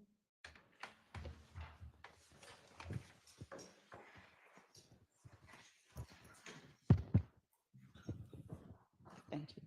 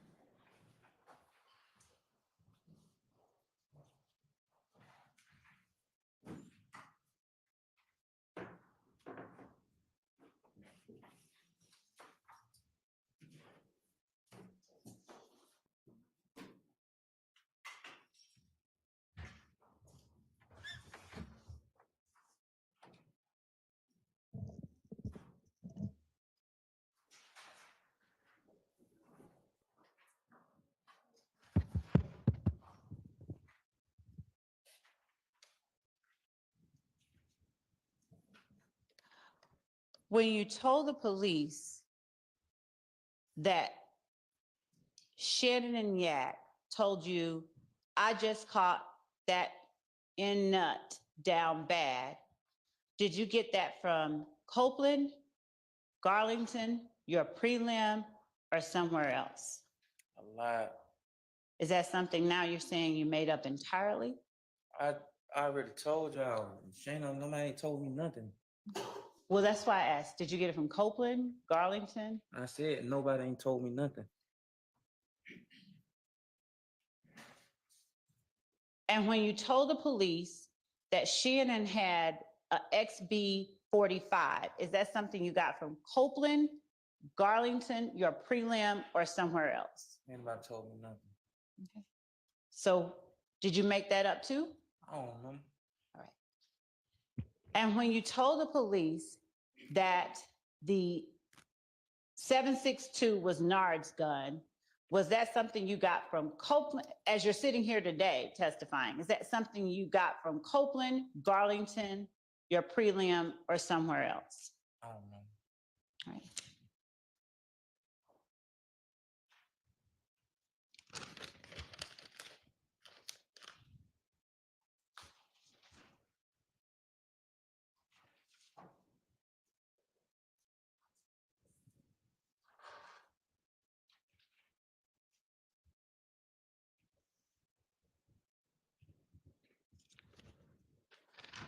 When you told the police that Nard talked about the murder after Miami, is that something you got from Copeland, Garlington, your prelim, or somewhere else?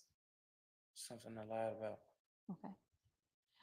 When you told the police that after seeing Woody staying on the couch acting worried, Nard said that nigga Woody gonna fold, he gonna tell on us about that nut situation, is that something you got from Copeland, Garlington, your prelim, or somewhere else? Somewhere I lied. Okay.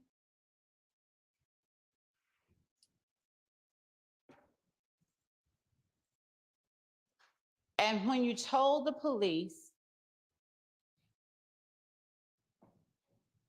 that Thug asked them, do you remember talking about Thug acting normal on cross-examination with Thug's attorney? What you mean? Do you remember Mr. Steele asking you whether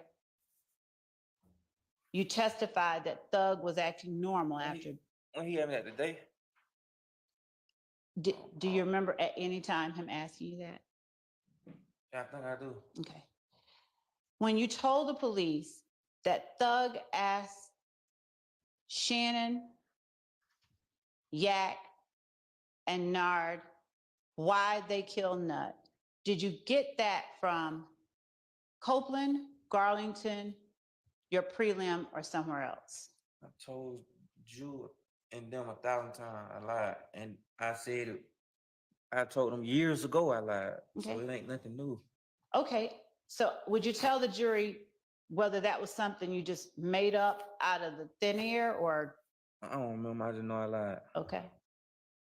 Now, is it only the things about people who are on trial now that you know for a fact you lied about? What you mean? I ain't never said anything about nobody else.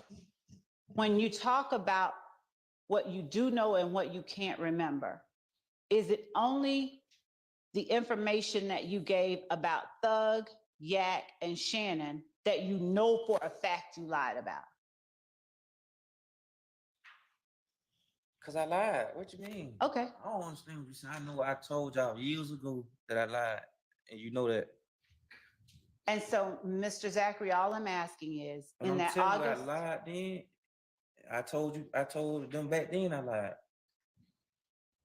and in August 2015, all I'm asking is, today is your testimony that the only people you lied about are Thug, Shannon, and Yak. No, I lied about whoever they asked me about.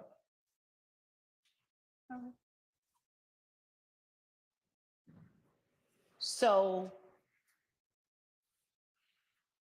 you didn't lie about Woody getting jumped 5 or 6 days before Nut got killed. Did you? Everybody knew he got jumped. Okay.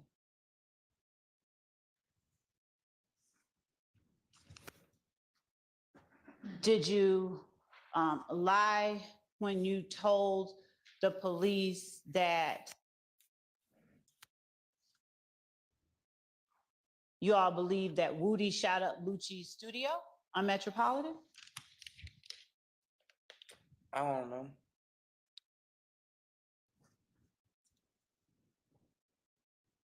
Did you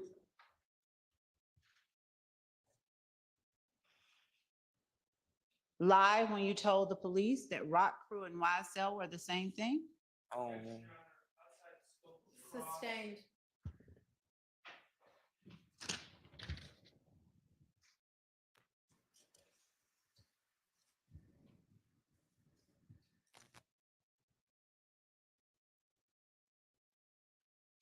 Do you remember Mr. Steele saying or asking you, isn't it true that no one ever confronted you in 2017 about the things you were saying in your proffer that were different than what you said in 2015? Do you remember that? I remember him.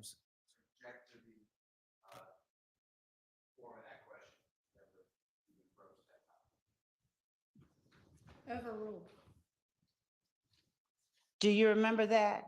I remember him saying something about the 2017 interview. Do you remember him asking you, isn't it true that no one ever confronted you about things that you were saying different in 2017 than what you had said in 2015? That may have been not you, but a different, it was covered in cross. I'm not sure who asked it. Okay. but That was me. yeah. My apologies to everyone. Do you remember Shannon's attorney telling you you never were confronted in 2017 about things you said differently than what you did in 2015? Do you remember that? I think he said something like that. And do you remember agreeing with him? Yeah, nobody ever confronted me about things I said different. I think he said the officer or somebody that was in there. I don't remember. I'm sorry, what I now? think he asked me why the officer or somebody didn't confront me or something. I don't remember. He said something like that. Was Mr. Richardson your lawyer or your friend in that interview? That No, he was not my lawyer. he was there on your behalf? I don't know how he got there, Okay. but it later came out that he wasn't my lawyer though. Isn't it true that you all were allowed to take breaks and that after at least one of those breaks, Detective Dennis came back and told you that you, or reminded you that you had said a lot more about the murder than in 2015 than you were doing now in 2017? I don't know.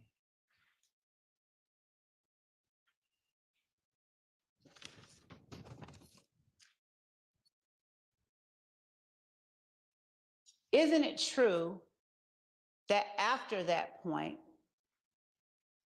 Detective Dennis asked you about what you had told him in 2015 about Duop and Nard? I don't know.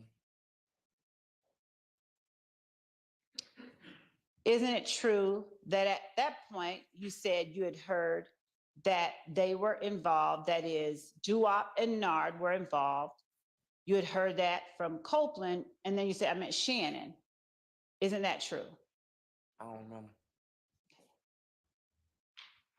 Isn't it true that after you told them that Shannon came to the apartment after the murder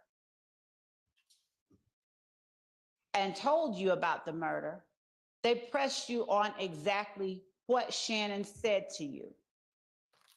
You say, is it true that he told me? You asked me, I don't understand that question.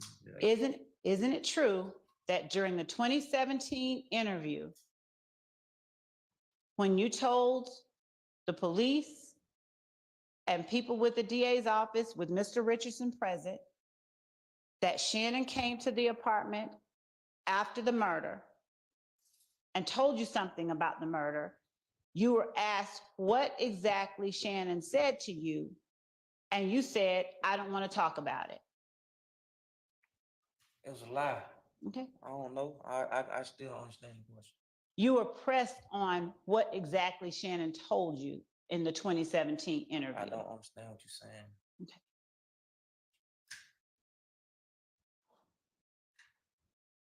Isn't it true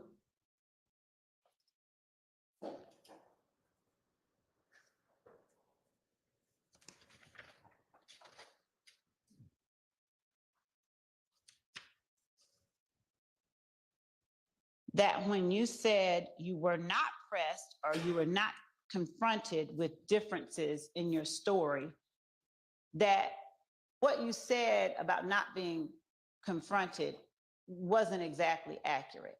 In other words, when you said something different, the police did ask you, wait a minute, what about this? You said it I differently don't over here. remember. You would have had Okay. to show me for me to know. I don't remember.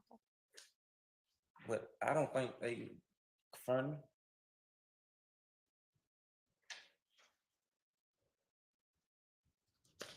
Ricky had asked y'all 2 years ago, did y'all have a video he can see? Y'all told him no. Y'all told me it wasn't no interview, just transcripts. Okay.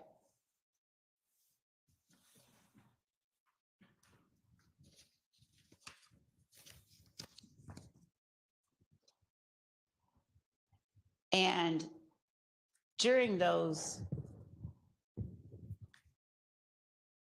2017 interview, when you were looking at pictures of Shannon and Duop and Nard, isn't it true that you signed your name and wrote Shannon's and Nard's and Duop's on their pictures? I don't remember, probably did. Okay.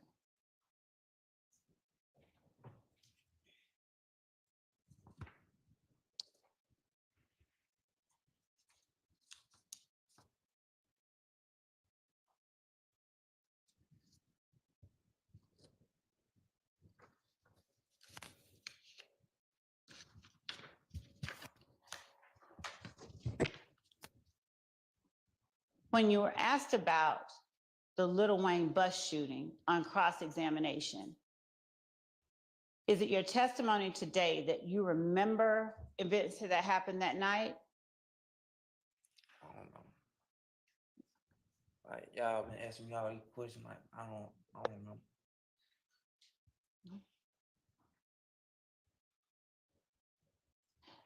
Do you remember telling detectives in the 2017 interview that people didn't need to get the gang's permission in order to carry out the Lil Wayne bus shooting? I don't remember it being said like that or something. I don't know.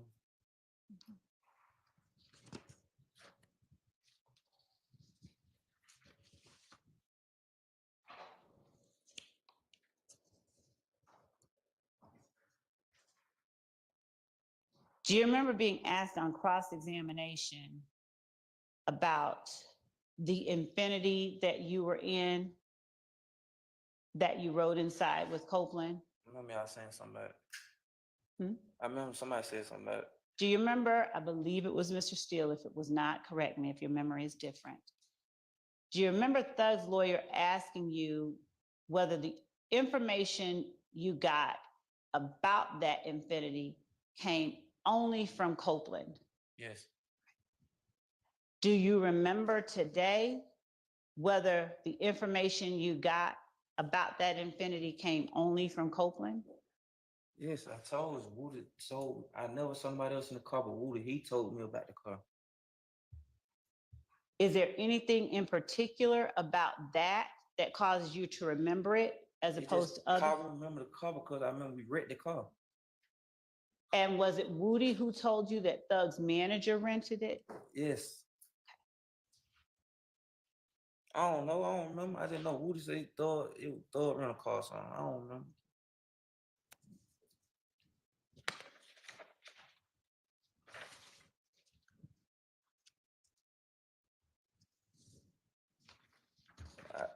told him I- I never saw him in that car though. I told him I never saw nobody in the car but Woody. You told the jury earlier that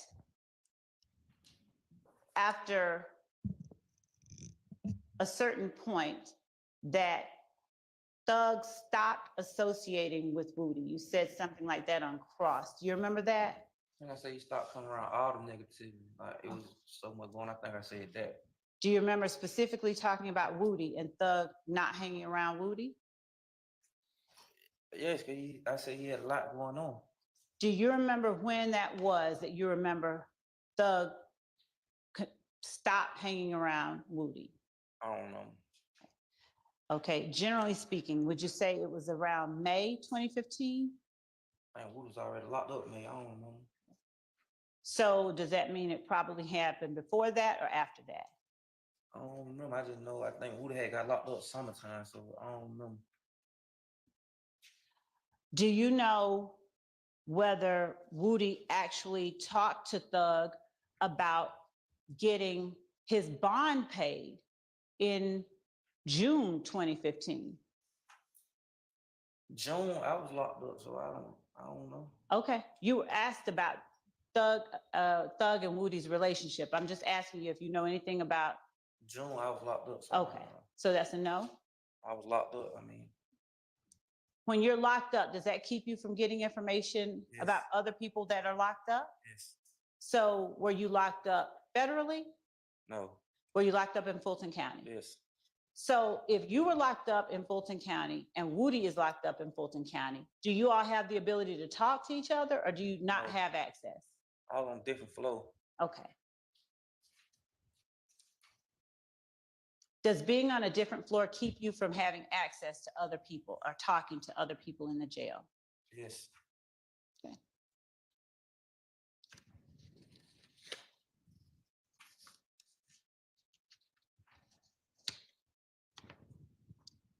Just one moment.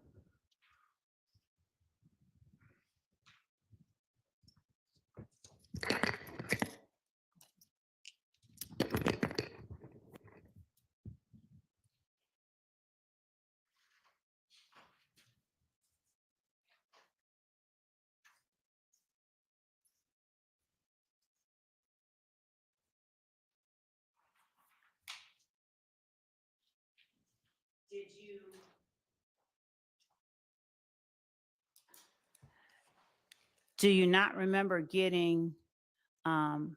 speaking with Sledge from inside the jail or Monkton? Why? Me and Mook, I don't think if I talked to him and he was on the street, I don't even think I talked to him. What time you talking about? While you were in the jail and he was in the jail? Probably went to court, yeah. And what about Garlington? You remember getting communication from Garlington while you all were both in jail? He and Garlington and Sledge was on the case together. We go to court together. Okay.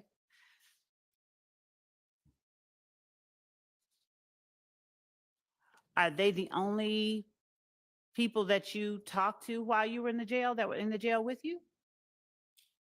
I don't remember. Probably people in my dorm, I don't remember. All right. What did you say? People in the dorm, probably. Okay.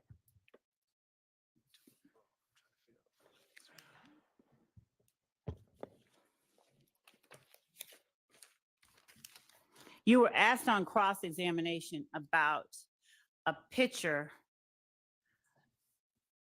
of Shannon taken the days or taken sometime before January 10th, 2015. Do you remember Mr. Steele asking you about it? Sustained. Do you remember being shown a photograph of Shannon standing in front of a window? Yeah, I remember that picture. I remember that picture. And do you have any independent knowledge of when or if that was placed on any social media sites? I think I remember. I think I took that picture. I was Okay. thinking about it. Just the more. picture, though. When I saw it, I remember the picture for some. Did you post that on your social media site? No, Okay.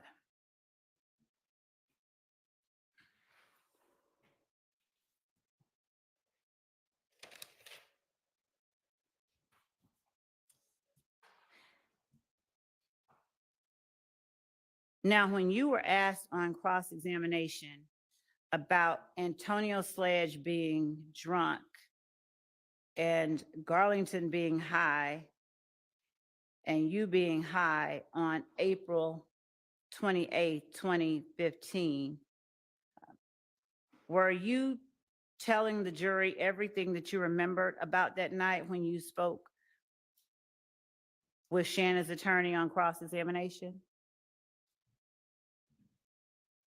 Did I what? Is that all that you remember about that night on April 28th as you sit here today? April 28th, 2015, that Moontoon was drunk. Your Honor, I was gonna let it go, but I'm gonna object to the misstatement of the testimony. His testimony was not that. Mr. Sledge- Sustained. Do you remember anything else about the night of April 28th that Mr. Shart asked you about on cross-examination regarding Sledge being drunk? I think I told him I don't know. I don't remember. I think I told him I was high myself, so I couldn't really tell. And what does that type of high do to your ability to remember? Xanax. Okay. What does that do for you and for your ability to remember? A lot. I might be on 3-4 at a time. And does that cause you to forget things? Yes. Okay. So if you remembered that it was only you, Sledge, and Garlington, at what point did the high wear off to allow you to remember that? Because I remember who I got in the car with. Okay.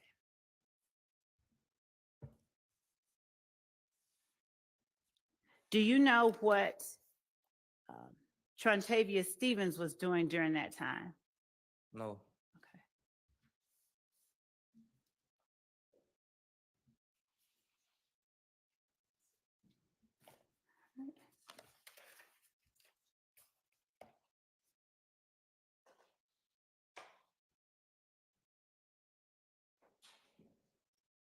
You were asked whether you went to Arrowhead Pond with Copeland and Sledge. Do you remember that? I remember telling him I didn't remember if Sledge was with us. Okay.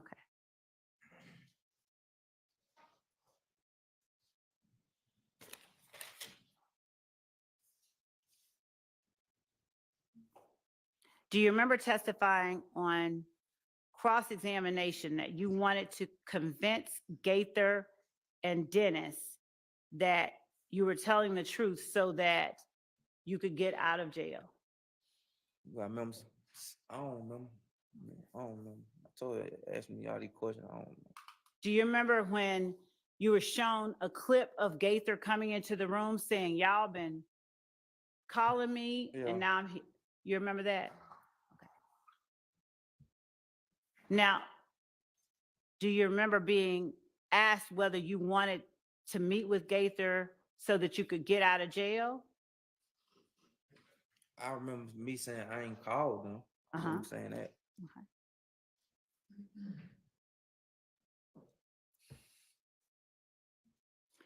Do you remember saying you wanted to clear Sledge of the shooting?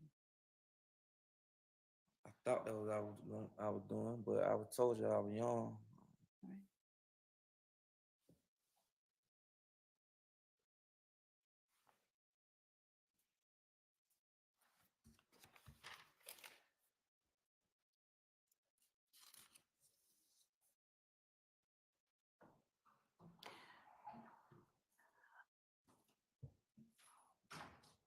Did you lie when you told the police that the phone number they showed you was not yours? I don't remember. You remember when you were asked on cross-examination whether you lied when you said you weren't involved in the April 28th shooting? Who? You remember when you said on cross that when you first sat down, you said, I wasn't involved. I ain't have nothing to do with that shooting. I remember saying I lied. I don't understand what you're saying. You gotta ask it again. Okay. You remember saying you lied in the August 5th, 2015 interview. Is that right? Yes. Did you lie when you told them or confirm for them Demikion's phone number? Your Honor, outside the scope of cross. Sustained.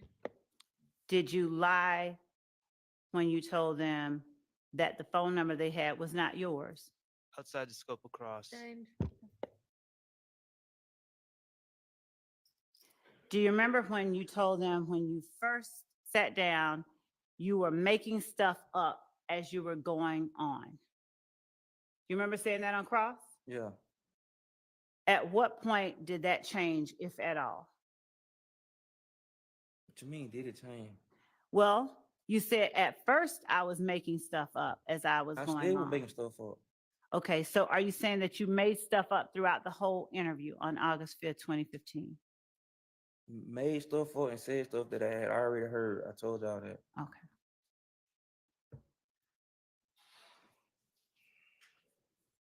And when you said that you wanted to take the guns out of your hand and put them in someone else's hand,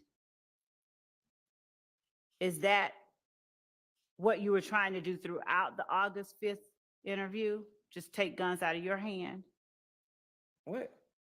Do you remember saying on cross? I don't know. Okay.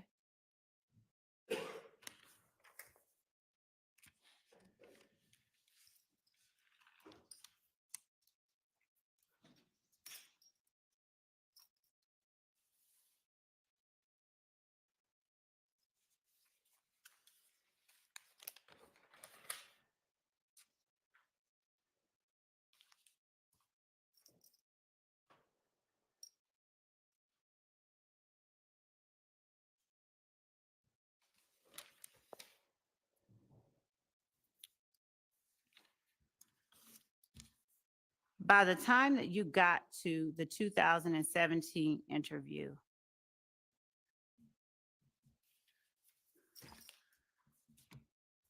was your goal in that interview the same thing as your goal was in the 2015 interview? What was my goal? Was it my goal? Right. I don't know.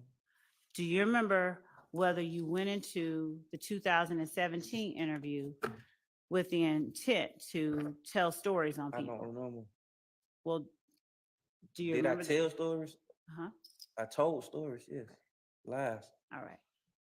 And was there any reason that you told for these particular lies that you claim you told? For what reason were you telling lies in 2017? Because I had already told the lies before. And so the lies you told in 2017 were because you had already told them? Is that what you're saying? Objection asked and answered. You're not asking. Is that what you're saying? What you mean? Like, Why did you tell the lies you're now saying that you told in 2017? because I lied. I don't know. I didn't know I lied. I don't get what you're saying. Like, I don't understand. And the lies in 2015 that you told, did you tell them for any reason other than what you've already given to the jury? What you mean? The things that you said in the August 2015 interview that were not true. The reasons that you told them, even though they were not true. Are those reasons, have you told all of those reasons for telling those lies as you I put don't them know, man. to the I jury? don't know. Okay. I don't know. Just one second.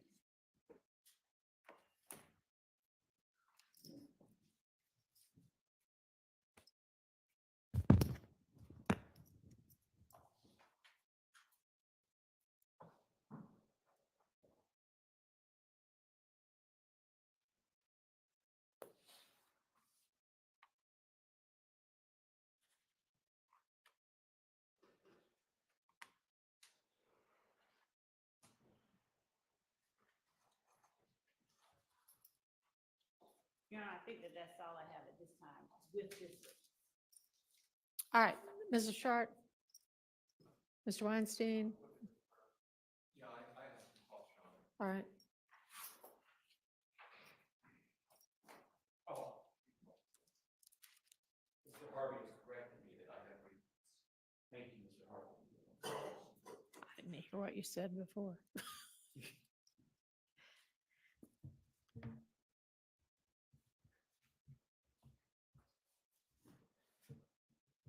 Well, good afternoon. Hey, Miss, how are you doing? hey, Your head hurt? You're gonna be able to answer my questions? if I know him, yeah. Can you lean forward just a little bit? Yeah, if you know them, that's all I'm asking, okay? So on redirect, Miss Love asked you a lot of questions about the sources of your lies, okay? The lies you told back in 2015 and 2017. So let's get into that a little bit, okay? Okay. Let's talk about the play that you testified to that you got from Garlington, okay? Remember the play? I don't remember it. That play you testified to that you got from Garlington, that was about the murder of Peanut, Donovan Thomas, right? That's what, yeah. Okay. And that play was something cooked up between Garlington and Woody, correct? Yes. Objection, Your Honor, as to vagueness. Overruled. Sorry, I didn't hear Yes. your answer. Yes. Yes, the play was cooked up between Garlington and Woody? Woody put Garlington in it. It was something Woody had. Something Woody had. And Woody came up with that play in order to take attention away from him. Objection, Your Honor, calls for speculation. Sustained. You don't have to answer that question. But that was a scheme between them to come up with the story that you would use, correct? They planted that story with Objection, you. Your Honor, asked and answered. Sustained. The story that they came up with, that they told you, that Garlington relayed to you, was about Shannon and Yak and Duop and Nard being involved in Nuts' murder. It was, I don't remember all the detail, but it had something to do with them, yeah. I'm sorry, I couldn't hear I that. don't remember all the detail, but it had something to do with it. It had something to do with that, with the murder of Yeah. Peanut, with the murder of Donovan Thomas. Okay. And that story was intended to cover up Woody's involvement in that murder. Objection, calls for speculation. Sustained. Did Garlington tell you why he was coming up with that story? Why Woody was coming up with it? Yeah. He's like, Woody got him in some bullshit. Objection, Your Honor, hearsay. Sustained. Well, Woody has been named, Your Honor, as an unindicted co-conspirator. It's a statement of a co-conspirator. Your Honor, first of all, Your Honor, this is a whole, he's asking about Garlington. He's not asking about Woody. And if this is a matter that needs to be talked about, I don't think it's proper to do it in front of the jury. Your question was about Garlington. Yes. Okay. Okay. So the story you got from Garlington, that's the story that you ended up relaying to law enforcement, to Gaither and Dennis in Objection. 2015. Asked and answered. Sustained. You've been asked repeatedly by the attorney for the state, by Ms. Love, how various lies that you told benefited you. You remember her asking you that just now? Yes. Okay. Well, you're sitting over here right now instead of over there. Is that correct? Yes. Do you think that that's a benefit to Your you? Honor, objection. Do you view that as a Hang benefit? on, hang on. Okay, hang I'm on. asking him if he I views that know, as and a there's an benefit. objection on the floor, which I haven't been able to hear yet. So wait and let me hear My it and apologies, Your rule on it. Honor. So objection as to misrepresentation, vagueness, when the question is, do you think it's a benefit to you that you're over there and not here?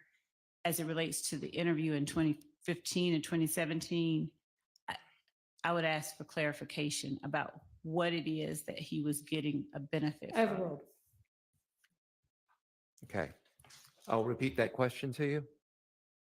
Do you view it as a benefit to you that those lies that you told in 2015 and 2017 put you in that witness stand instead of over there as a defendant? Objection, relevance. Overruled. I ain't benefit off none of it. You didn't benefit off any of it? You'd rather be over there? It made me Objection, no Your Honor, difference. improper. Sustained. Are you a defendant in this case? Objection, relevance. It's directly relevant Overruled. to his motivation. Are you a defendant in this case? No. Okay, thank you. Mr. Steele, Very briefly, all right.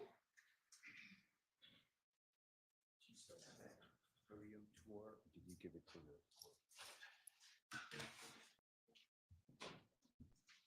May I approach for a moment?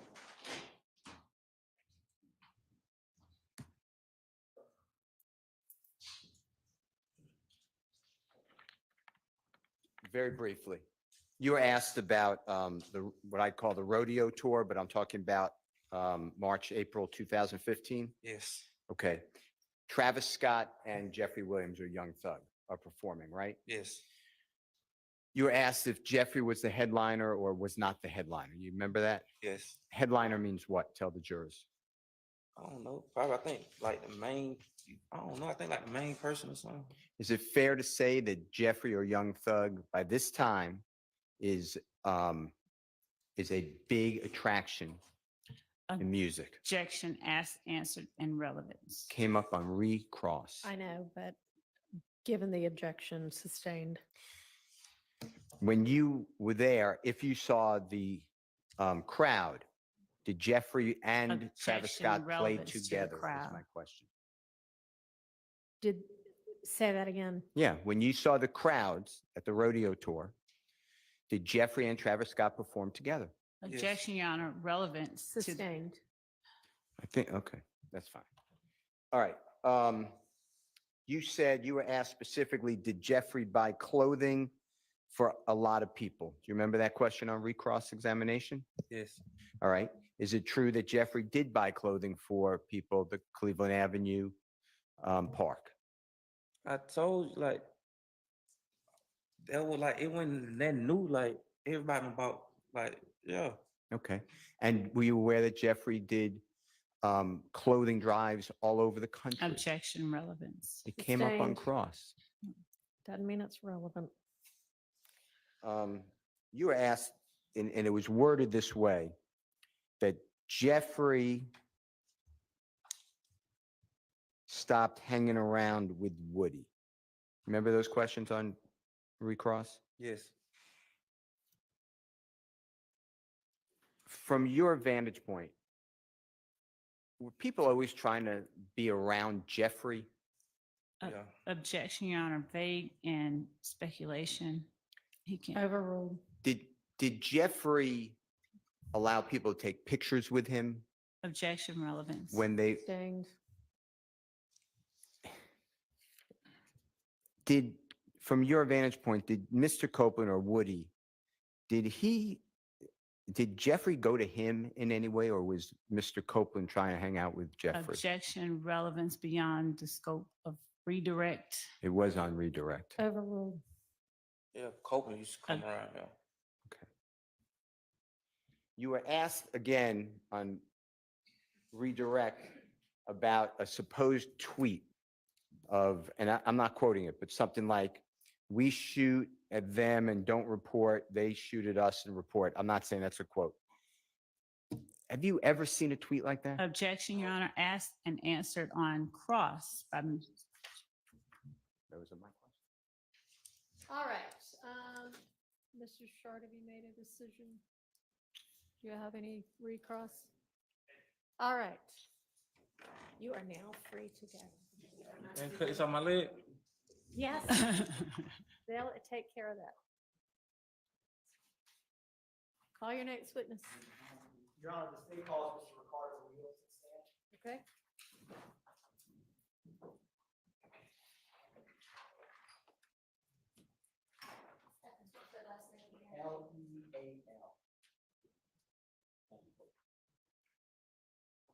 Leal.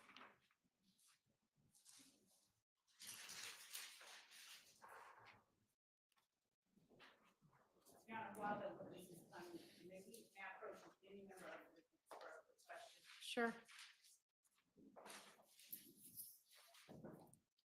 Do y'all need a bathroom break before we start the next witness?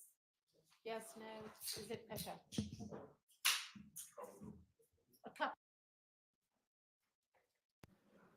We're actually gonna have you step back out. We're gonna take a quick recess. Thank you. All right, for the jury.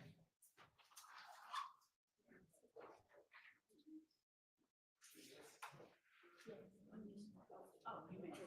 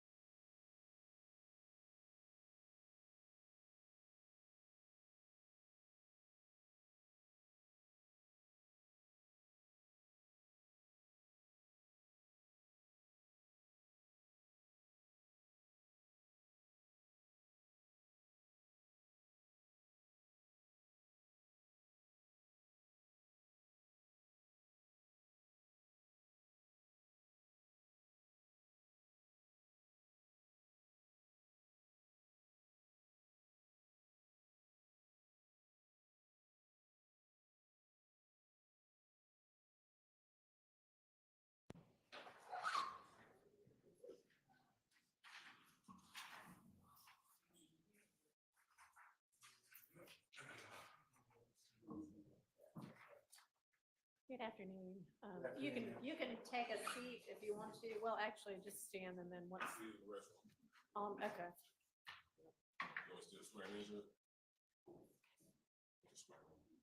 Now let's do that in front of the jury. Okay.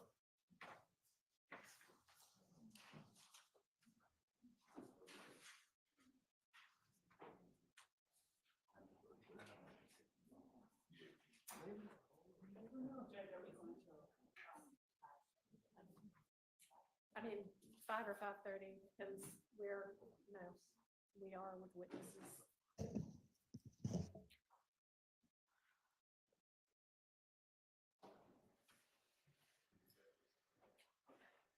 How long do you think this witness will be? I expect about an hour, Your Honor. Okay, and then do we have another witness who's, what's the next witness up? Hmm? Hmm? She's a lay witness who someone who lives. Oh, okay.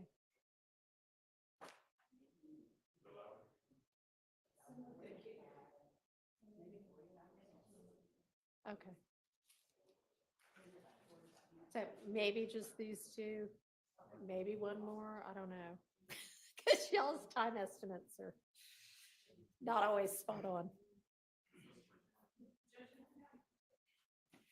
I mean, I don't know who she said, but I'm just talking about how many more witnesses there'll be for today. Sounds like this, at least one other, maybe one other after that, but that seems like about it.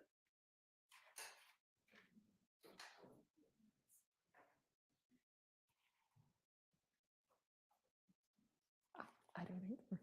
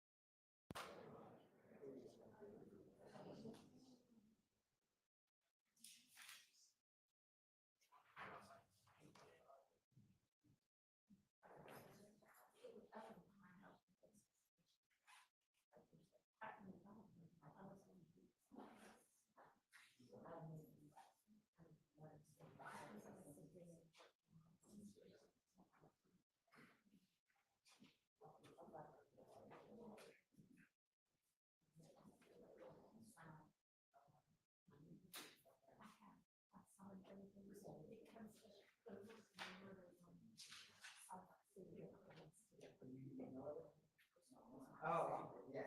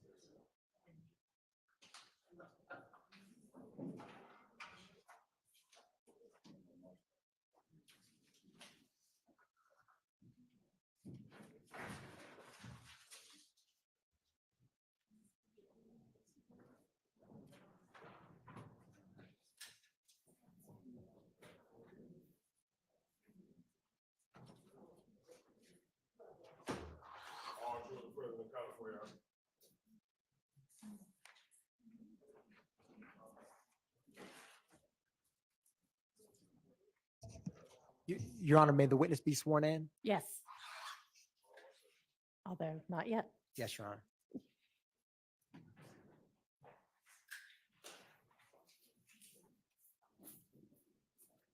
Raise your right hand. You swear to further testimony you're about to get a choice of truth, all from nothing but the truth, so help you God. Yes, I will. You may proceed to state your first and last name with a spelling of both, please. Yes, sir. My name is Ricardo Leal. It's Ricardo. First name spelled Leal.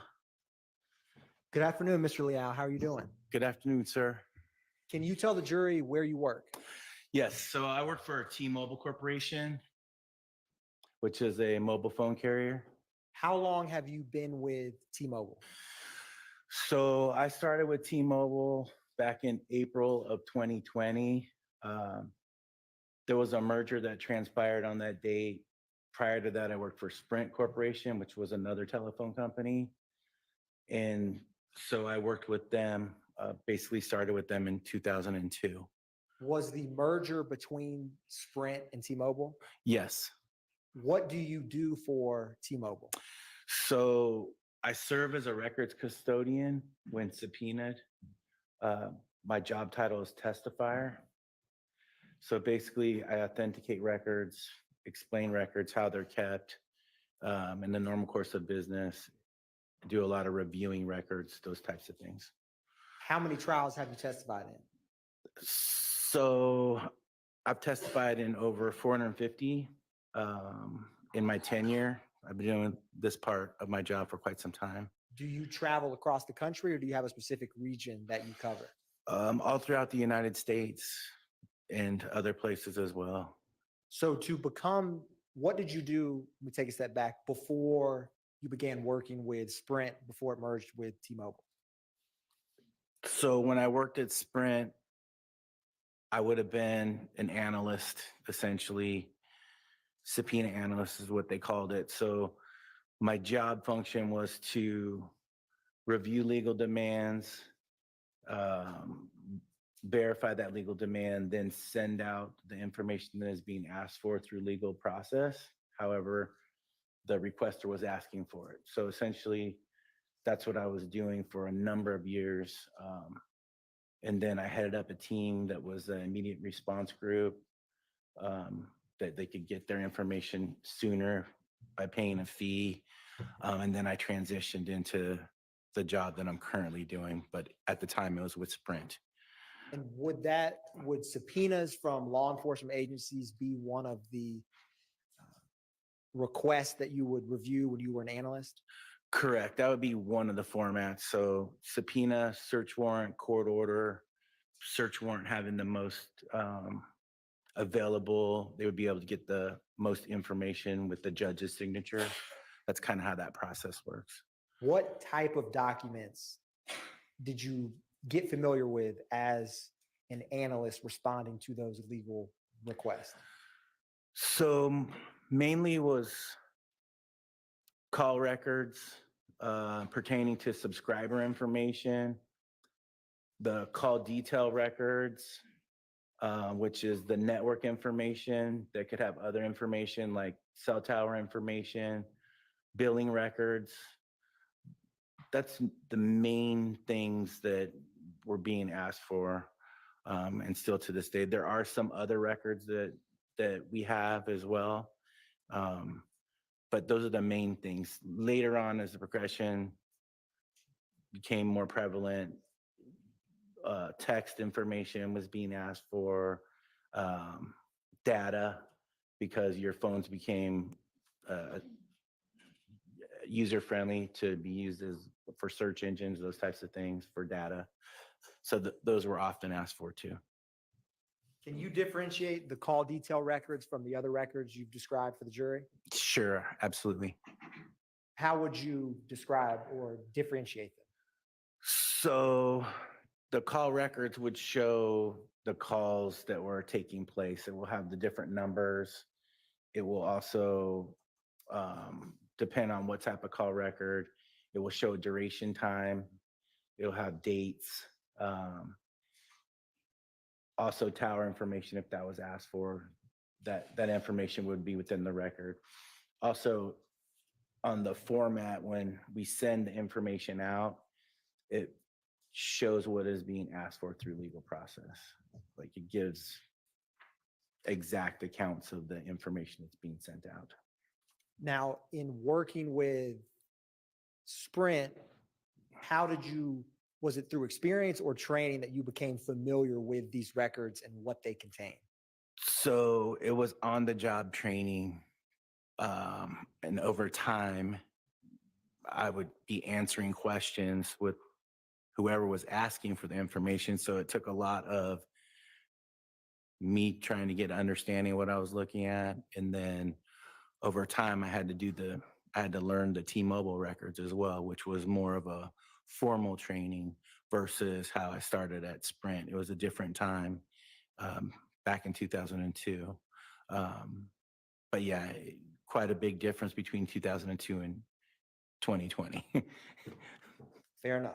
Can you describe for the jury what training you had to get familiar coming from Sprint with T-Mobile records? So there was a training that happened. It was during COVID. Basically, it was several days of going through the formats of how the records are kept at T-Mobile and the information that T-Mobile carries and how their information is kept in comparison to how the information is kept at Sprint. So there was kind of like a dual training going on where the T-Mobile folks were filling us in on their info and we were doing the same to them with the Sprint information, because two different networks, information being kept, all similar processes and everything, but the content was in different formats and it was kept differently according to time.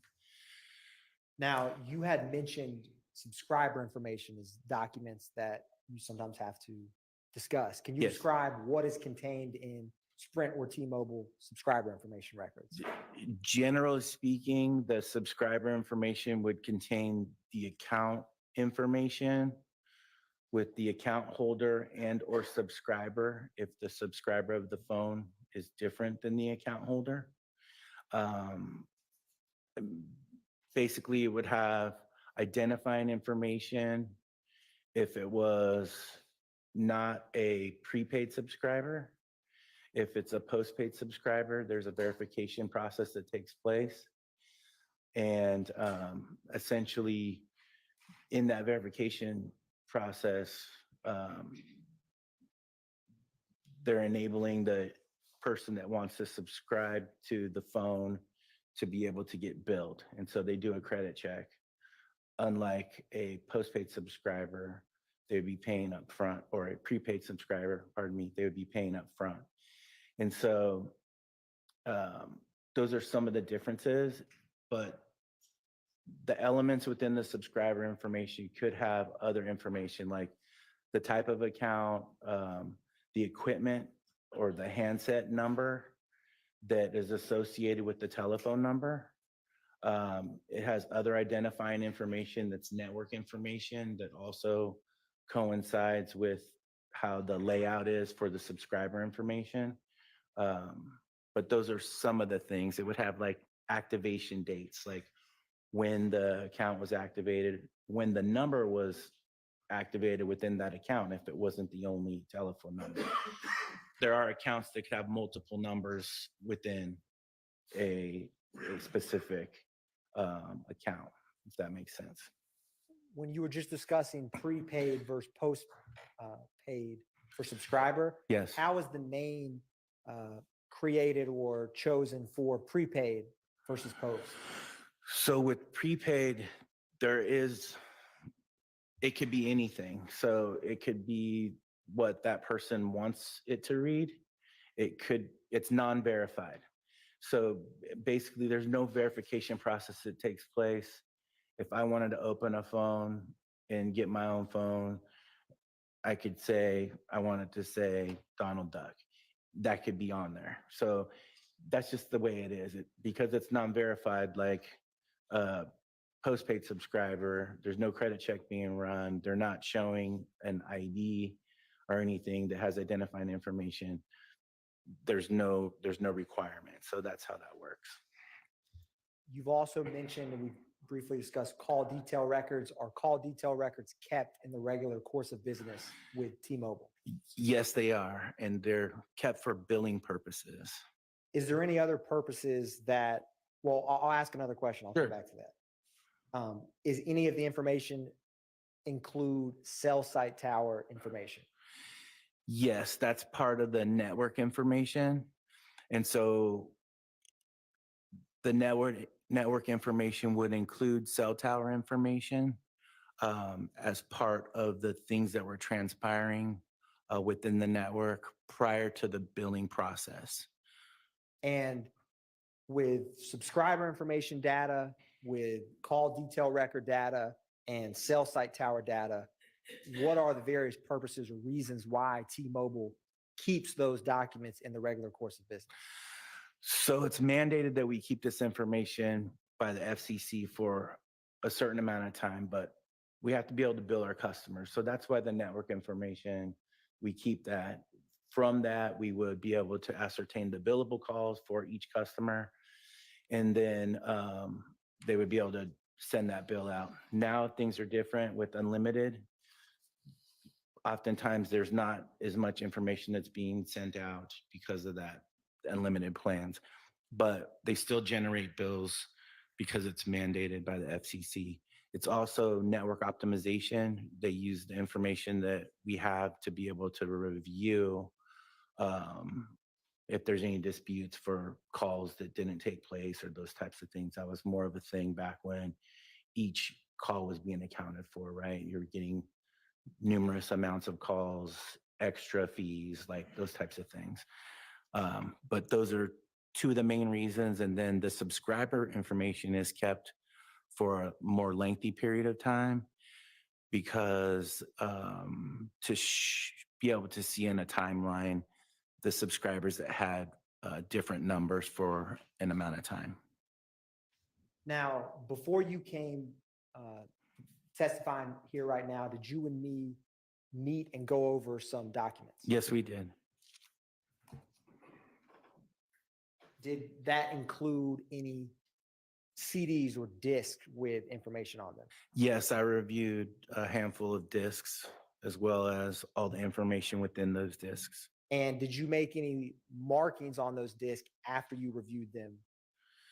I did on the outside envelope. Now, Your Honor, I'm going to approach the witness with what has been marked as State's Exhibit 515 Yankee through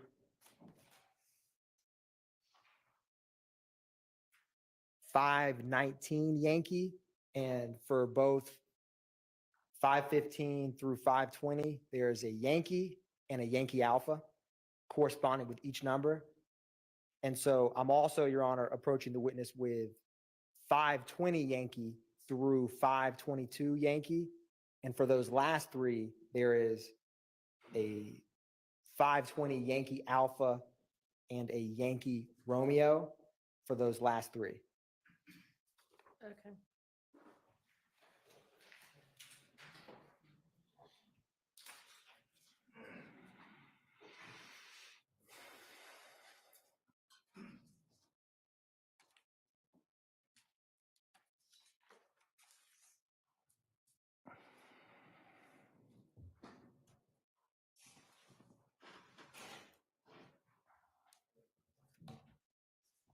I've handed the witness those exhibits.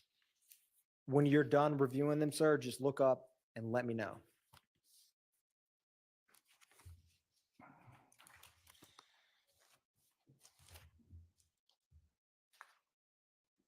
Okay.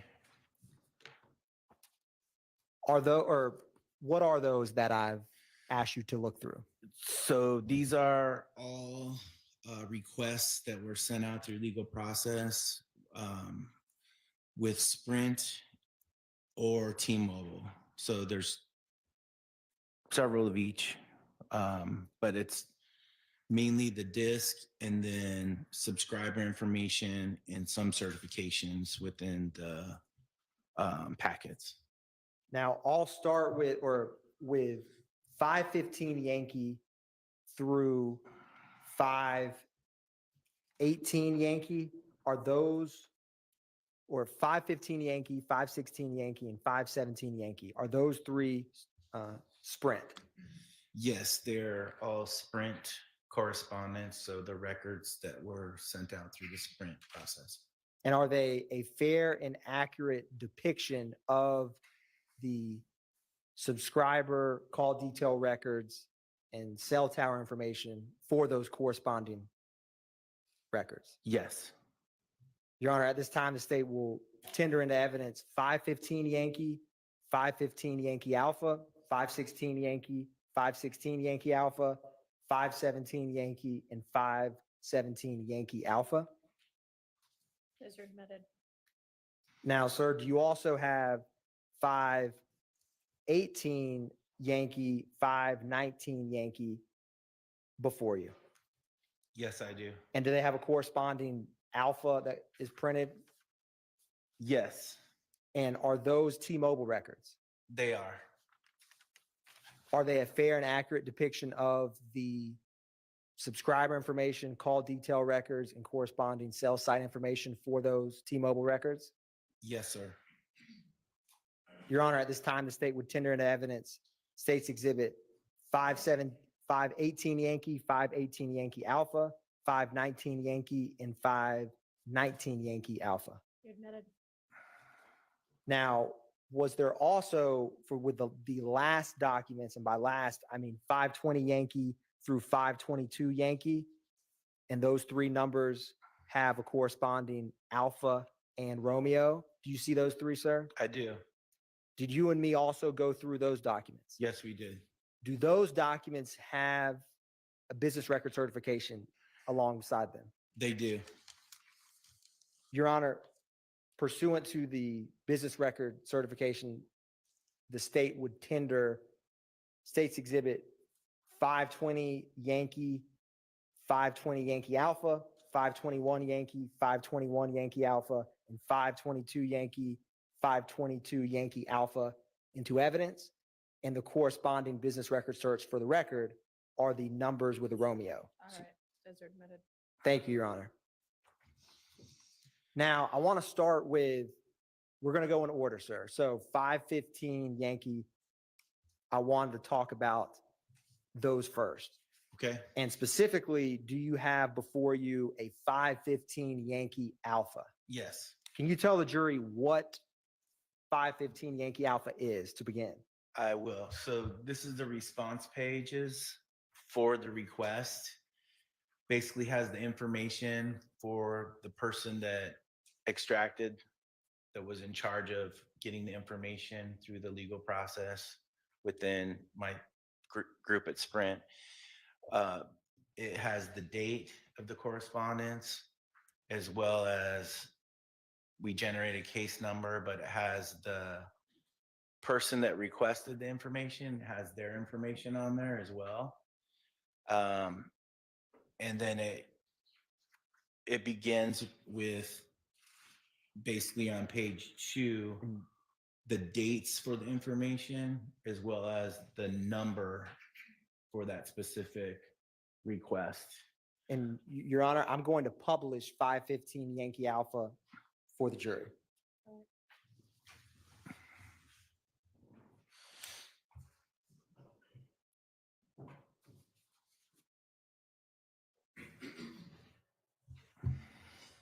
Now, can you explain for the jury, what is this on the top left when it has a Sprint case number?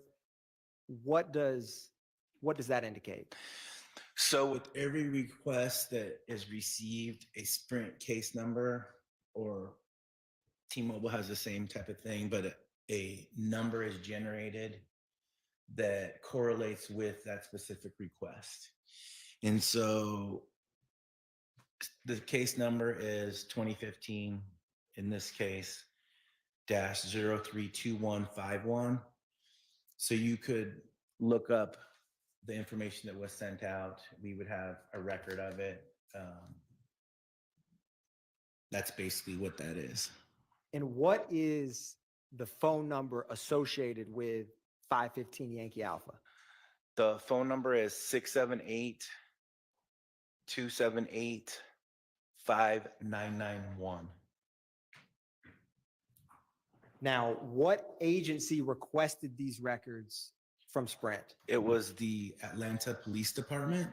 And who specifically with the Atlanta Police Department requested these records? It was Ari Bleifeld.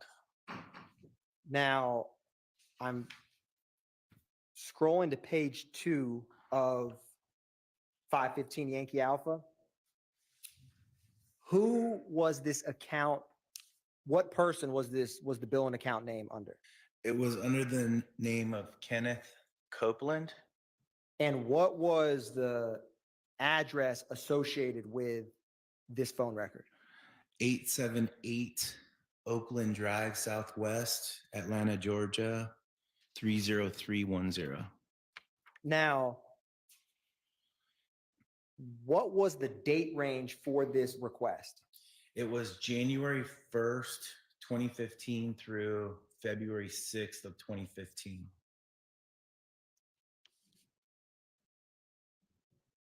What date was this account created?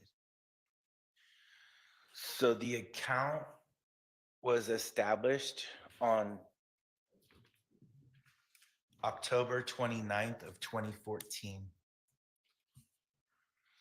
Now, I wanted to ask you, if you turn to the third page, do you see a line titled equipment? Yes. Now, what is that?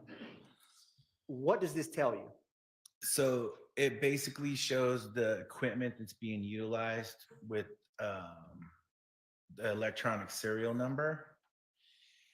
And so each handset has a ESN or electronic serial number that correlates with that handset. The phone carriers keep track of that information.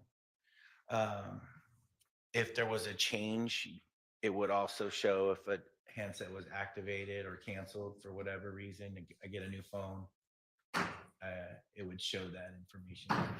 Now, are you able to tell if this is a pre or post-paid account? And if so, how? Yes. So with Sprint, in the network access identifier, which is close to the top of the page, where it's just under where it says effective, it has the name of the subscriber, and it'll usually have a numeral next to it, and then it has at sprintpcs.com. When I see that, I know that it's a postpaid subscriber. It's a verified subscriber. If it was prepaid on the Sprint network, it would have something like, oftentimes it would be like Boost Mobile. Boost would show up instead of Sprint PCS, or Virgin Mobile. Those were some of the prepaid components of Sprint, unless it was with a reseller. And so if it was with a reseller, they would have the subscriber information if there was any on a postpaid or a prepaid subscriber, rather. So a non-billed subscriber.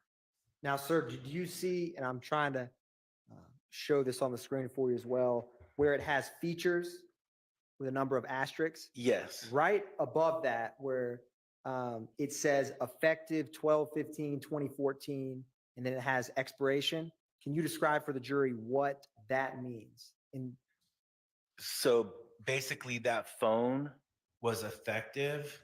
It was being utilized from December 15th, 2014 through the date searched. So for the entire date range, it was an effective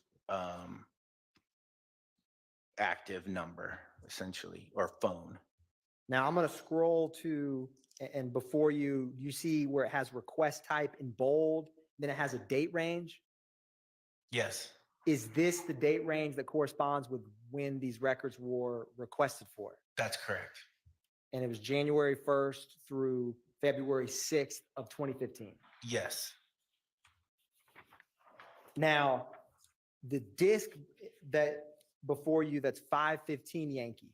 Yes, Is that the records that correspond with this subscriber information?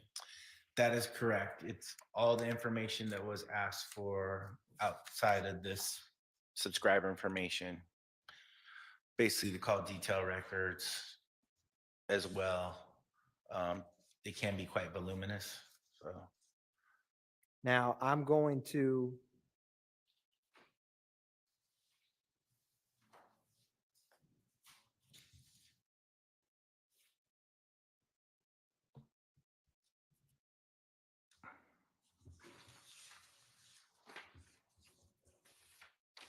publish for you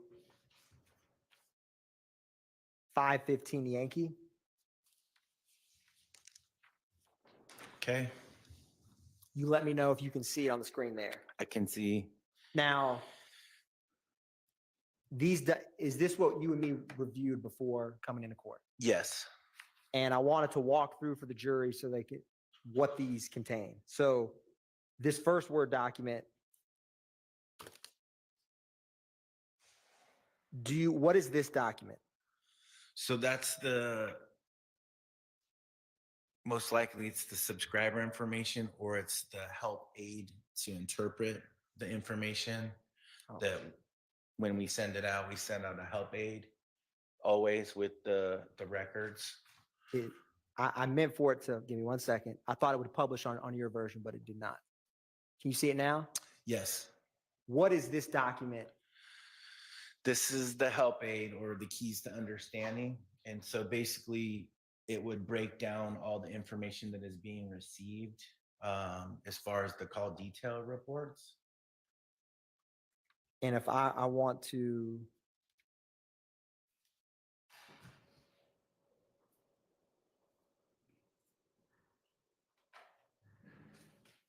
do you see this column where it says cell sites? Yes. Can you describe for the jury, what does this information and why is it included in these type of requests? Sure. So basically it's highlighting all the different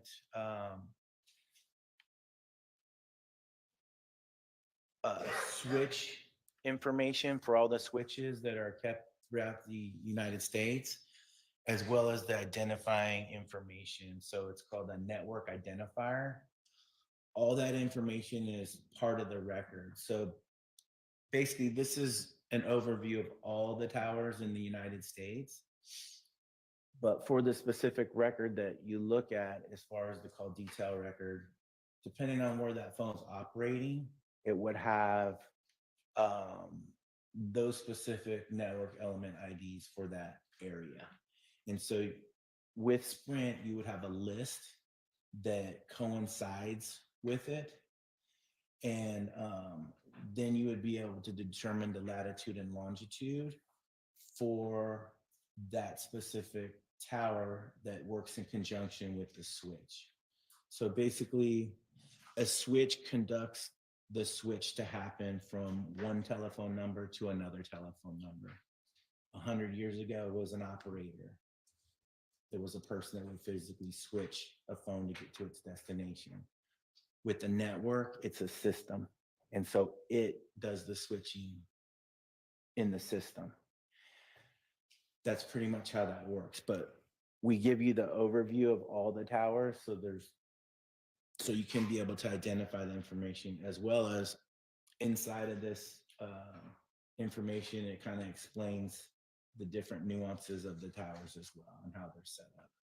Now, for example, with the records that T-Mobile, or in this case, Sprint at the time, would send back, if a law enforcement agency asked for phone records for 30 days and someone traveled to 10 different states, would the records from that be different or not different in relation to the cell site tower you're talking about for someone who stayed in one state? Their phone stayed in one state. Right. So anytime there's movement, you're going out of state, the switch would also be typically in the other state as well. So That's kind of how that works. There's switches all throughout the United States, and then for every switch, there's several, could be 100 or more towers that are associated, probably more than 100 with each specific switch, just depending on the population density. And so I'm just going to give you an example. If I was on my phone and I left Georgia and I went north to New York and I had been using my phone the entire time, getting on calls or whatever while I'm driving through my sync, of course. But anyways, every time you get on a call, it would then have the network information that would correlate with the switch and towers that are in those specific states that you're traveling through. Now, I want to go back to what's contained in 515 Yankee. So do you see how there's 3 Excel spreadsheets? Yes. I'm going to open these and walk through them with you, starting from top to bottom.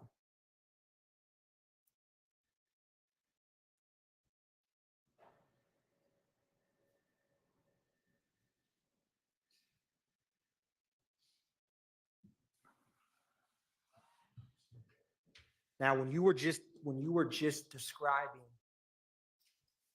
the different tower information that would come back from a request, what is this Excel spreadsheet that's contained within 515 Yankee? So this is the NEID list or the switch information. And basically it's a list. On the record, it would have the identifying information, and you would have to refer to this list to be able to plot the latitude and longitude. So with the Sprint records, you have to look up the list, and then you would use the cell ID number to locate the latitude and longitude for each specific sector of a tower, essentially. Now, what you see, this Excel is titled NEID 207. Yes. What does that mean, and what is after that title of this document? Sure. So it's the network element ID, and then it's the name of that NEID, which is 207. And then it shows where that switch is in Miami. Typically, it's going to be where that switch is operating. It's the name of the list. Now I want to show you, I'm going to open up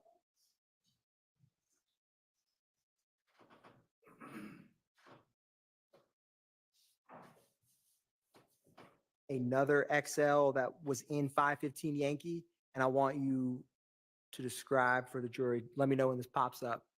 Do you see that, sir? I do.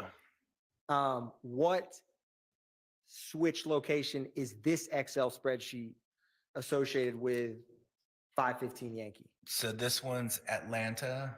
It's number 176. So it's network element ID 176.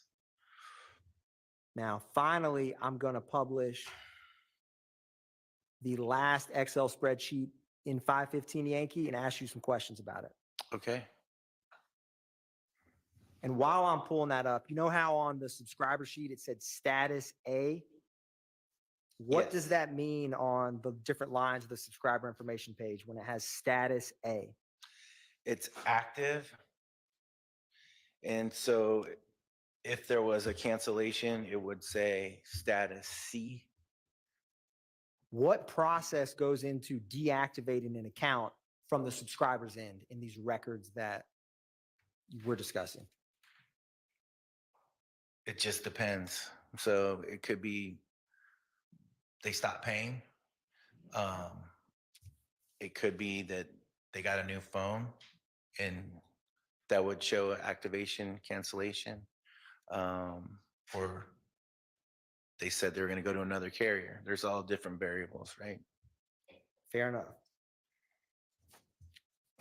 Do you know what steps T-Mobile takes to deactivate an account on their end as the provider? Same type of thing.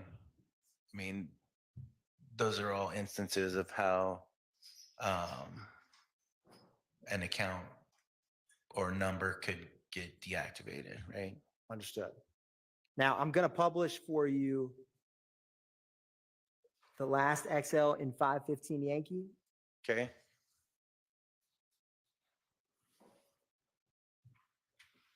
Do you see this? Yes.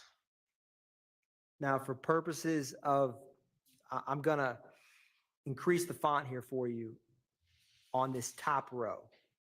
Okay. Can you tell the jury in general, while I'm doing that, what these are? Sure. So these are the columns.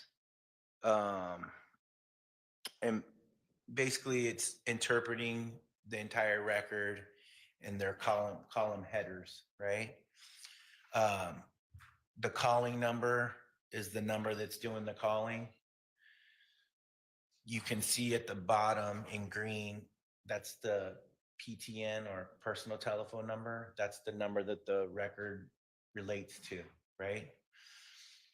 And then you have the called number and the dialed digits.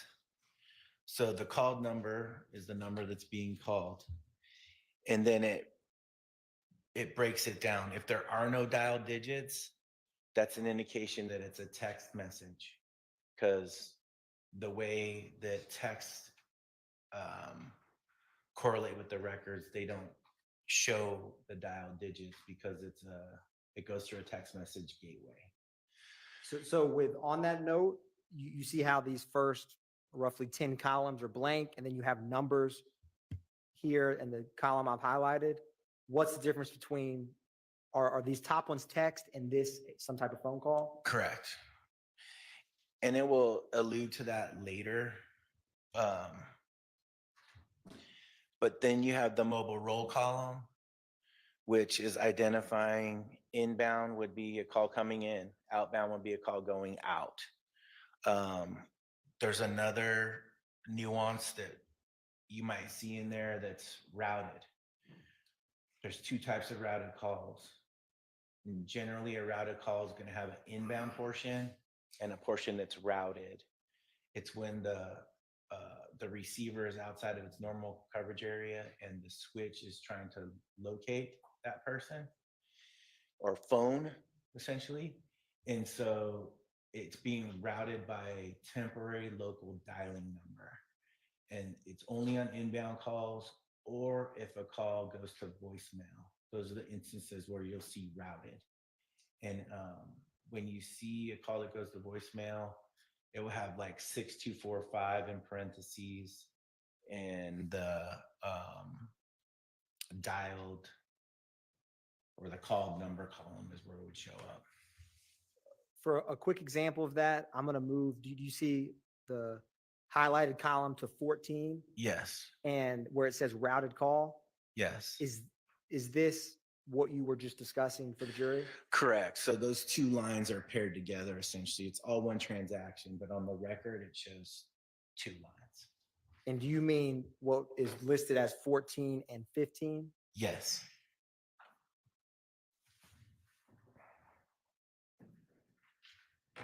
Now, going to, after that inbound, outbound, or routed column, can you describe for the jury or walk through, you have start date, end date, duration. Can you describe and walk through these for the jury? Yes. And so the start date is the date and the time. The time's in military time. So that first transaction is like 1 minute after midnight and 20 seconds. Then it has the duration, as I spoke to earlier. There's no time involved in text, so it's always going to be 0. As far as talk time. And then you have the start date and the end date. The duration would be 0. If it was a call or there was a network it was attached to the network, it would then have time involved. And then it has the network element ID for At those, the NEID? correct. For those ones in 0, it's showing that number 198 or 194, 198. Those are all text message gateways. They're in that interpretation sheet that we looked at earlier, the key to understanding the information. All those are broken down in there. And then it coincides with a specific repoll.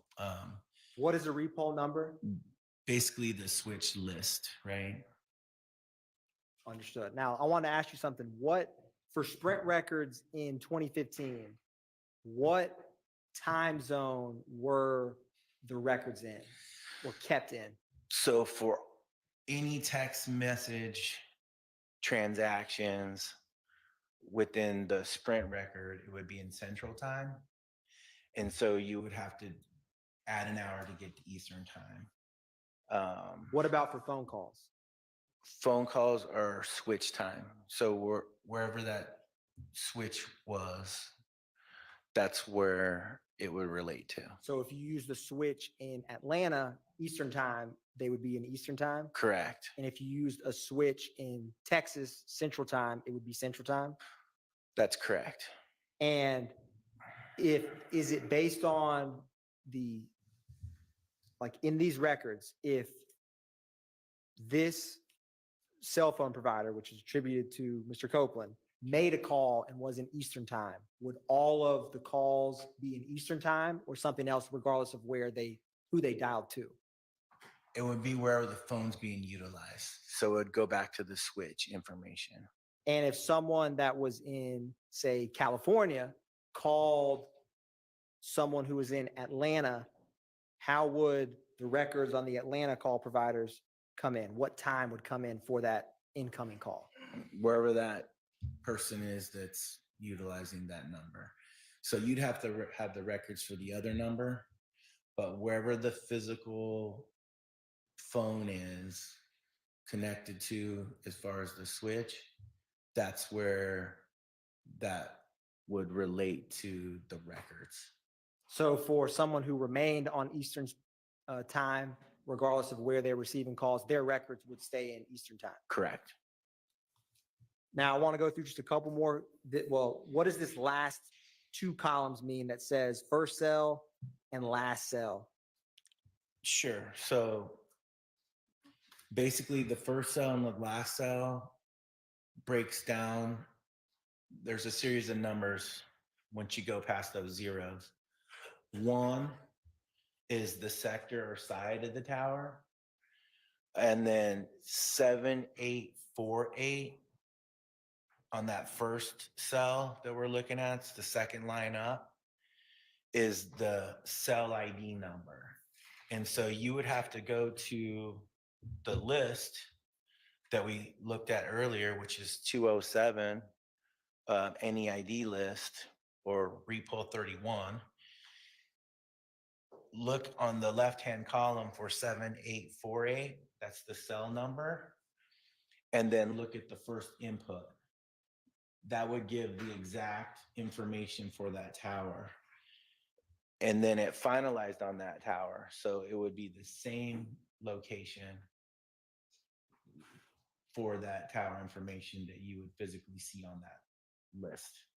Now, earlier you had mentioned if the duration is 0, it's a text. Is there any significance to this first cell, last cell columns having a 0 versus numbers? Not for text, no. So if it's a 0 here, does that mean it's a text? Yes, but if the phone was off or out of battery and there was calls coming in, it would also show 0. Understood. Now, would these records that we're walking through, would applications such as FaceTime or WhatsApp or Telegram show up in these documents? No. Now, do you have before you 516 Yankee Alpha? Yes, I do.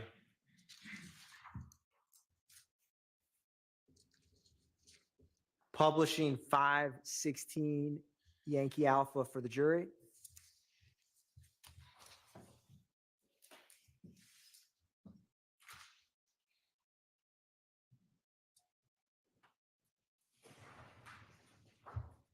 Now, who made this request for 516 Yankee Alpha?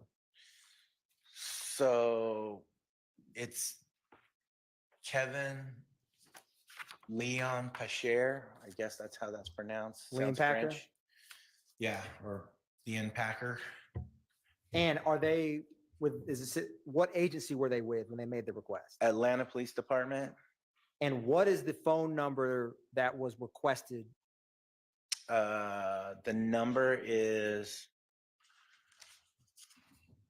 470-262-2643. What was the date that these records were provided to the Atlanta Police Department that made the request? The date that they were provided was, let me look here.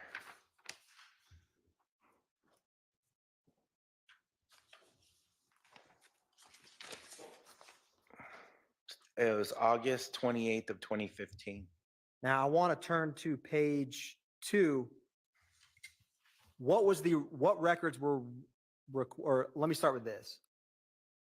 I'm going to go to the middle of page 2. What is the account name associated with these records?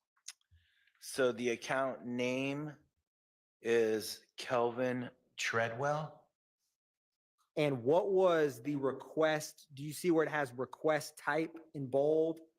Yes. What all was requested?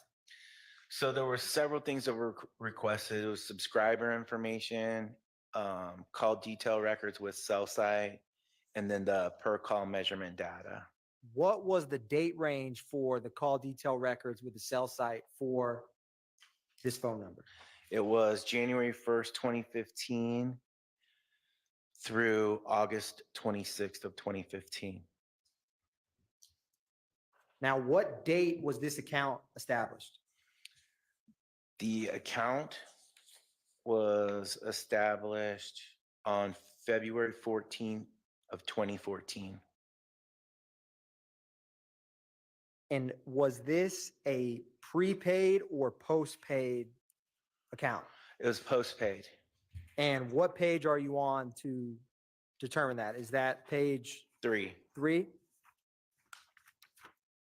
On page 3, is it near where it has equipment? Correct. Above equipment, it goes back to sprintpcs.com. Now, was there any changes in this account in terms of cancellations, activations, or anything of that nature? Yes. So there was a phone change, like the handset changed on July 29 of 2015. One handset was canceled and then another one started.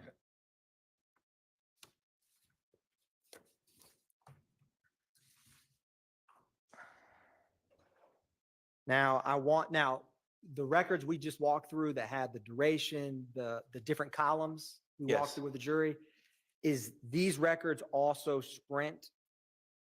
Yes. Does the call detail records associated with 516, are they in the same format of what we just walked through with the jury? Yes. So the Excel spreadsheet would have the same data columns for this phone number. Same type of information, just relating to the other number. Now I want to turn to 517 Yankee Alpha. Is that also a Sprint record, 517 Yankee Alpha? Yes, it is. Publishing 517 Yankee Alpha for the jury.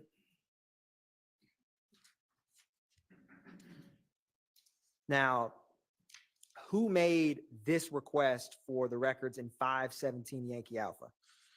It was a L. Gaither with the Atlanta Police Department. What was the date that these records were returned to Detective Gaither with Atlanta Police Department? It was May 28th of 2015. Now, turning to page 2, what was requested by Detective Gaither with these records? The cell site information with the call detail records, along with subscriber information for the date range of January 10th, 2015 through May 20th of 2015. Now, do you see on account details? Yes. Can you describe for the jury if this is pre or post-paid account? So it's a prepaid account. And basically it's a reseller. The reseller name is Red Pocket. Basically, resellers lease lines from the parent company, which in this case is Sprint. And they lease blocks of lines and operate their prepaid business. So if there were any subscriber information, you would have to get it from that specific reseller. And for these records, were call detail records with the disc that you reviewed for 517 Yankee, were there call detail records that were returned for this cell phone? Yes. Ending in 5726, and would it have the same columns as the first 2 Sprint records we just discussed with the jury? Absolutely. It's the same information. It's our network information. It's just being, and that's why we were able to respond to the request. But basically, it just is because it's a prepaid and it's operating through the reseller. If there were any subscriber information, they would have that. Now, let me ask you this. When requests are made, if I requested from January 1st till December 31st of a year, would I ever get more or less records from T-Mobile or Sprint that I requested? And if so, why? So we're only able to give what is asked for. I'm not saying humans don't make mistakes, but it could happen where more information was given than they were supposed to, but we have to divulge that information if that's the case. And so it could have less depending on if the phone was being utilized. Say the date range was for a year, but they stopped using the phone in September, then you wouldn't have the rest of the 3 months, right? So that's a thing too. But yeah, we would provide everything that we had for that specific date range. Now, I want to turn to 518 Yankee and 518 Yankee Alpha. Is that T-Mobile records versus Sprint? Yes. And I want to discuss what is the last 4 of 518 Yankee Alpha? The telephone number? Yes, sir. It is 7604. And Your Honor, I'm publishing 518 Yankee Alpha for the jury.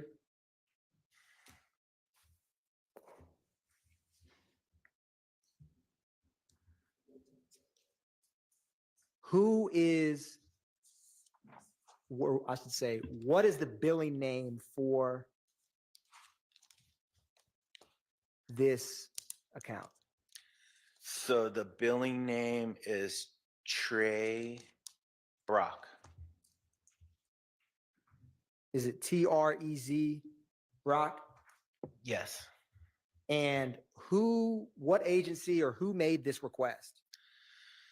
So it was requested by Michael Sprinkle at the Fulton County District Attorney's Office. When was this requested information provided to Mr. Sprinkle? October 26th of 2016. And for these records, what was requested? Subscriber information and call detail records were requested. Were cell tower information requested for this number? Yes, that was included in the cell records.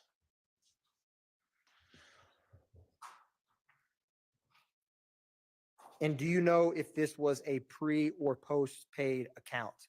It's prepaid.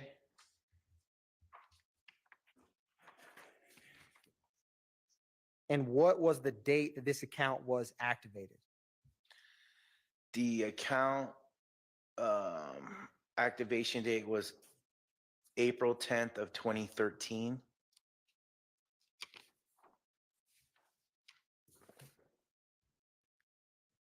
Now, I want to publish 519 Yankee Alpha. Do you have that before you? Yes. Is this also T-Mobile records? Yes, it is.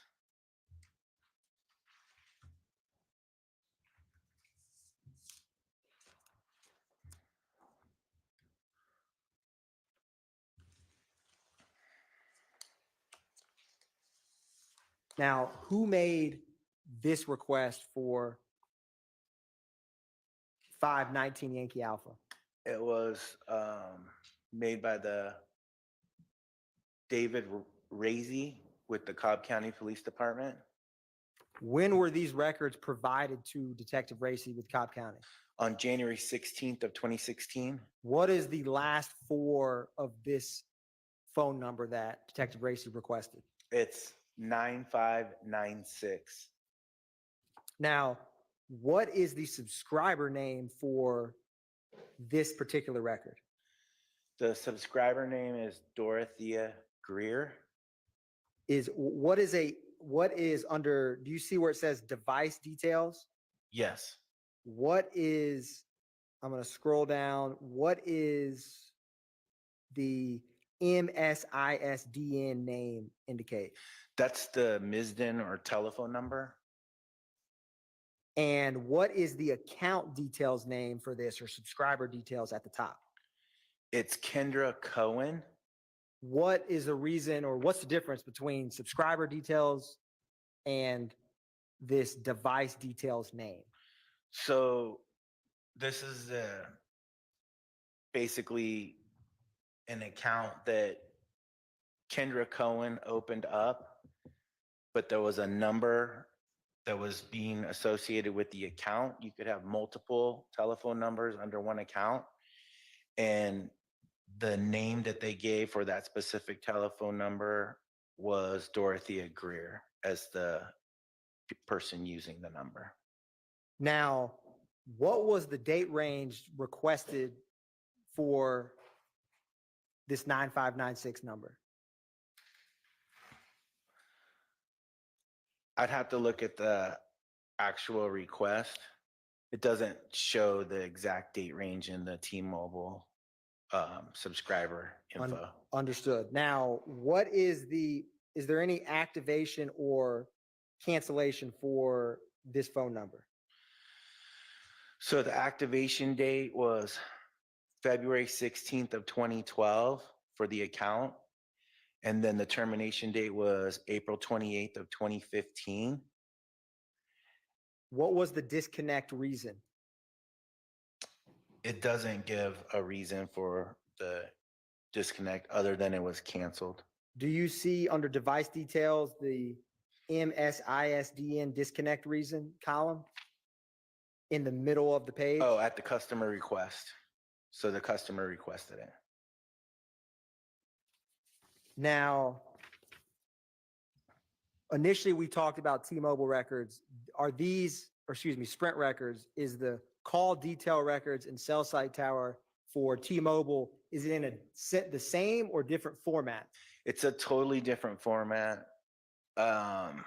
With T-Mobile, the cell tower information's on the call detail record.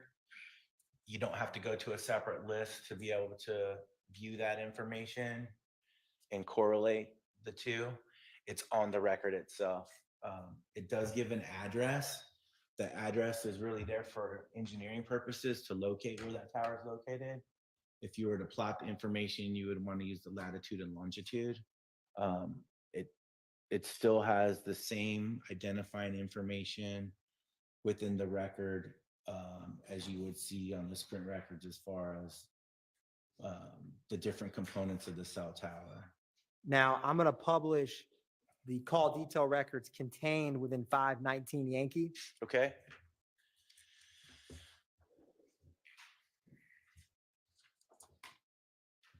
Do you see this on the screen?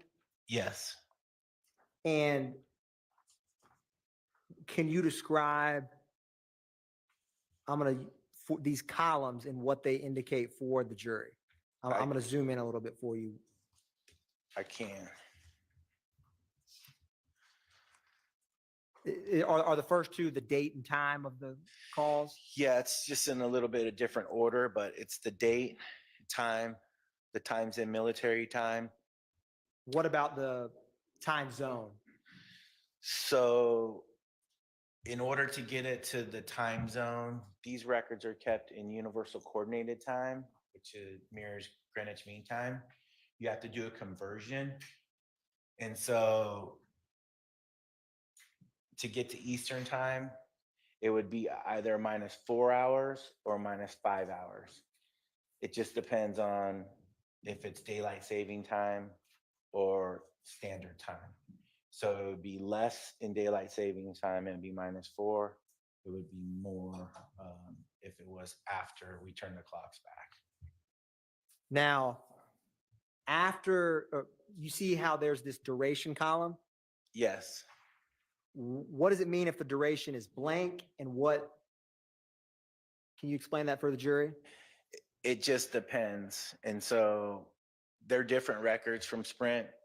It doesn't necessarily mean the same thing, but it could be that it's a text message, but not always. Basically, you have the duration is the total time that it was connected to the network.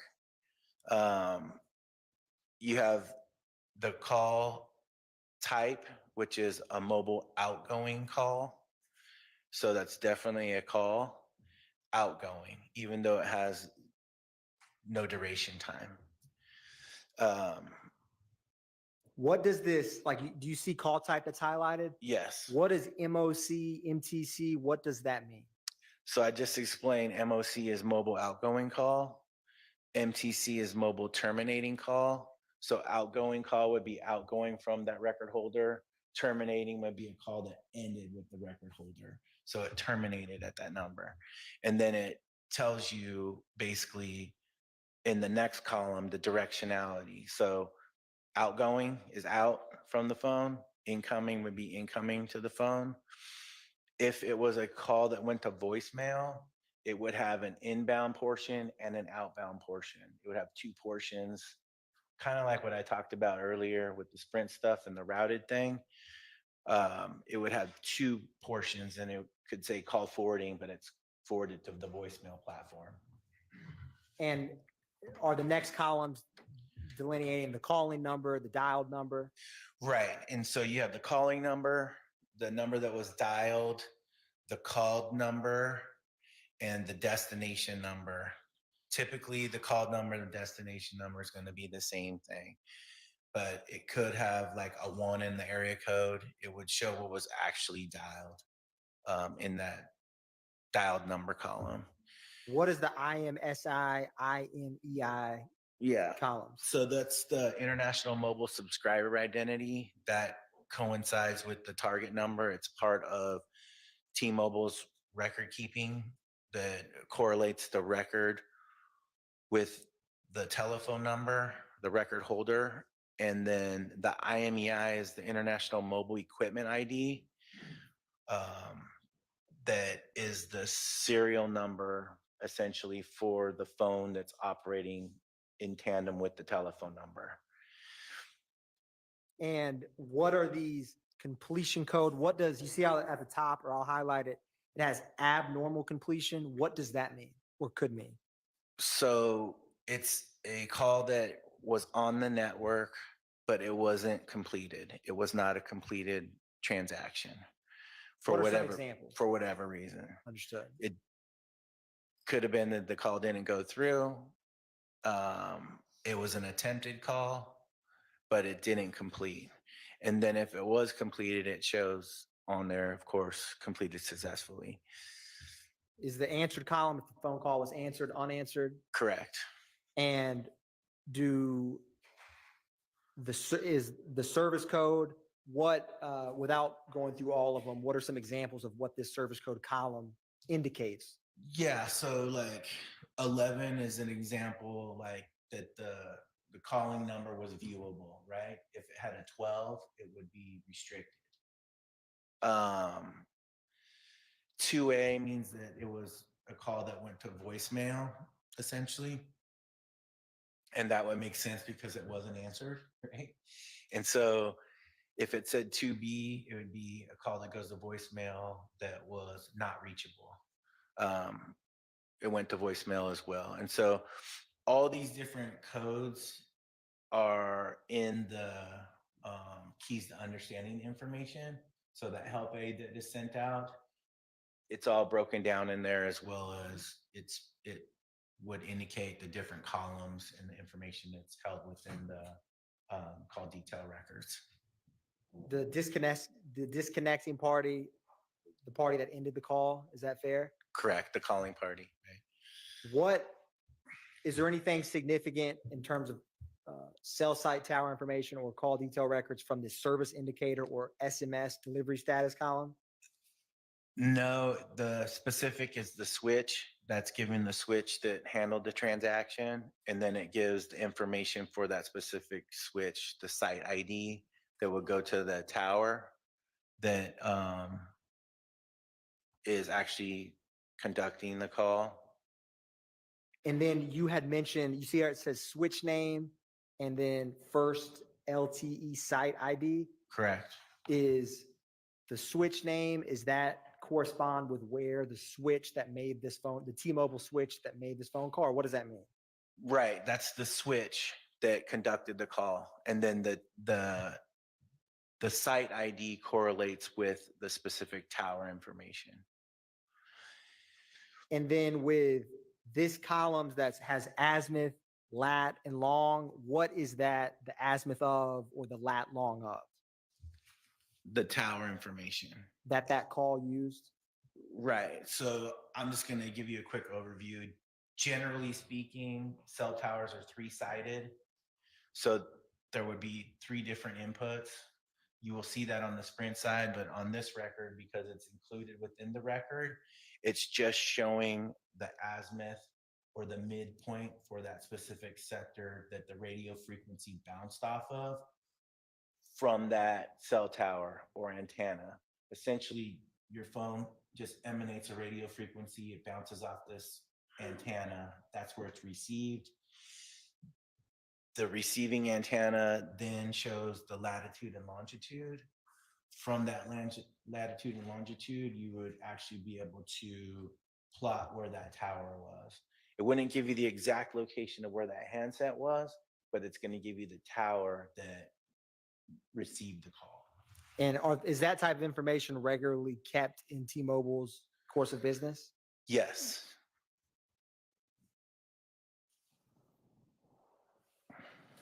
Now, was there also some records that I had discussed, the business record certs? Yes. So I wanted to publish 520 Yankee Alpha. Do you have that before you? Yes.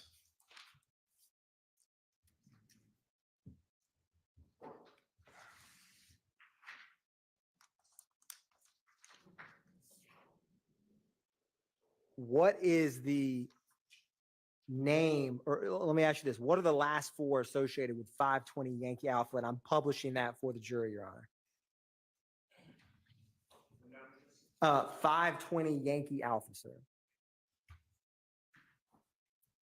It's the number ending in 8008. Who is the subscriber name associated with this? The subscriber name is Javaris Bradford. And what was the account effective date for this? So the account effective date is May 5th of 2014. Who made this request? The requesting party was Daryl Browning, or that was the that was the respondent. Hold on a second. It was David White with the Office of the Fulton County District Attorney. And when were these records for the 8008 returned to David White with the Fulton County DA's office? June 13th of 2016.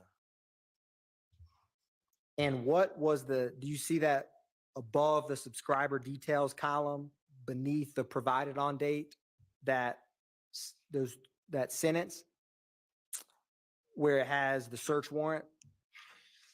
What was the date that this request was responding to?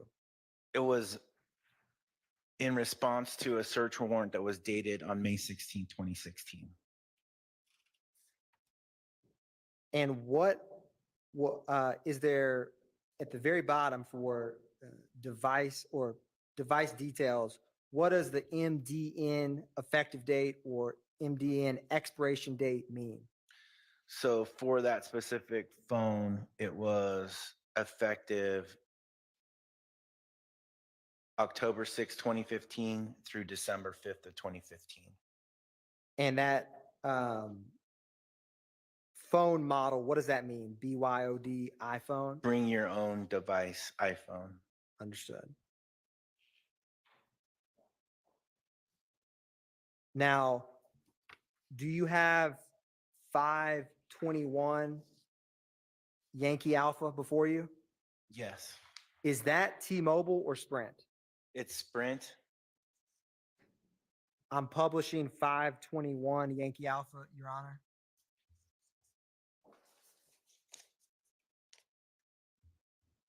Who requested, or let me ask you this, what are the last four of 521 Yankee Sprint records of that cell phone? The number is last four is 3145.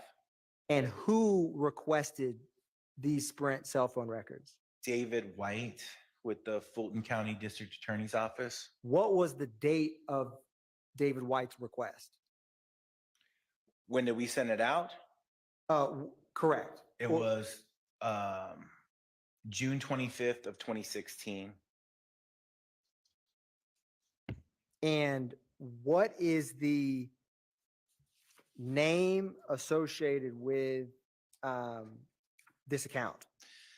The subscriber name is Monica Cobb.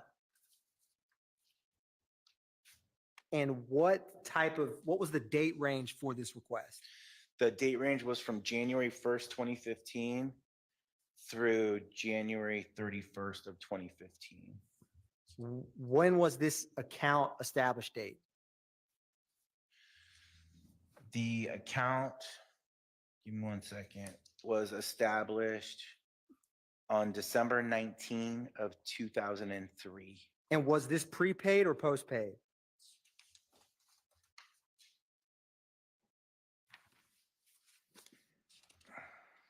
Give me 1 second. It was a postpaid subscriber, a billed subscriber. And was call detail records with cell site requested? Yes. Was call detail records with cell site received by the requesting party, David White? Yes. Now, would these call detail records and cell site correspond with the T-Mobile columns that we walked through? Sprint? Or sorry, my apologies. Yes, the first columns we walked through, the first Excel was Sprint. Correct. They would have the same information just for a different telephone number. And so it would be in the same format as the other Sprint records that we looked at earlier. Now,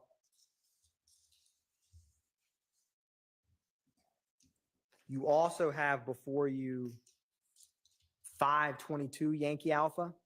Yes. Is that T-Mobile or Sprint? It is T-Mobile. I'm going to publish 522 Yankee Alpha for the jury, Your Honor.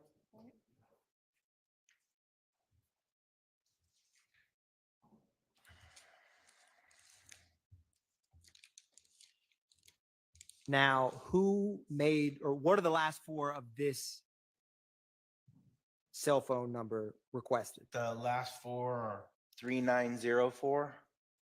Who made this request? The request was David White was the requester with the Fulton County District Attorney's Office. When did the records get returned to David White? It would have been Or when were they provided, I should ask? on June 13th of 2016. Now, what was the subscriber name? The subscriber name was Kendra Cohen, was the actual account holder. And the subscriber name was Young Money. Is there any activation or cancellation with this account? Give me 1 second. Or let me ask this, when was the account effective date? So the account effective date was December 26th of 2014. And then the account expired or expiration date was April 24th of 2015. And what was the date range requested for these records? It's not on this request. It would have been in the body of the search warrant. With the call detail records associated with this, if we looked at the first row and the last row, would that tell us the date range of? It would give you an approximation, right?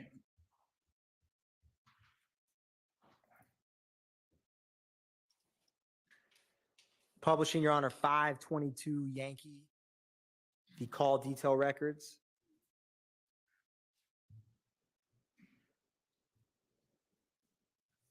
Now, sir, can you see what the date is for the first call in these records? It's January 5th of 2015. Okay.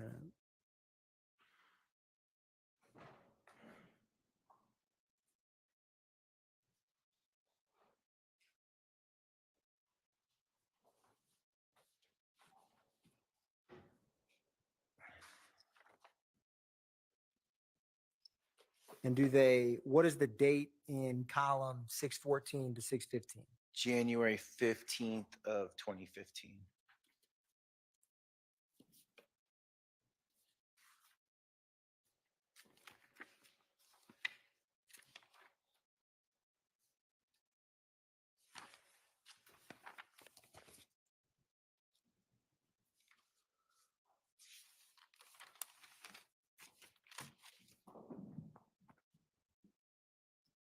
One brief moment, Your Honor.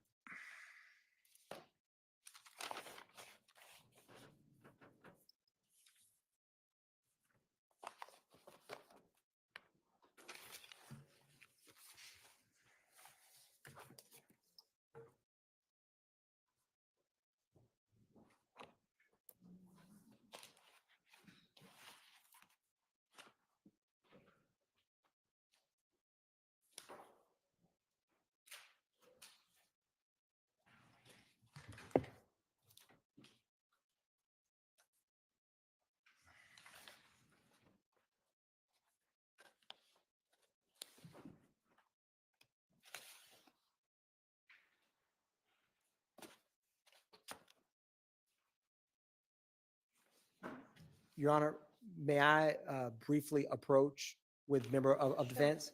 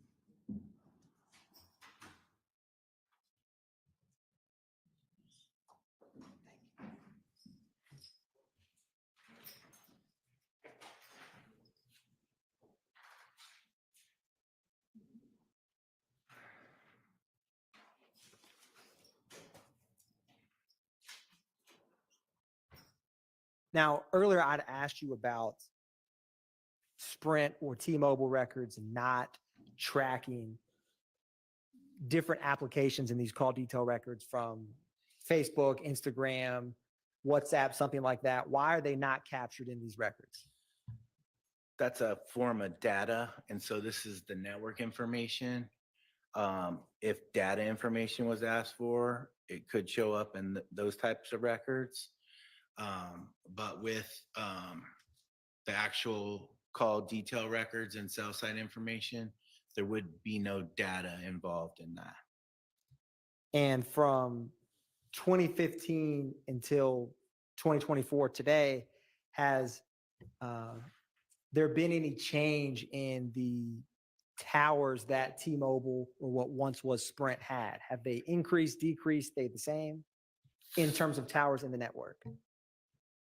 So the network's stronger now because we essentially migrated all the Sprint information into T-Mobile. There's not really much more I can say about that other than it's a stronger network now than it was when both companies were operating on their own. Understood. And when we had discussed subscriber information, is there any reason that it says basic subscriber information? Is there any other type of records associated with subscriber information, or why is it referred to that way? Yeah, so we can only give what is asked for.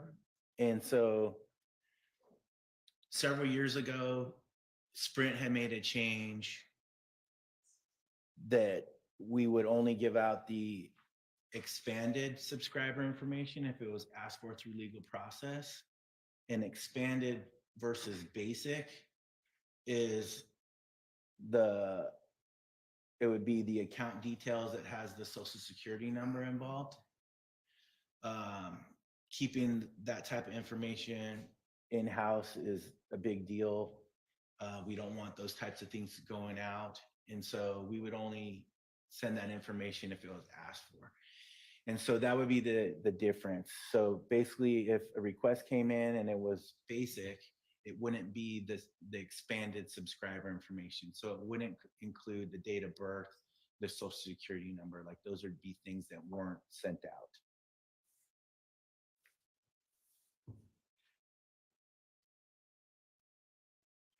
One brief moment, Your Honor.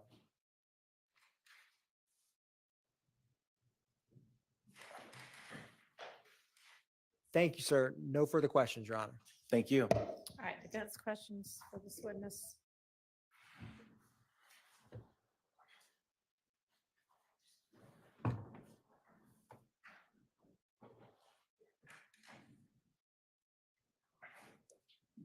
Sir, thank you so much for your time. Thank you, sir. Can I ask you a couple of questions? Yes. Have you ever encountered your records showing a certain duration for a call, and then the call goes to a different provider's record? So it's calling from one phone, your company, to another company. You understand what I'm asking you so far? Yes. And they have different times for duration. Can you explain that to the jury, if you come across that? So I don't really compare other carriers. There could be a slight variation, but I just mainly look at the records for my specific company, right? But there could be some type of maybe a minimal amount of time that's different. What would be minimal? And we have an example. Seconds, I don't know. We're talking 10, 15, 20 seconds difference, or you're talking 2 seconds difference? Like I said, I don't work for another carrier. I've worked for these two. And when you're comparing phone calls, there could be some type of network reception. So it could be different depending on, you're talking about two different networks correlating with two different transactions, but it's the same, right? And so the way one carrier keeps their information could be slightly different than the other carrier. So I can't tell you why. Okay. Okay. Azimuth, it's Azimuth, I believe. Correct. Can you explain what that is to the jury? I can. So the azimuth is the midpoint for the sector.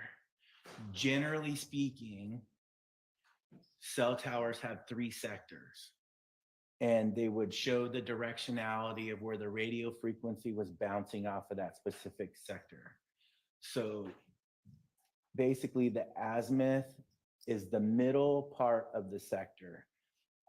I kind of look at it like this. Like if you looked at a clock, 12 is 0 and 360, right? On a compass.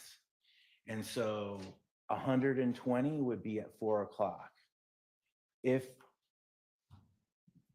120 degrees was that sector, the midpoint would be 60. So that would be the azimuth. That's just one example. How do you know in these records that you have just talked about, how do you know whether there's 3 sectors in these records that the jurors are about to see and get explained? So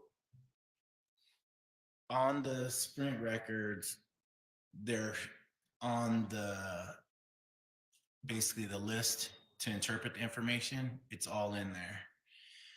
The T-Mobile records just show the azimuth for that specific tower.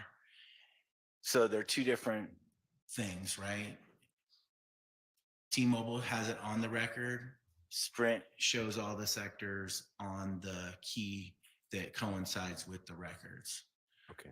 So the engineering aspects, that would be, you'd have to have the actual master list to see how that, for T-Mobile, how that orientation was, if it was multiple sectors or an omni antenna, which would be one, right? So it doesn't discount what actually transpired because it shows on the record for T-Mobile. And then my last series of questions on that clock example you just gave, with the 1, the 4, I don't know if you said, but the 8 o'clock would be the next one. 3 sectors. Is that fair to say? If that's how that tower was oriented. And that's what I was going to ask you. Explain that to the jury, because Yeah. it can rotate depending upon how the tower is built. Is that all true? Right. So the sectors are, once they're made, they can be changed, but generally you're going to have one sector covering an area that's approximately 120 degrees. All 3 of them would make up 360 degrees, which would be the 0 and the 12, right? And so they're oriented differently depending on, I'm not an engineer. I just know this from everything that I've done over the years with these records, right? Over 20 years of working with these. But they're orientated for reception, population density, right? The way that they're set up is all predicated by that azimuth. And so that gives the midpoint for each one of those sectors. The records are only going to show the one azimuth for that specific tower that was the radio frequency was bouncing off of. How do we know the rotation of that specific cell tower from these records without going out to the actual tower on the actual date? Like I said, that's giving you the midpoint for the one specific tower on the T-Mobile records. On the Sprint records, it will show all of them. Right, but the rotation, how the cell tower It's not itself- rotating, it's staying in one position. Understood, but when it's built, it could be different. For Tower 1, we can have a perfect clock with the first, I'll call it alpha. That's right. Well, let me just finish the question. Alpha between 0 and 4 o'clock, or 12 and 4 o'clock. Beta would be 4 to 8. Gamma would be 8 to 12. But on the Generally speaking, that's how it'd be set up. But on the next tower, it may be, and I'm making this up, 2 o'clock. That's right. Till 6 o'clock, I think I did that right, would be the alpha, and et cetera. True? That could happen. Okay. It's still going to be on the record. Okay, perfect. That's all. Thank you so much. You're welcome, sir. Any other defense questions for this witness? No one? Any redirect? Very briefly, Your Honor. Okay.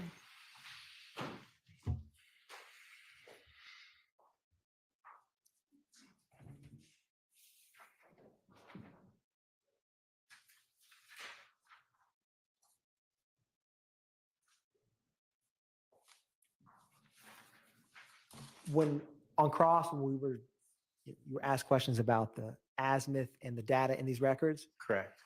with the records from either Sprint or T-Mobile that we discussed, is the data needed to plot, is the location of the tower information contained in these call detail records with cell site information that we have? Yes, within both carriers' records, right? Both Sprint and T-Mobile's information. The information is revealed for the latitude and longitude along with the azimuth for every pertinent call that was attached to the network. With the records that were received back or That's provided? correct. That's correct. One brief moment, Your Honor.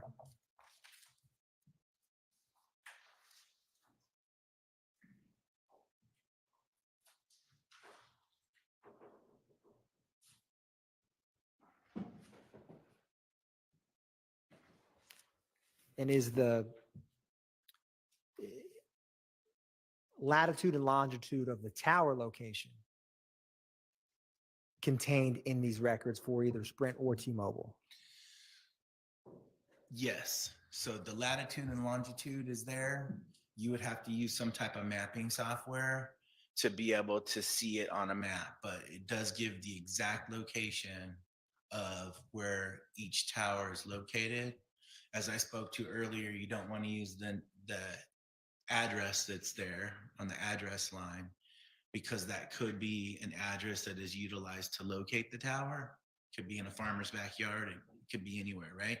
And so the lat and long is what you would need to use, as well as the azimuth to get the directionality, and you would be able to see an estimation of where the radio frequency was bouncing off of, but it would give you the exact location of the tower.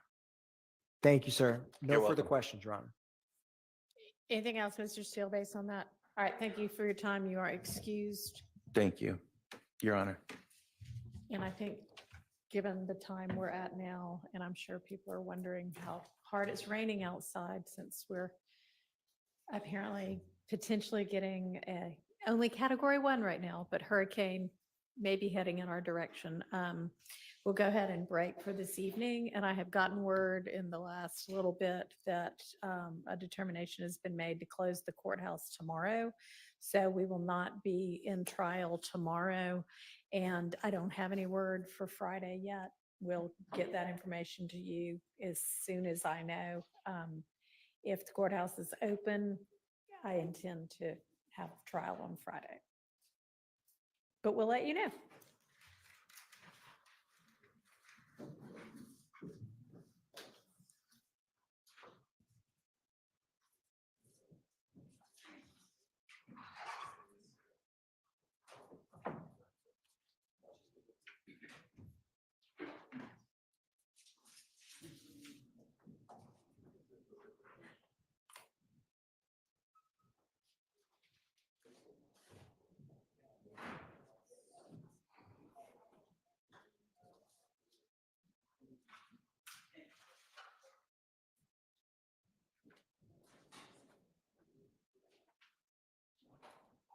Is there anything for the record before we break for the evening? Not in the state, Your Honor. Nope. All right, y'all please take tomorrow and keep plugging on all of the other aspects of this case that still need to be dealt with. And I will let y'all know as well as soon as I know what our Friday plan is. Thank you, Your Honor.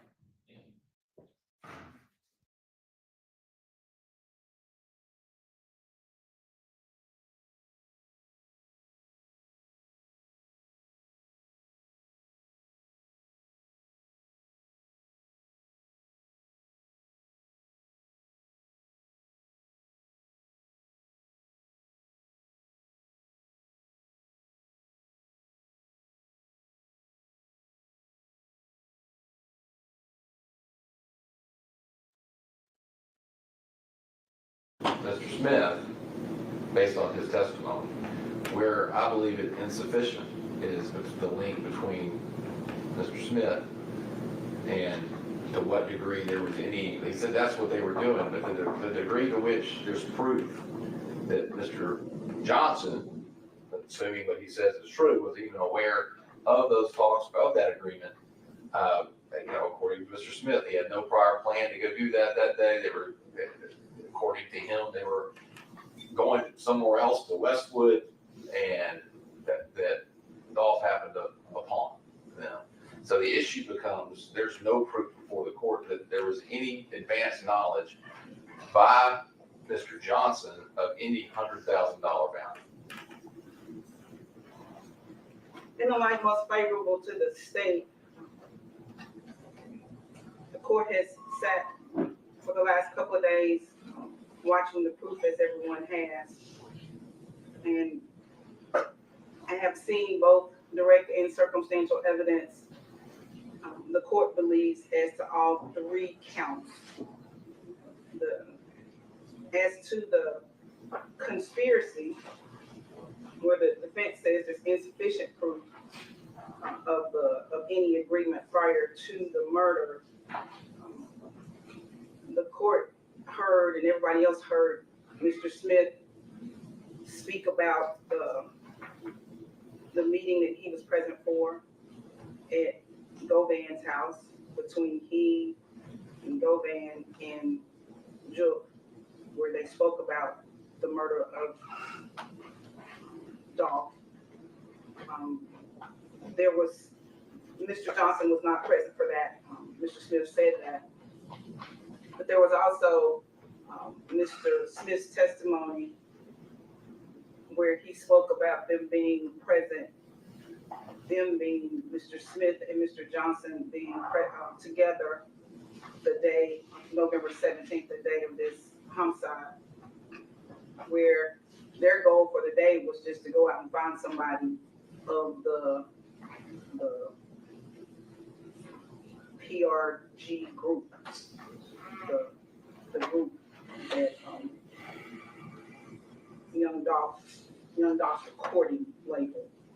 And their goal was to strike out to find someone. They happened on Dolph,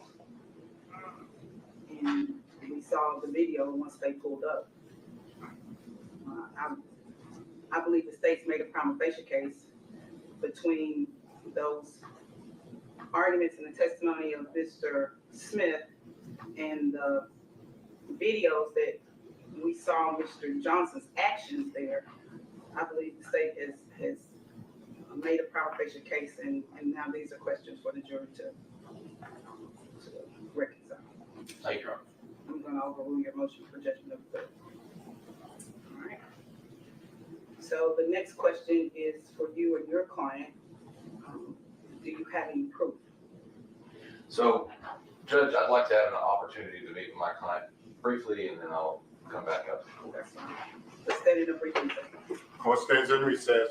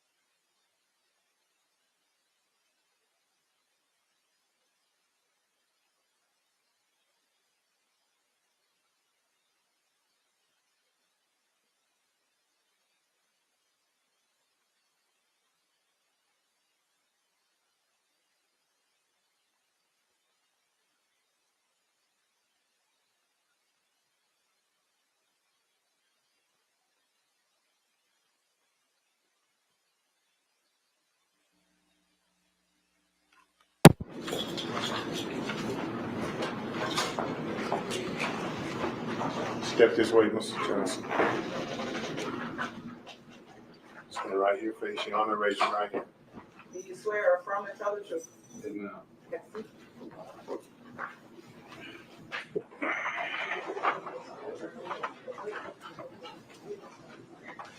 So, Mr. Johnson, you understand that we're at the part of the trial now where you have a right to testify or not testify on your own behalf. Yes, sir. And you and I have discussed this at length, have we not? Yes, sir. And you understand that you have the right to testify on your own behalf. All right. Yes, sir. And no one can take that away from you. You understand that? You also have a right to not testify. And if you don't want to testify, the judge is going to instruct the jury they can't hold that against you. You understand that? Yes, sir. Have you thought about it extensively? Yes, sir. And we've had several discussions, have we not? Yes, sir. And after considering all of that, what do you wish to do? Not testify. All right, thank you. Mr. Johnson, how old are you? 26 years old. How long has Mr. Evans been in your family? About 2 years. About 2 years. Yes, ma'am. If he's gone over with you all those things he just talked about, Yes, ma'am. about you testifying, Yes, ma'am. the pros, in the cons, the good and the bad. Y'all talked about all of those things, Yes, ma'am. and you understand those things. What's your highest education level? High school. You graduated from high Yes, school. ma'am. Do you have any questions for him, Absolutely. for your attorney, about this process, about you testifying? All right. You may step down. Any other proof? No, you're right. All right.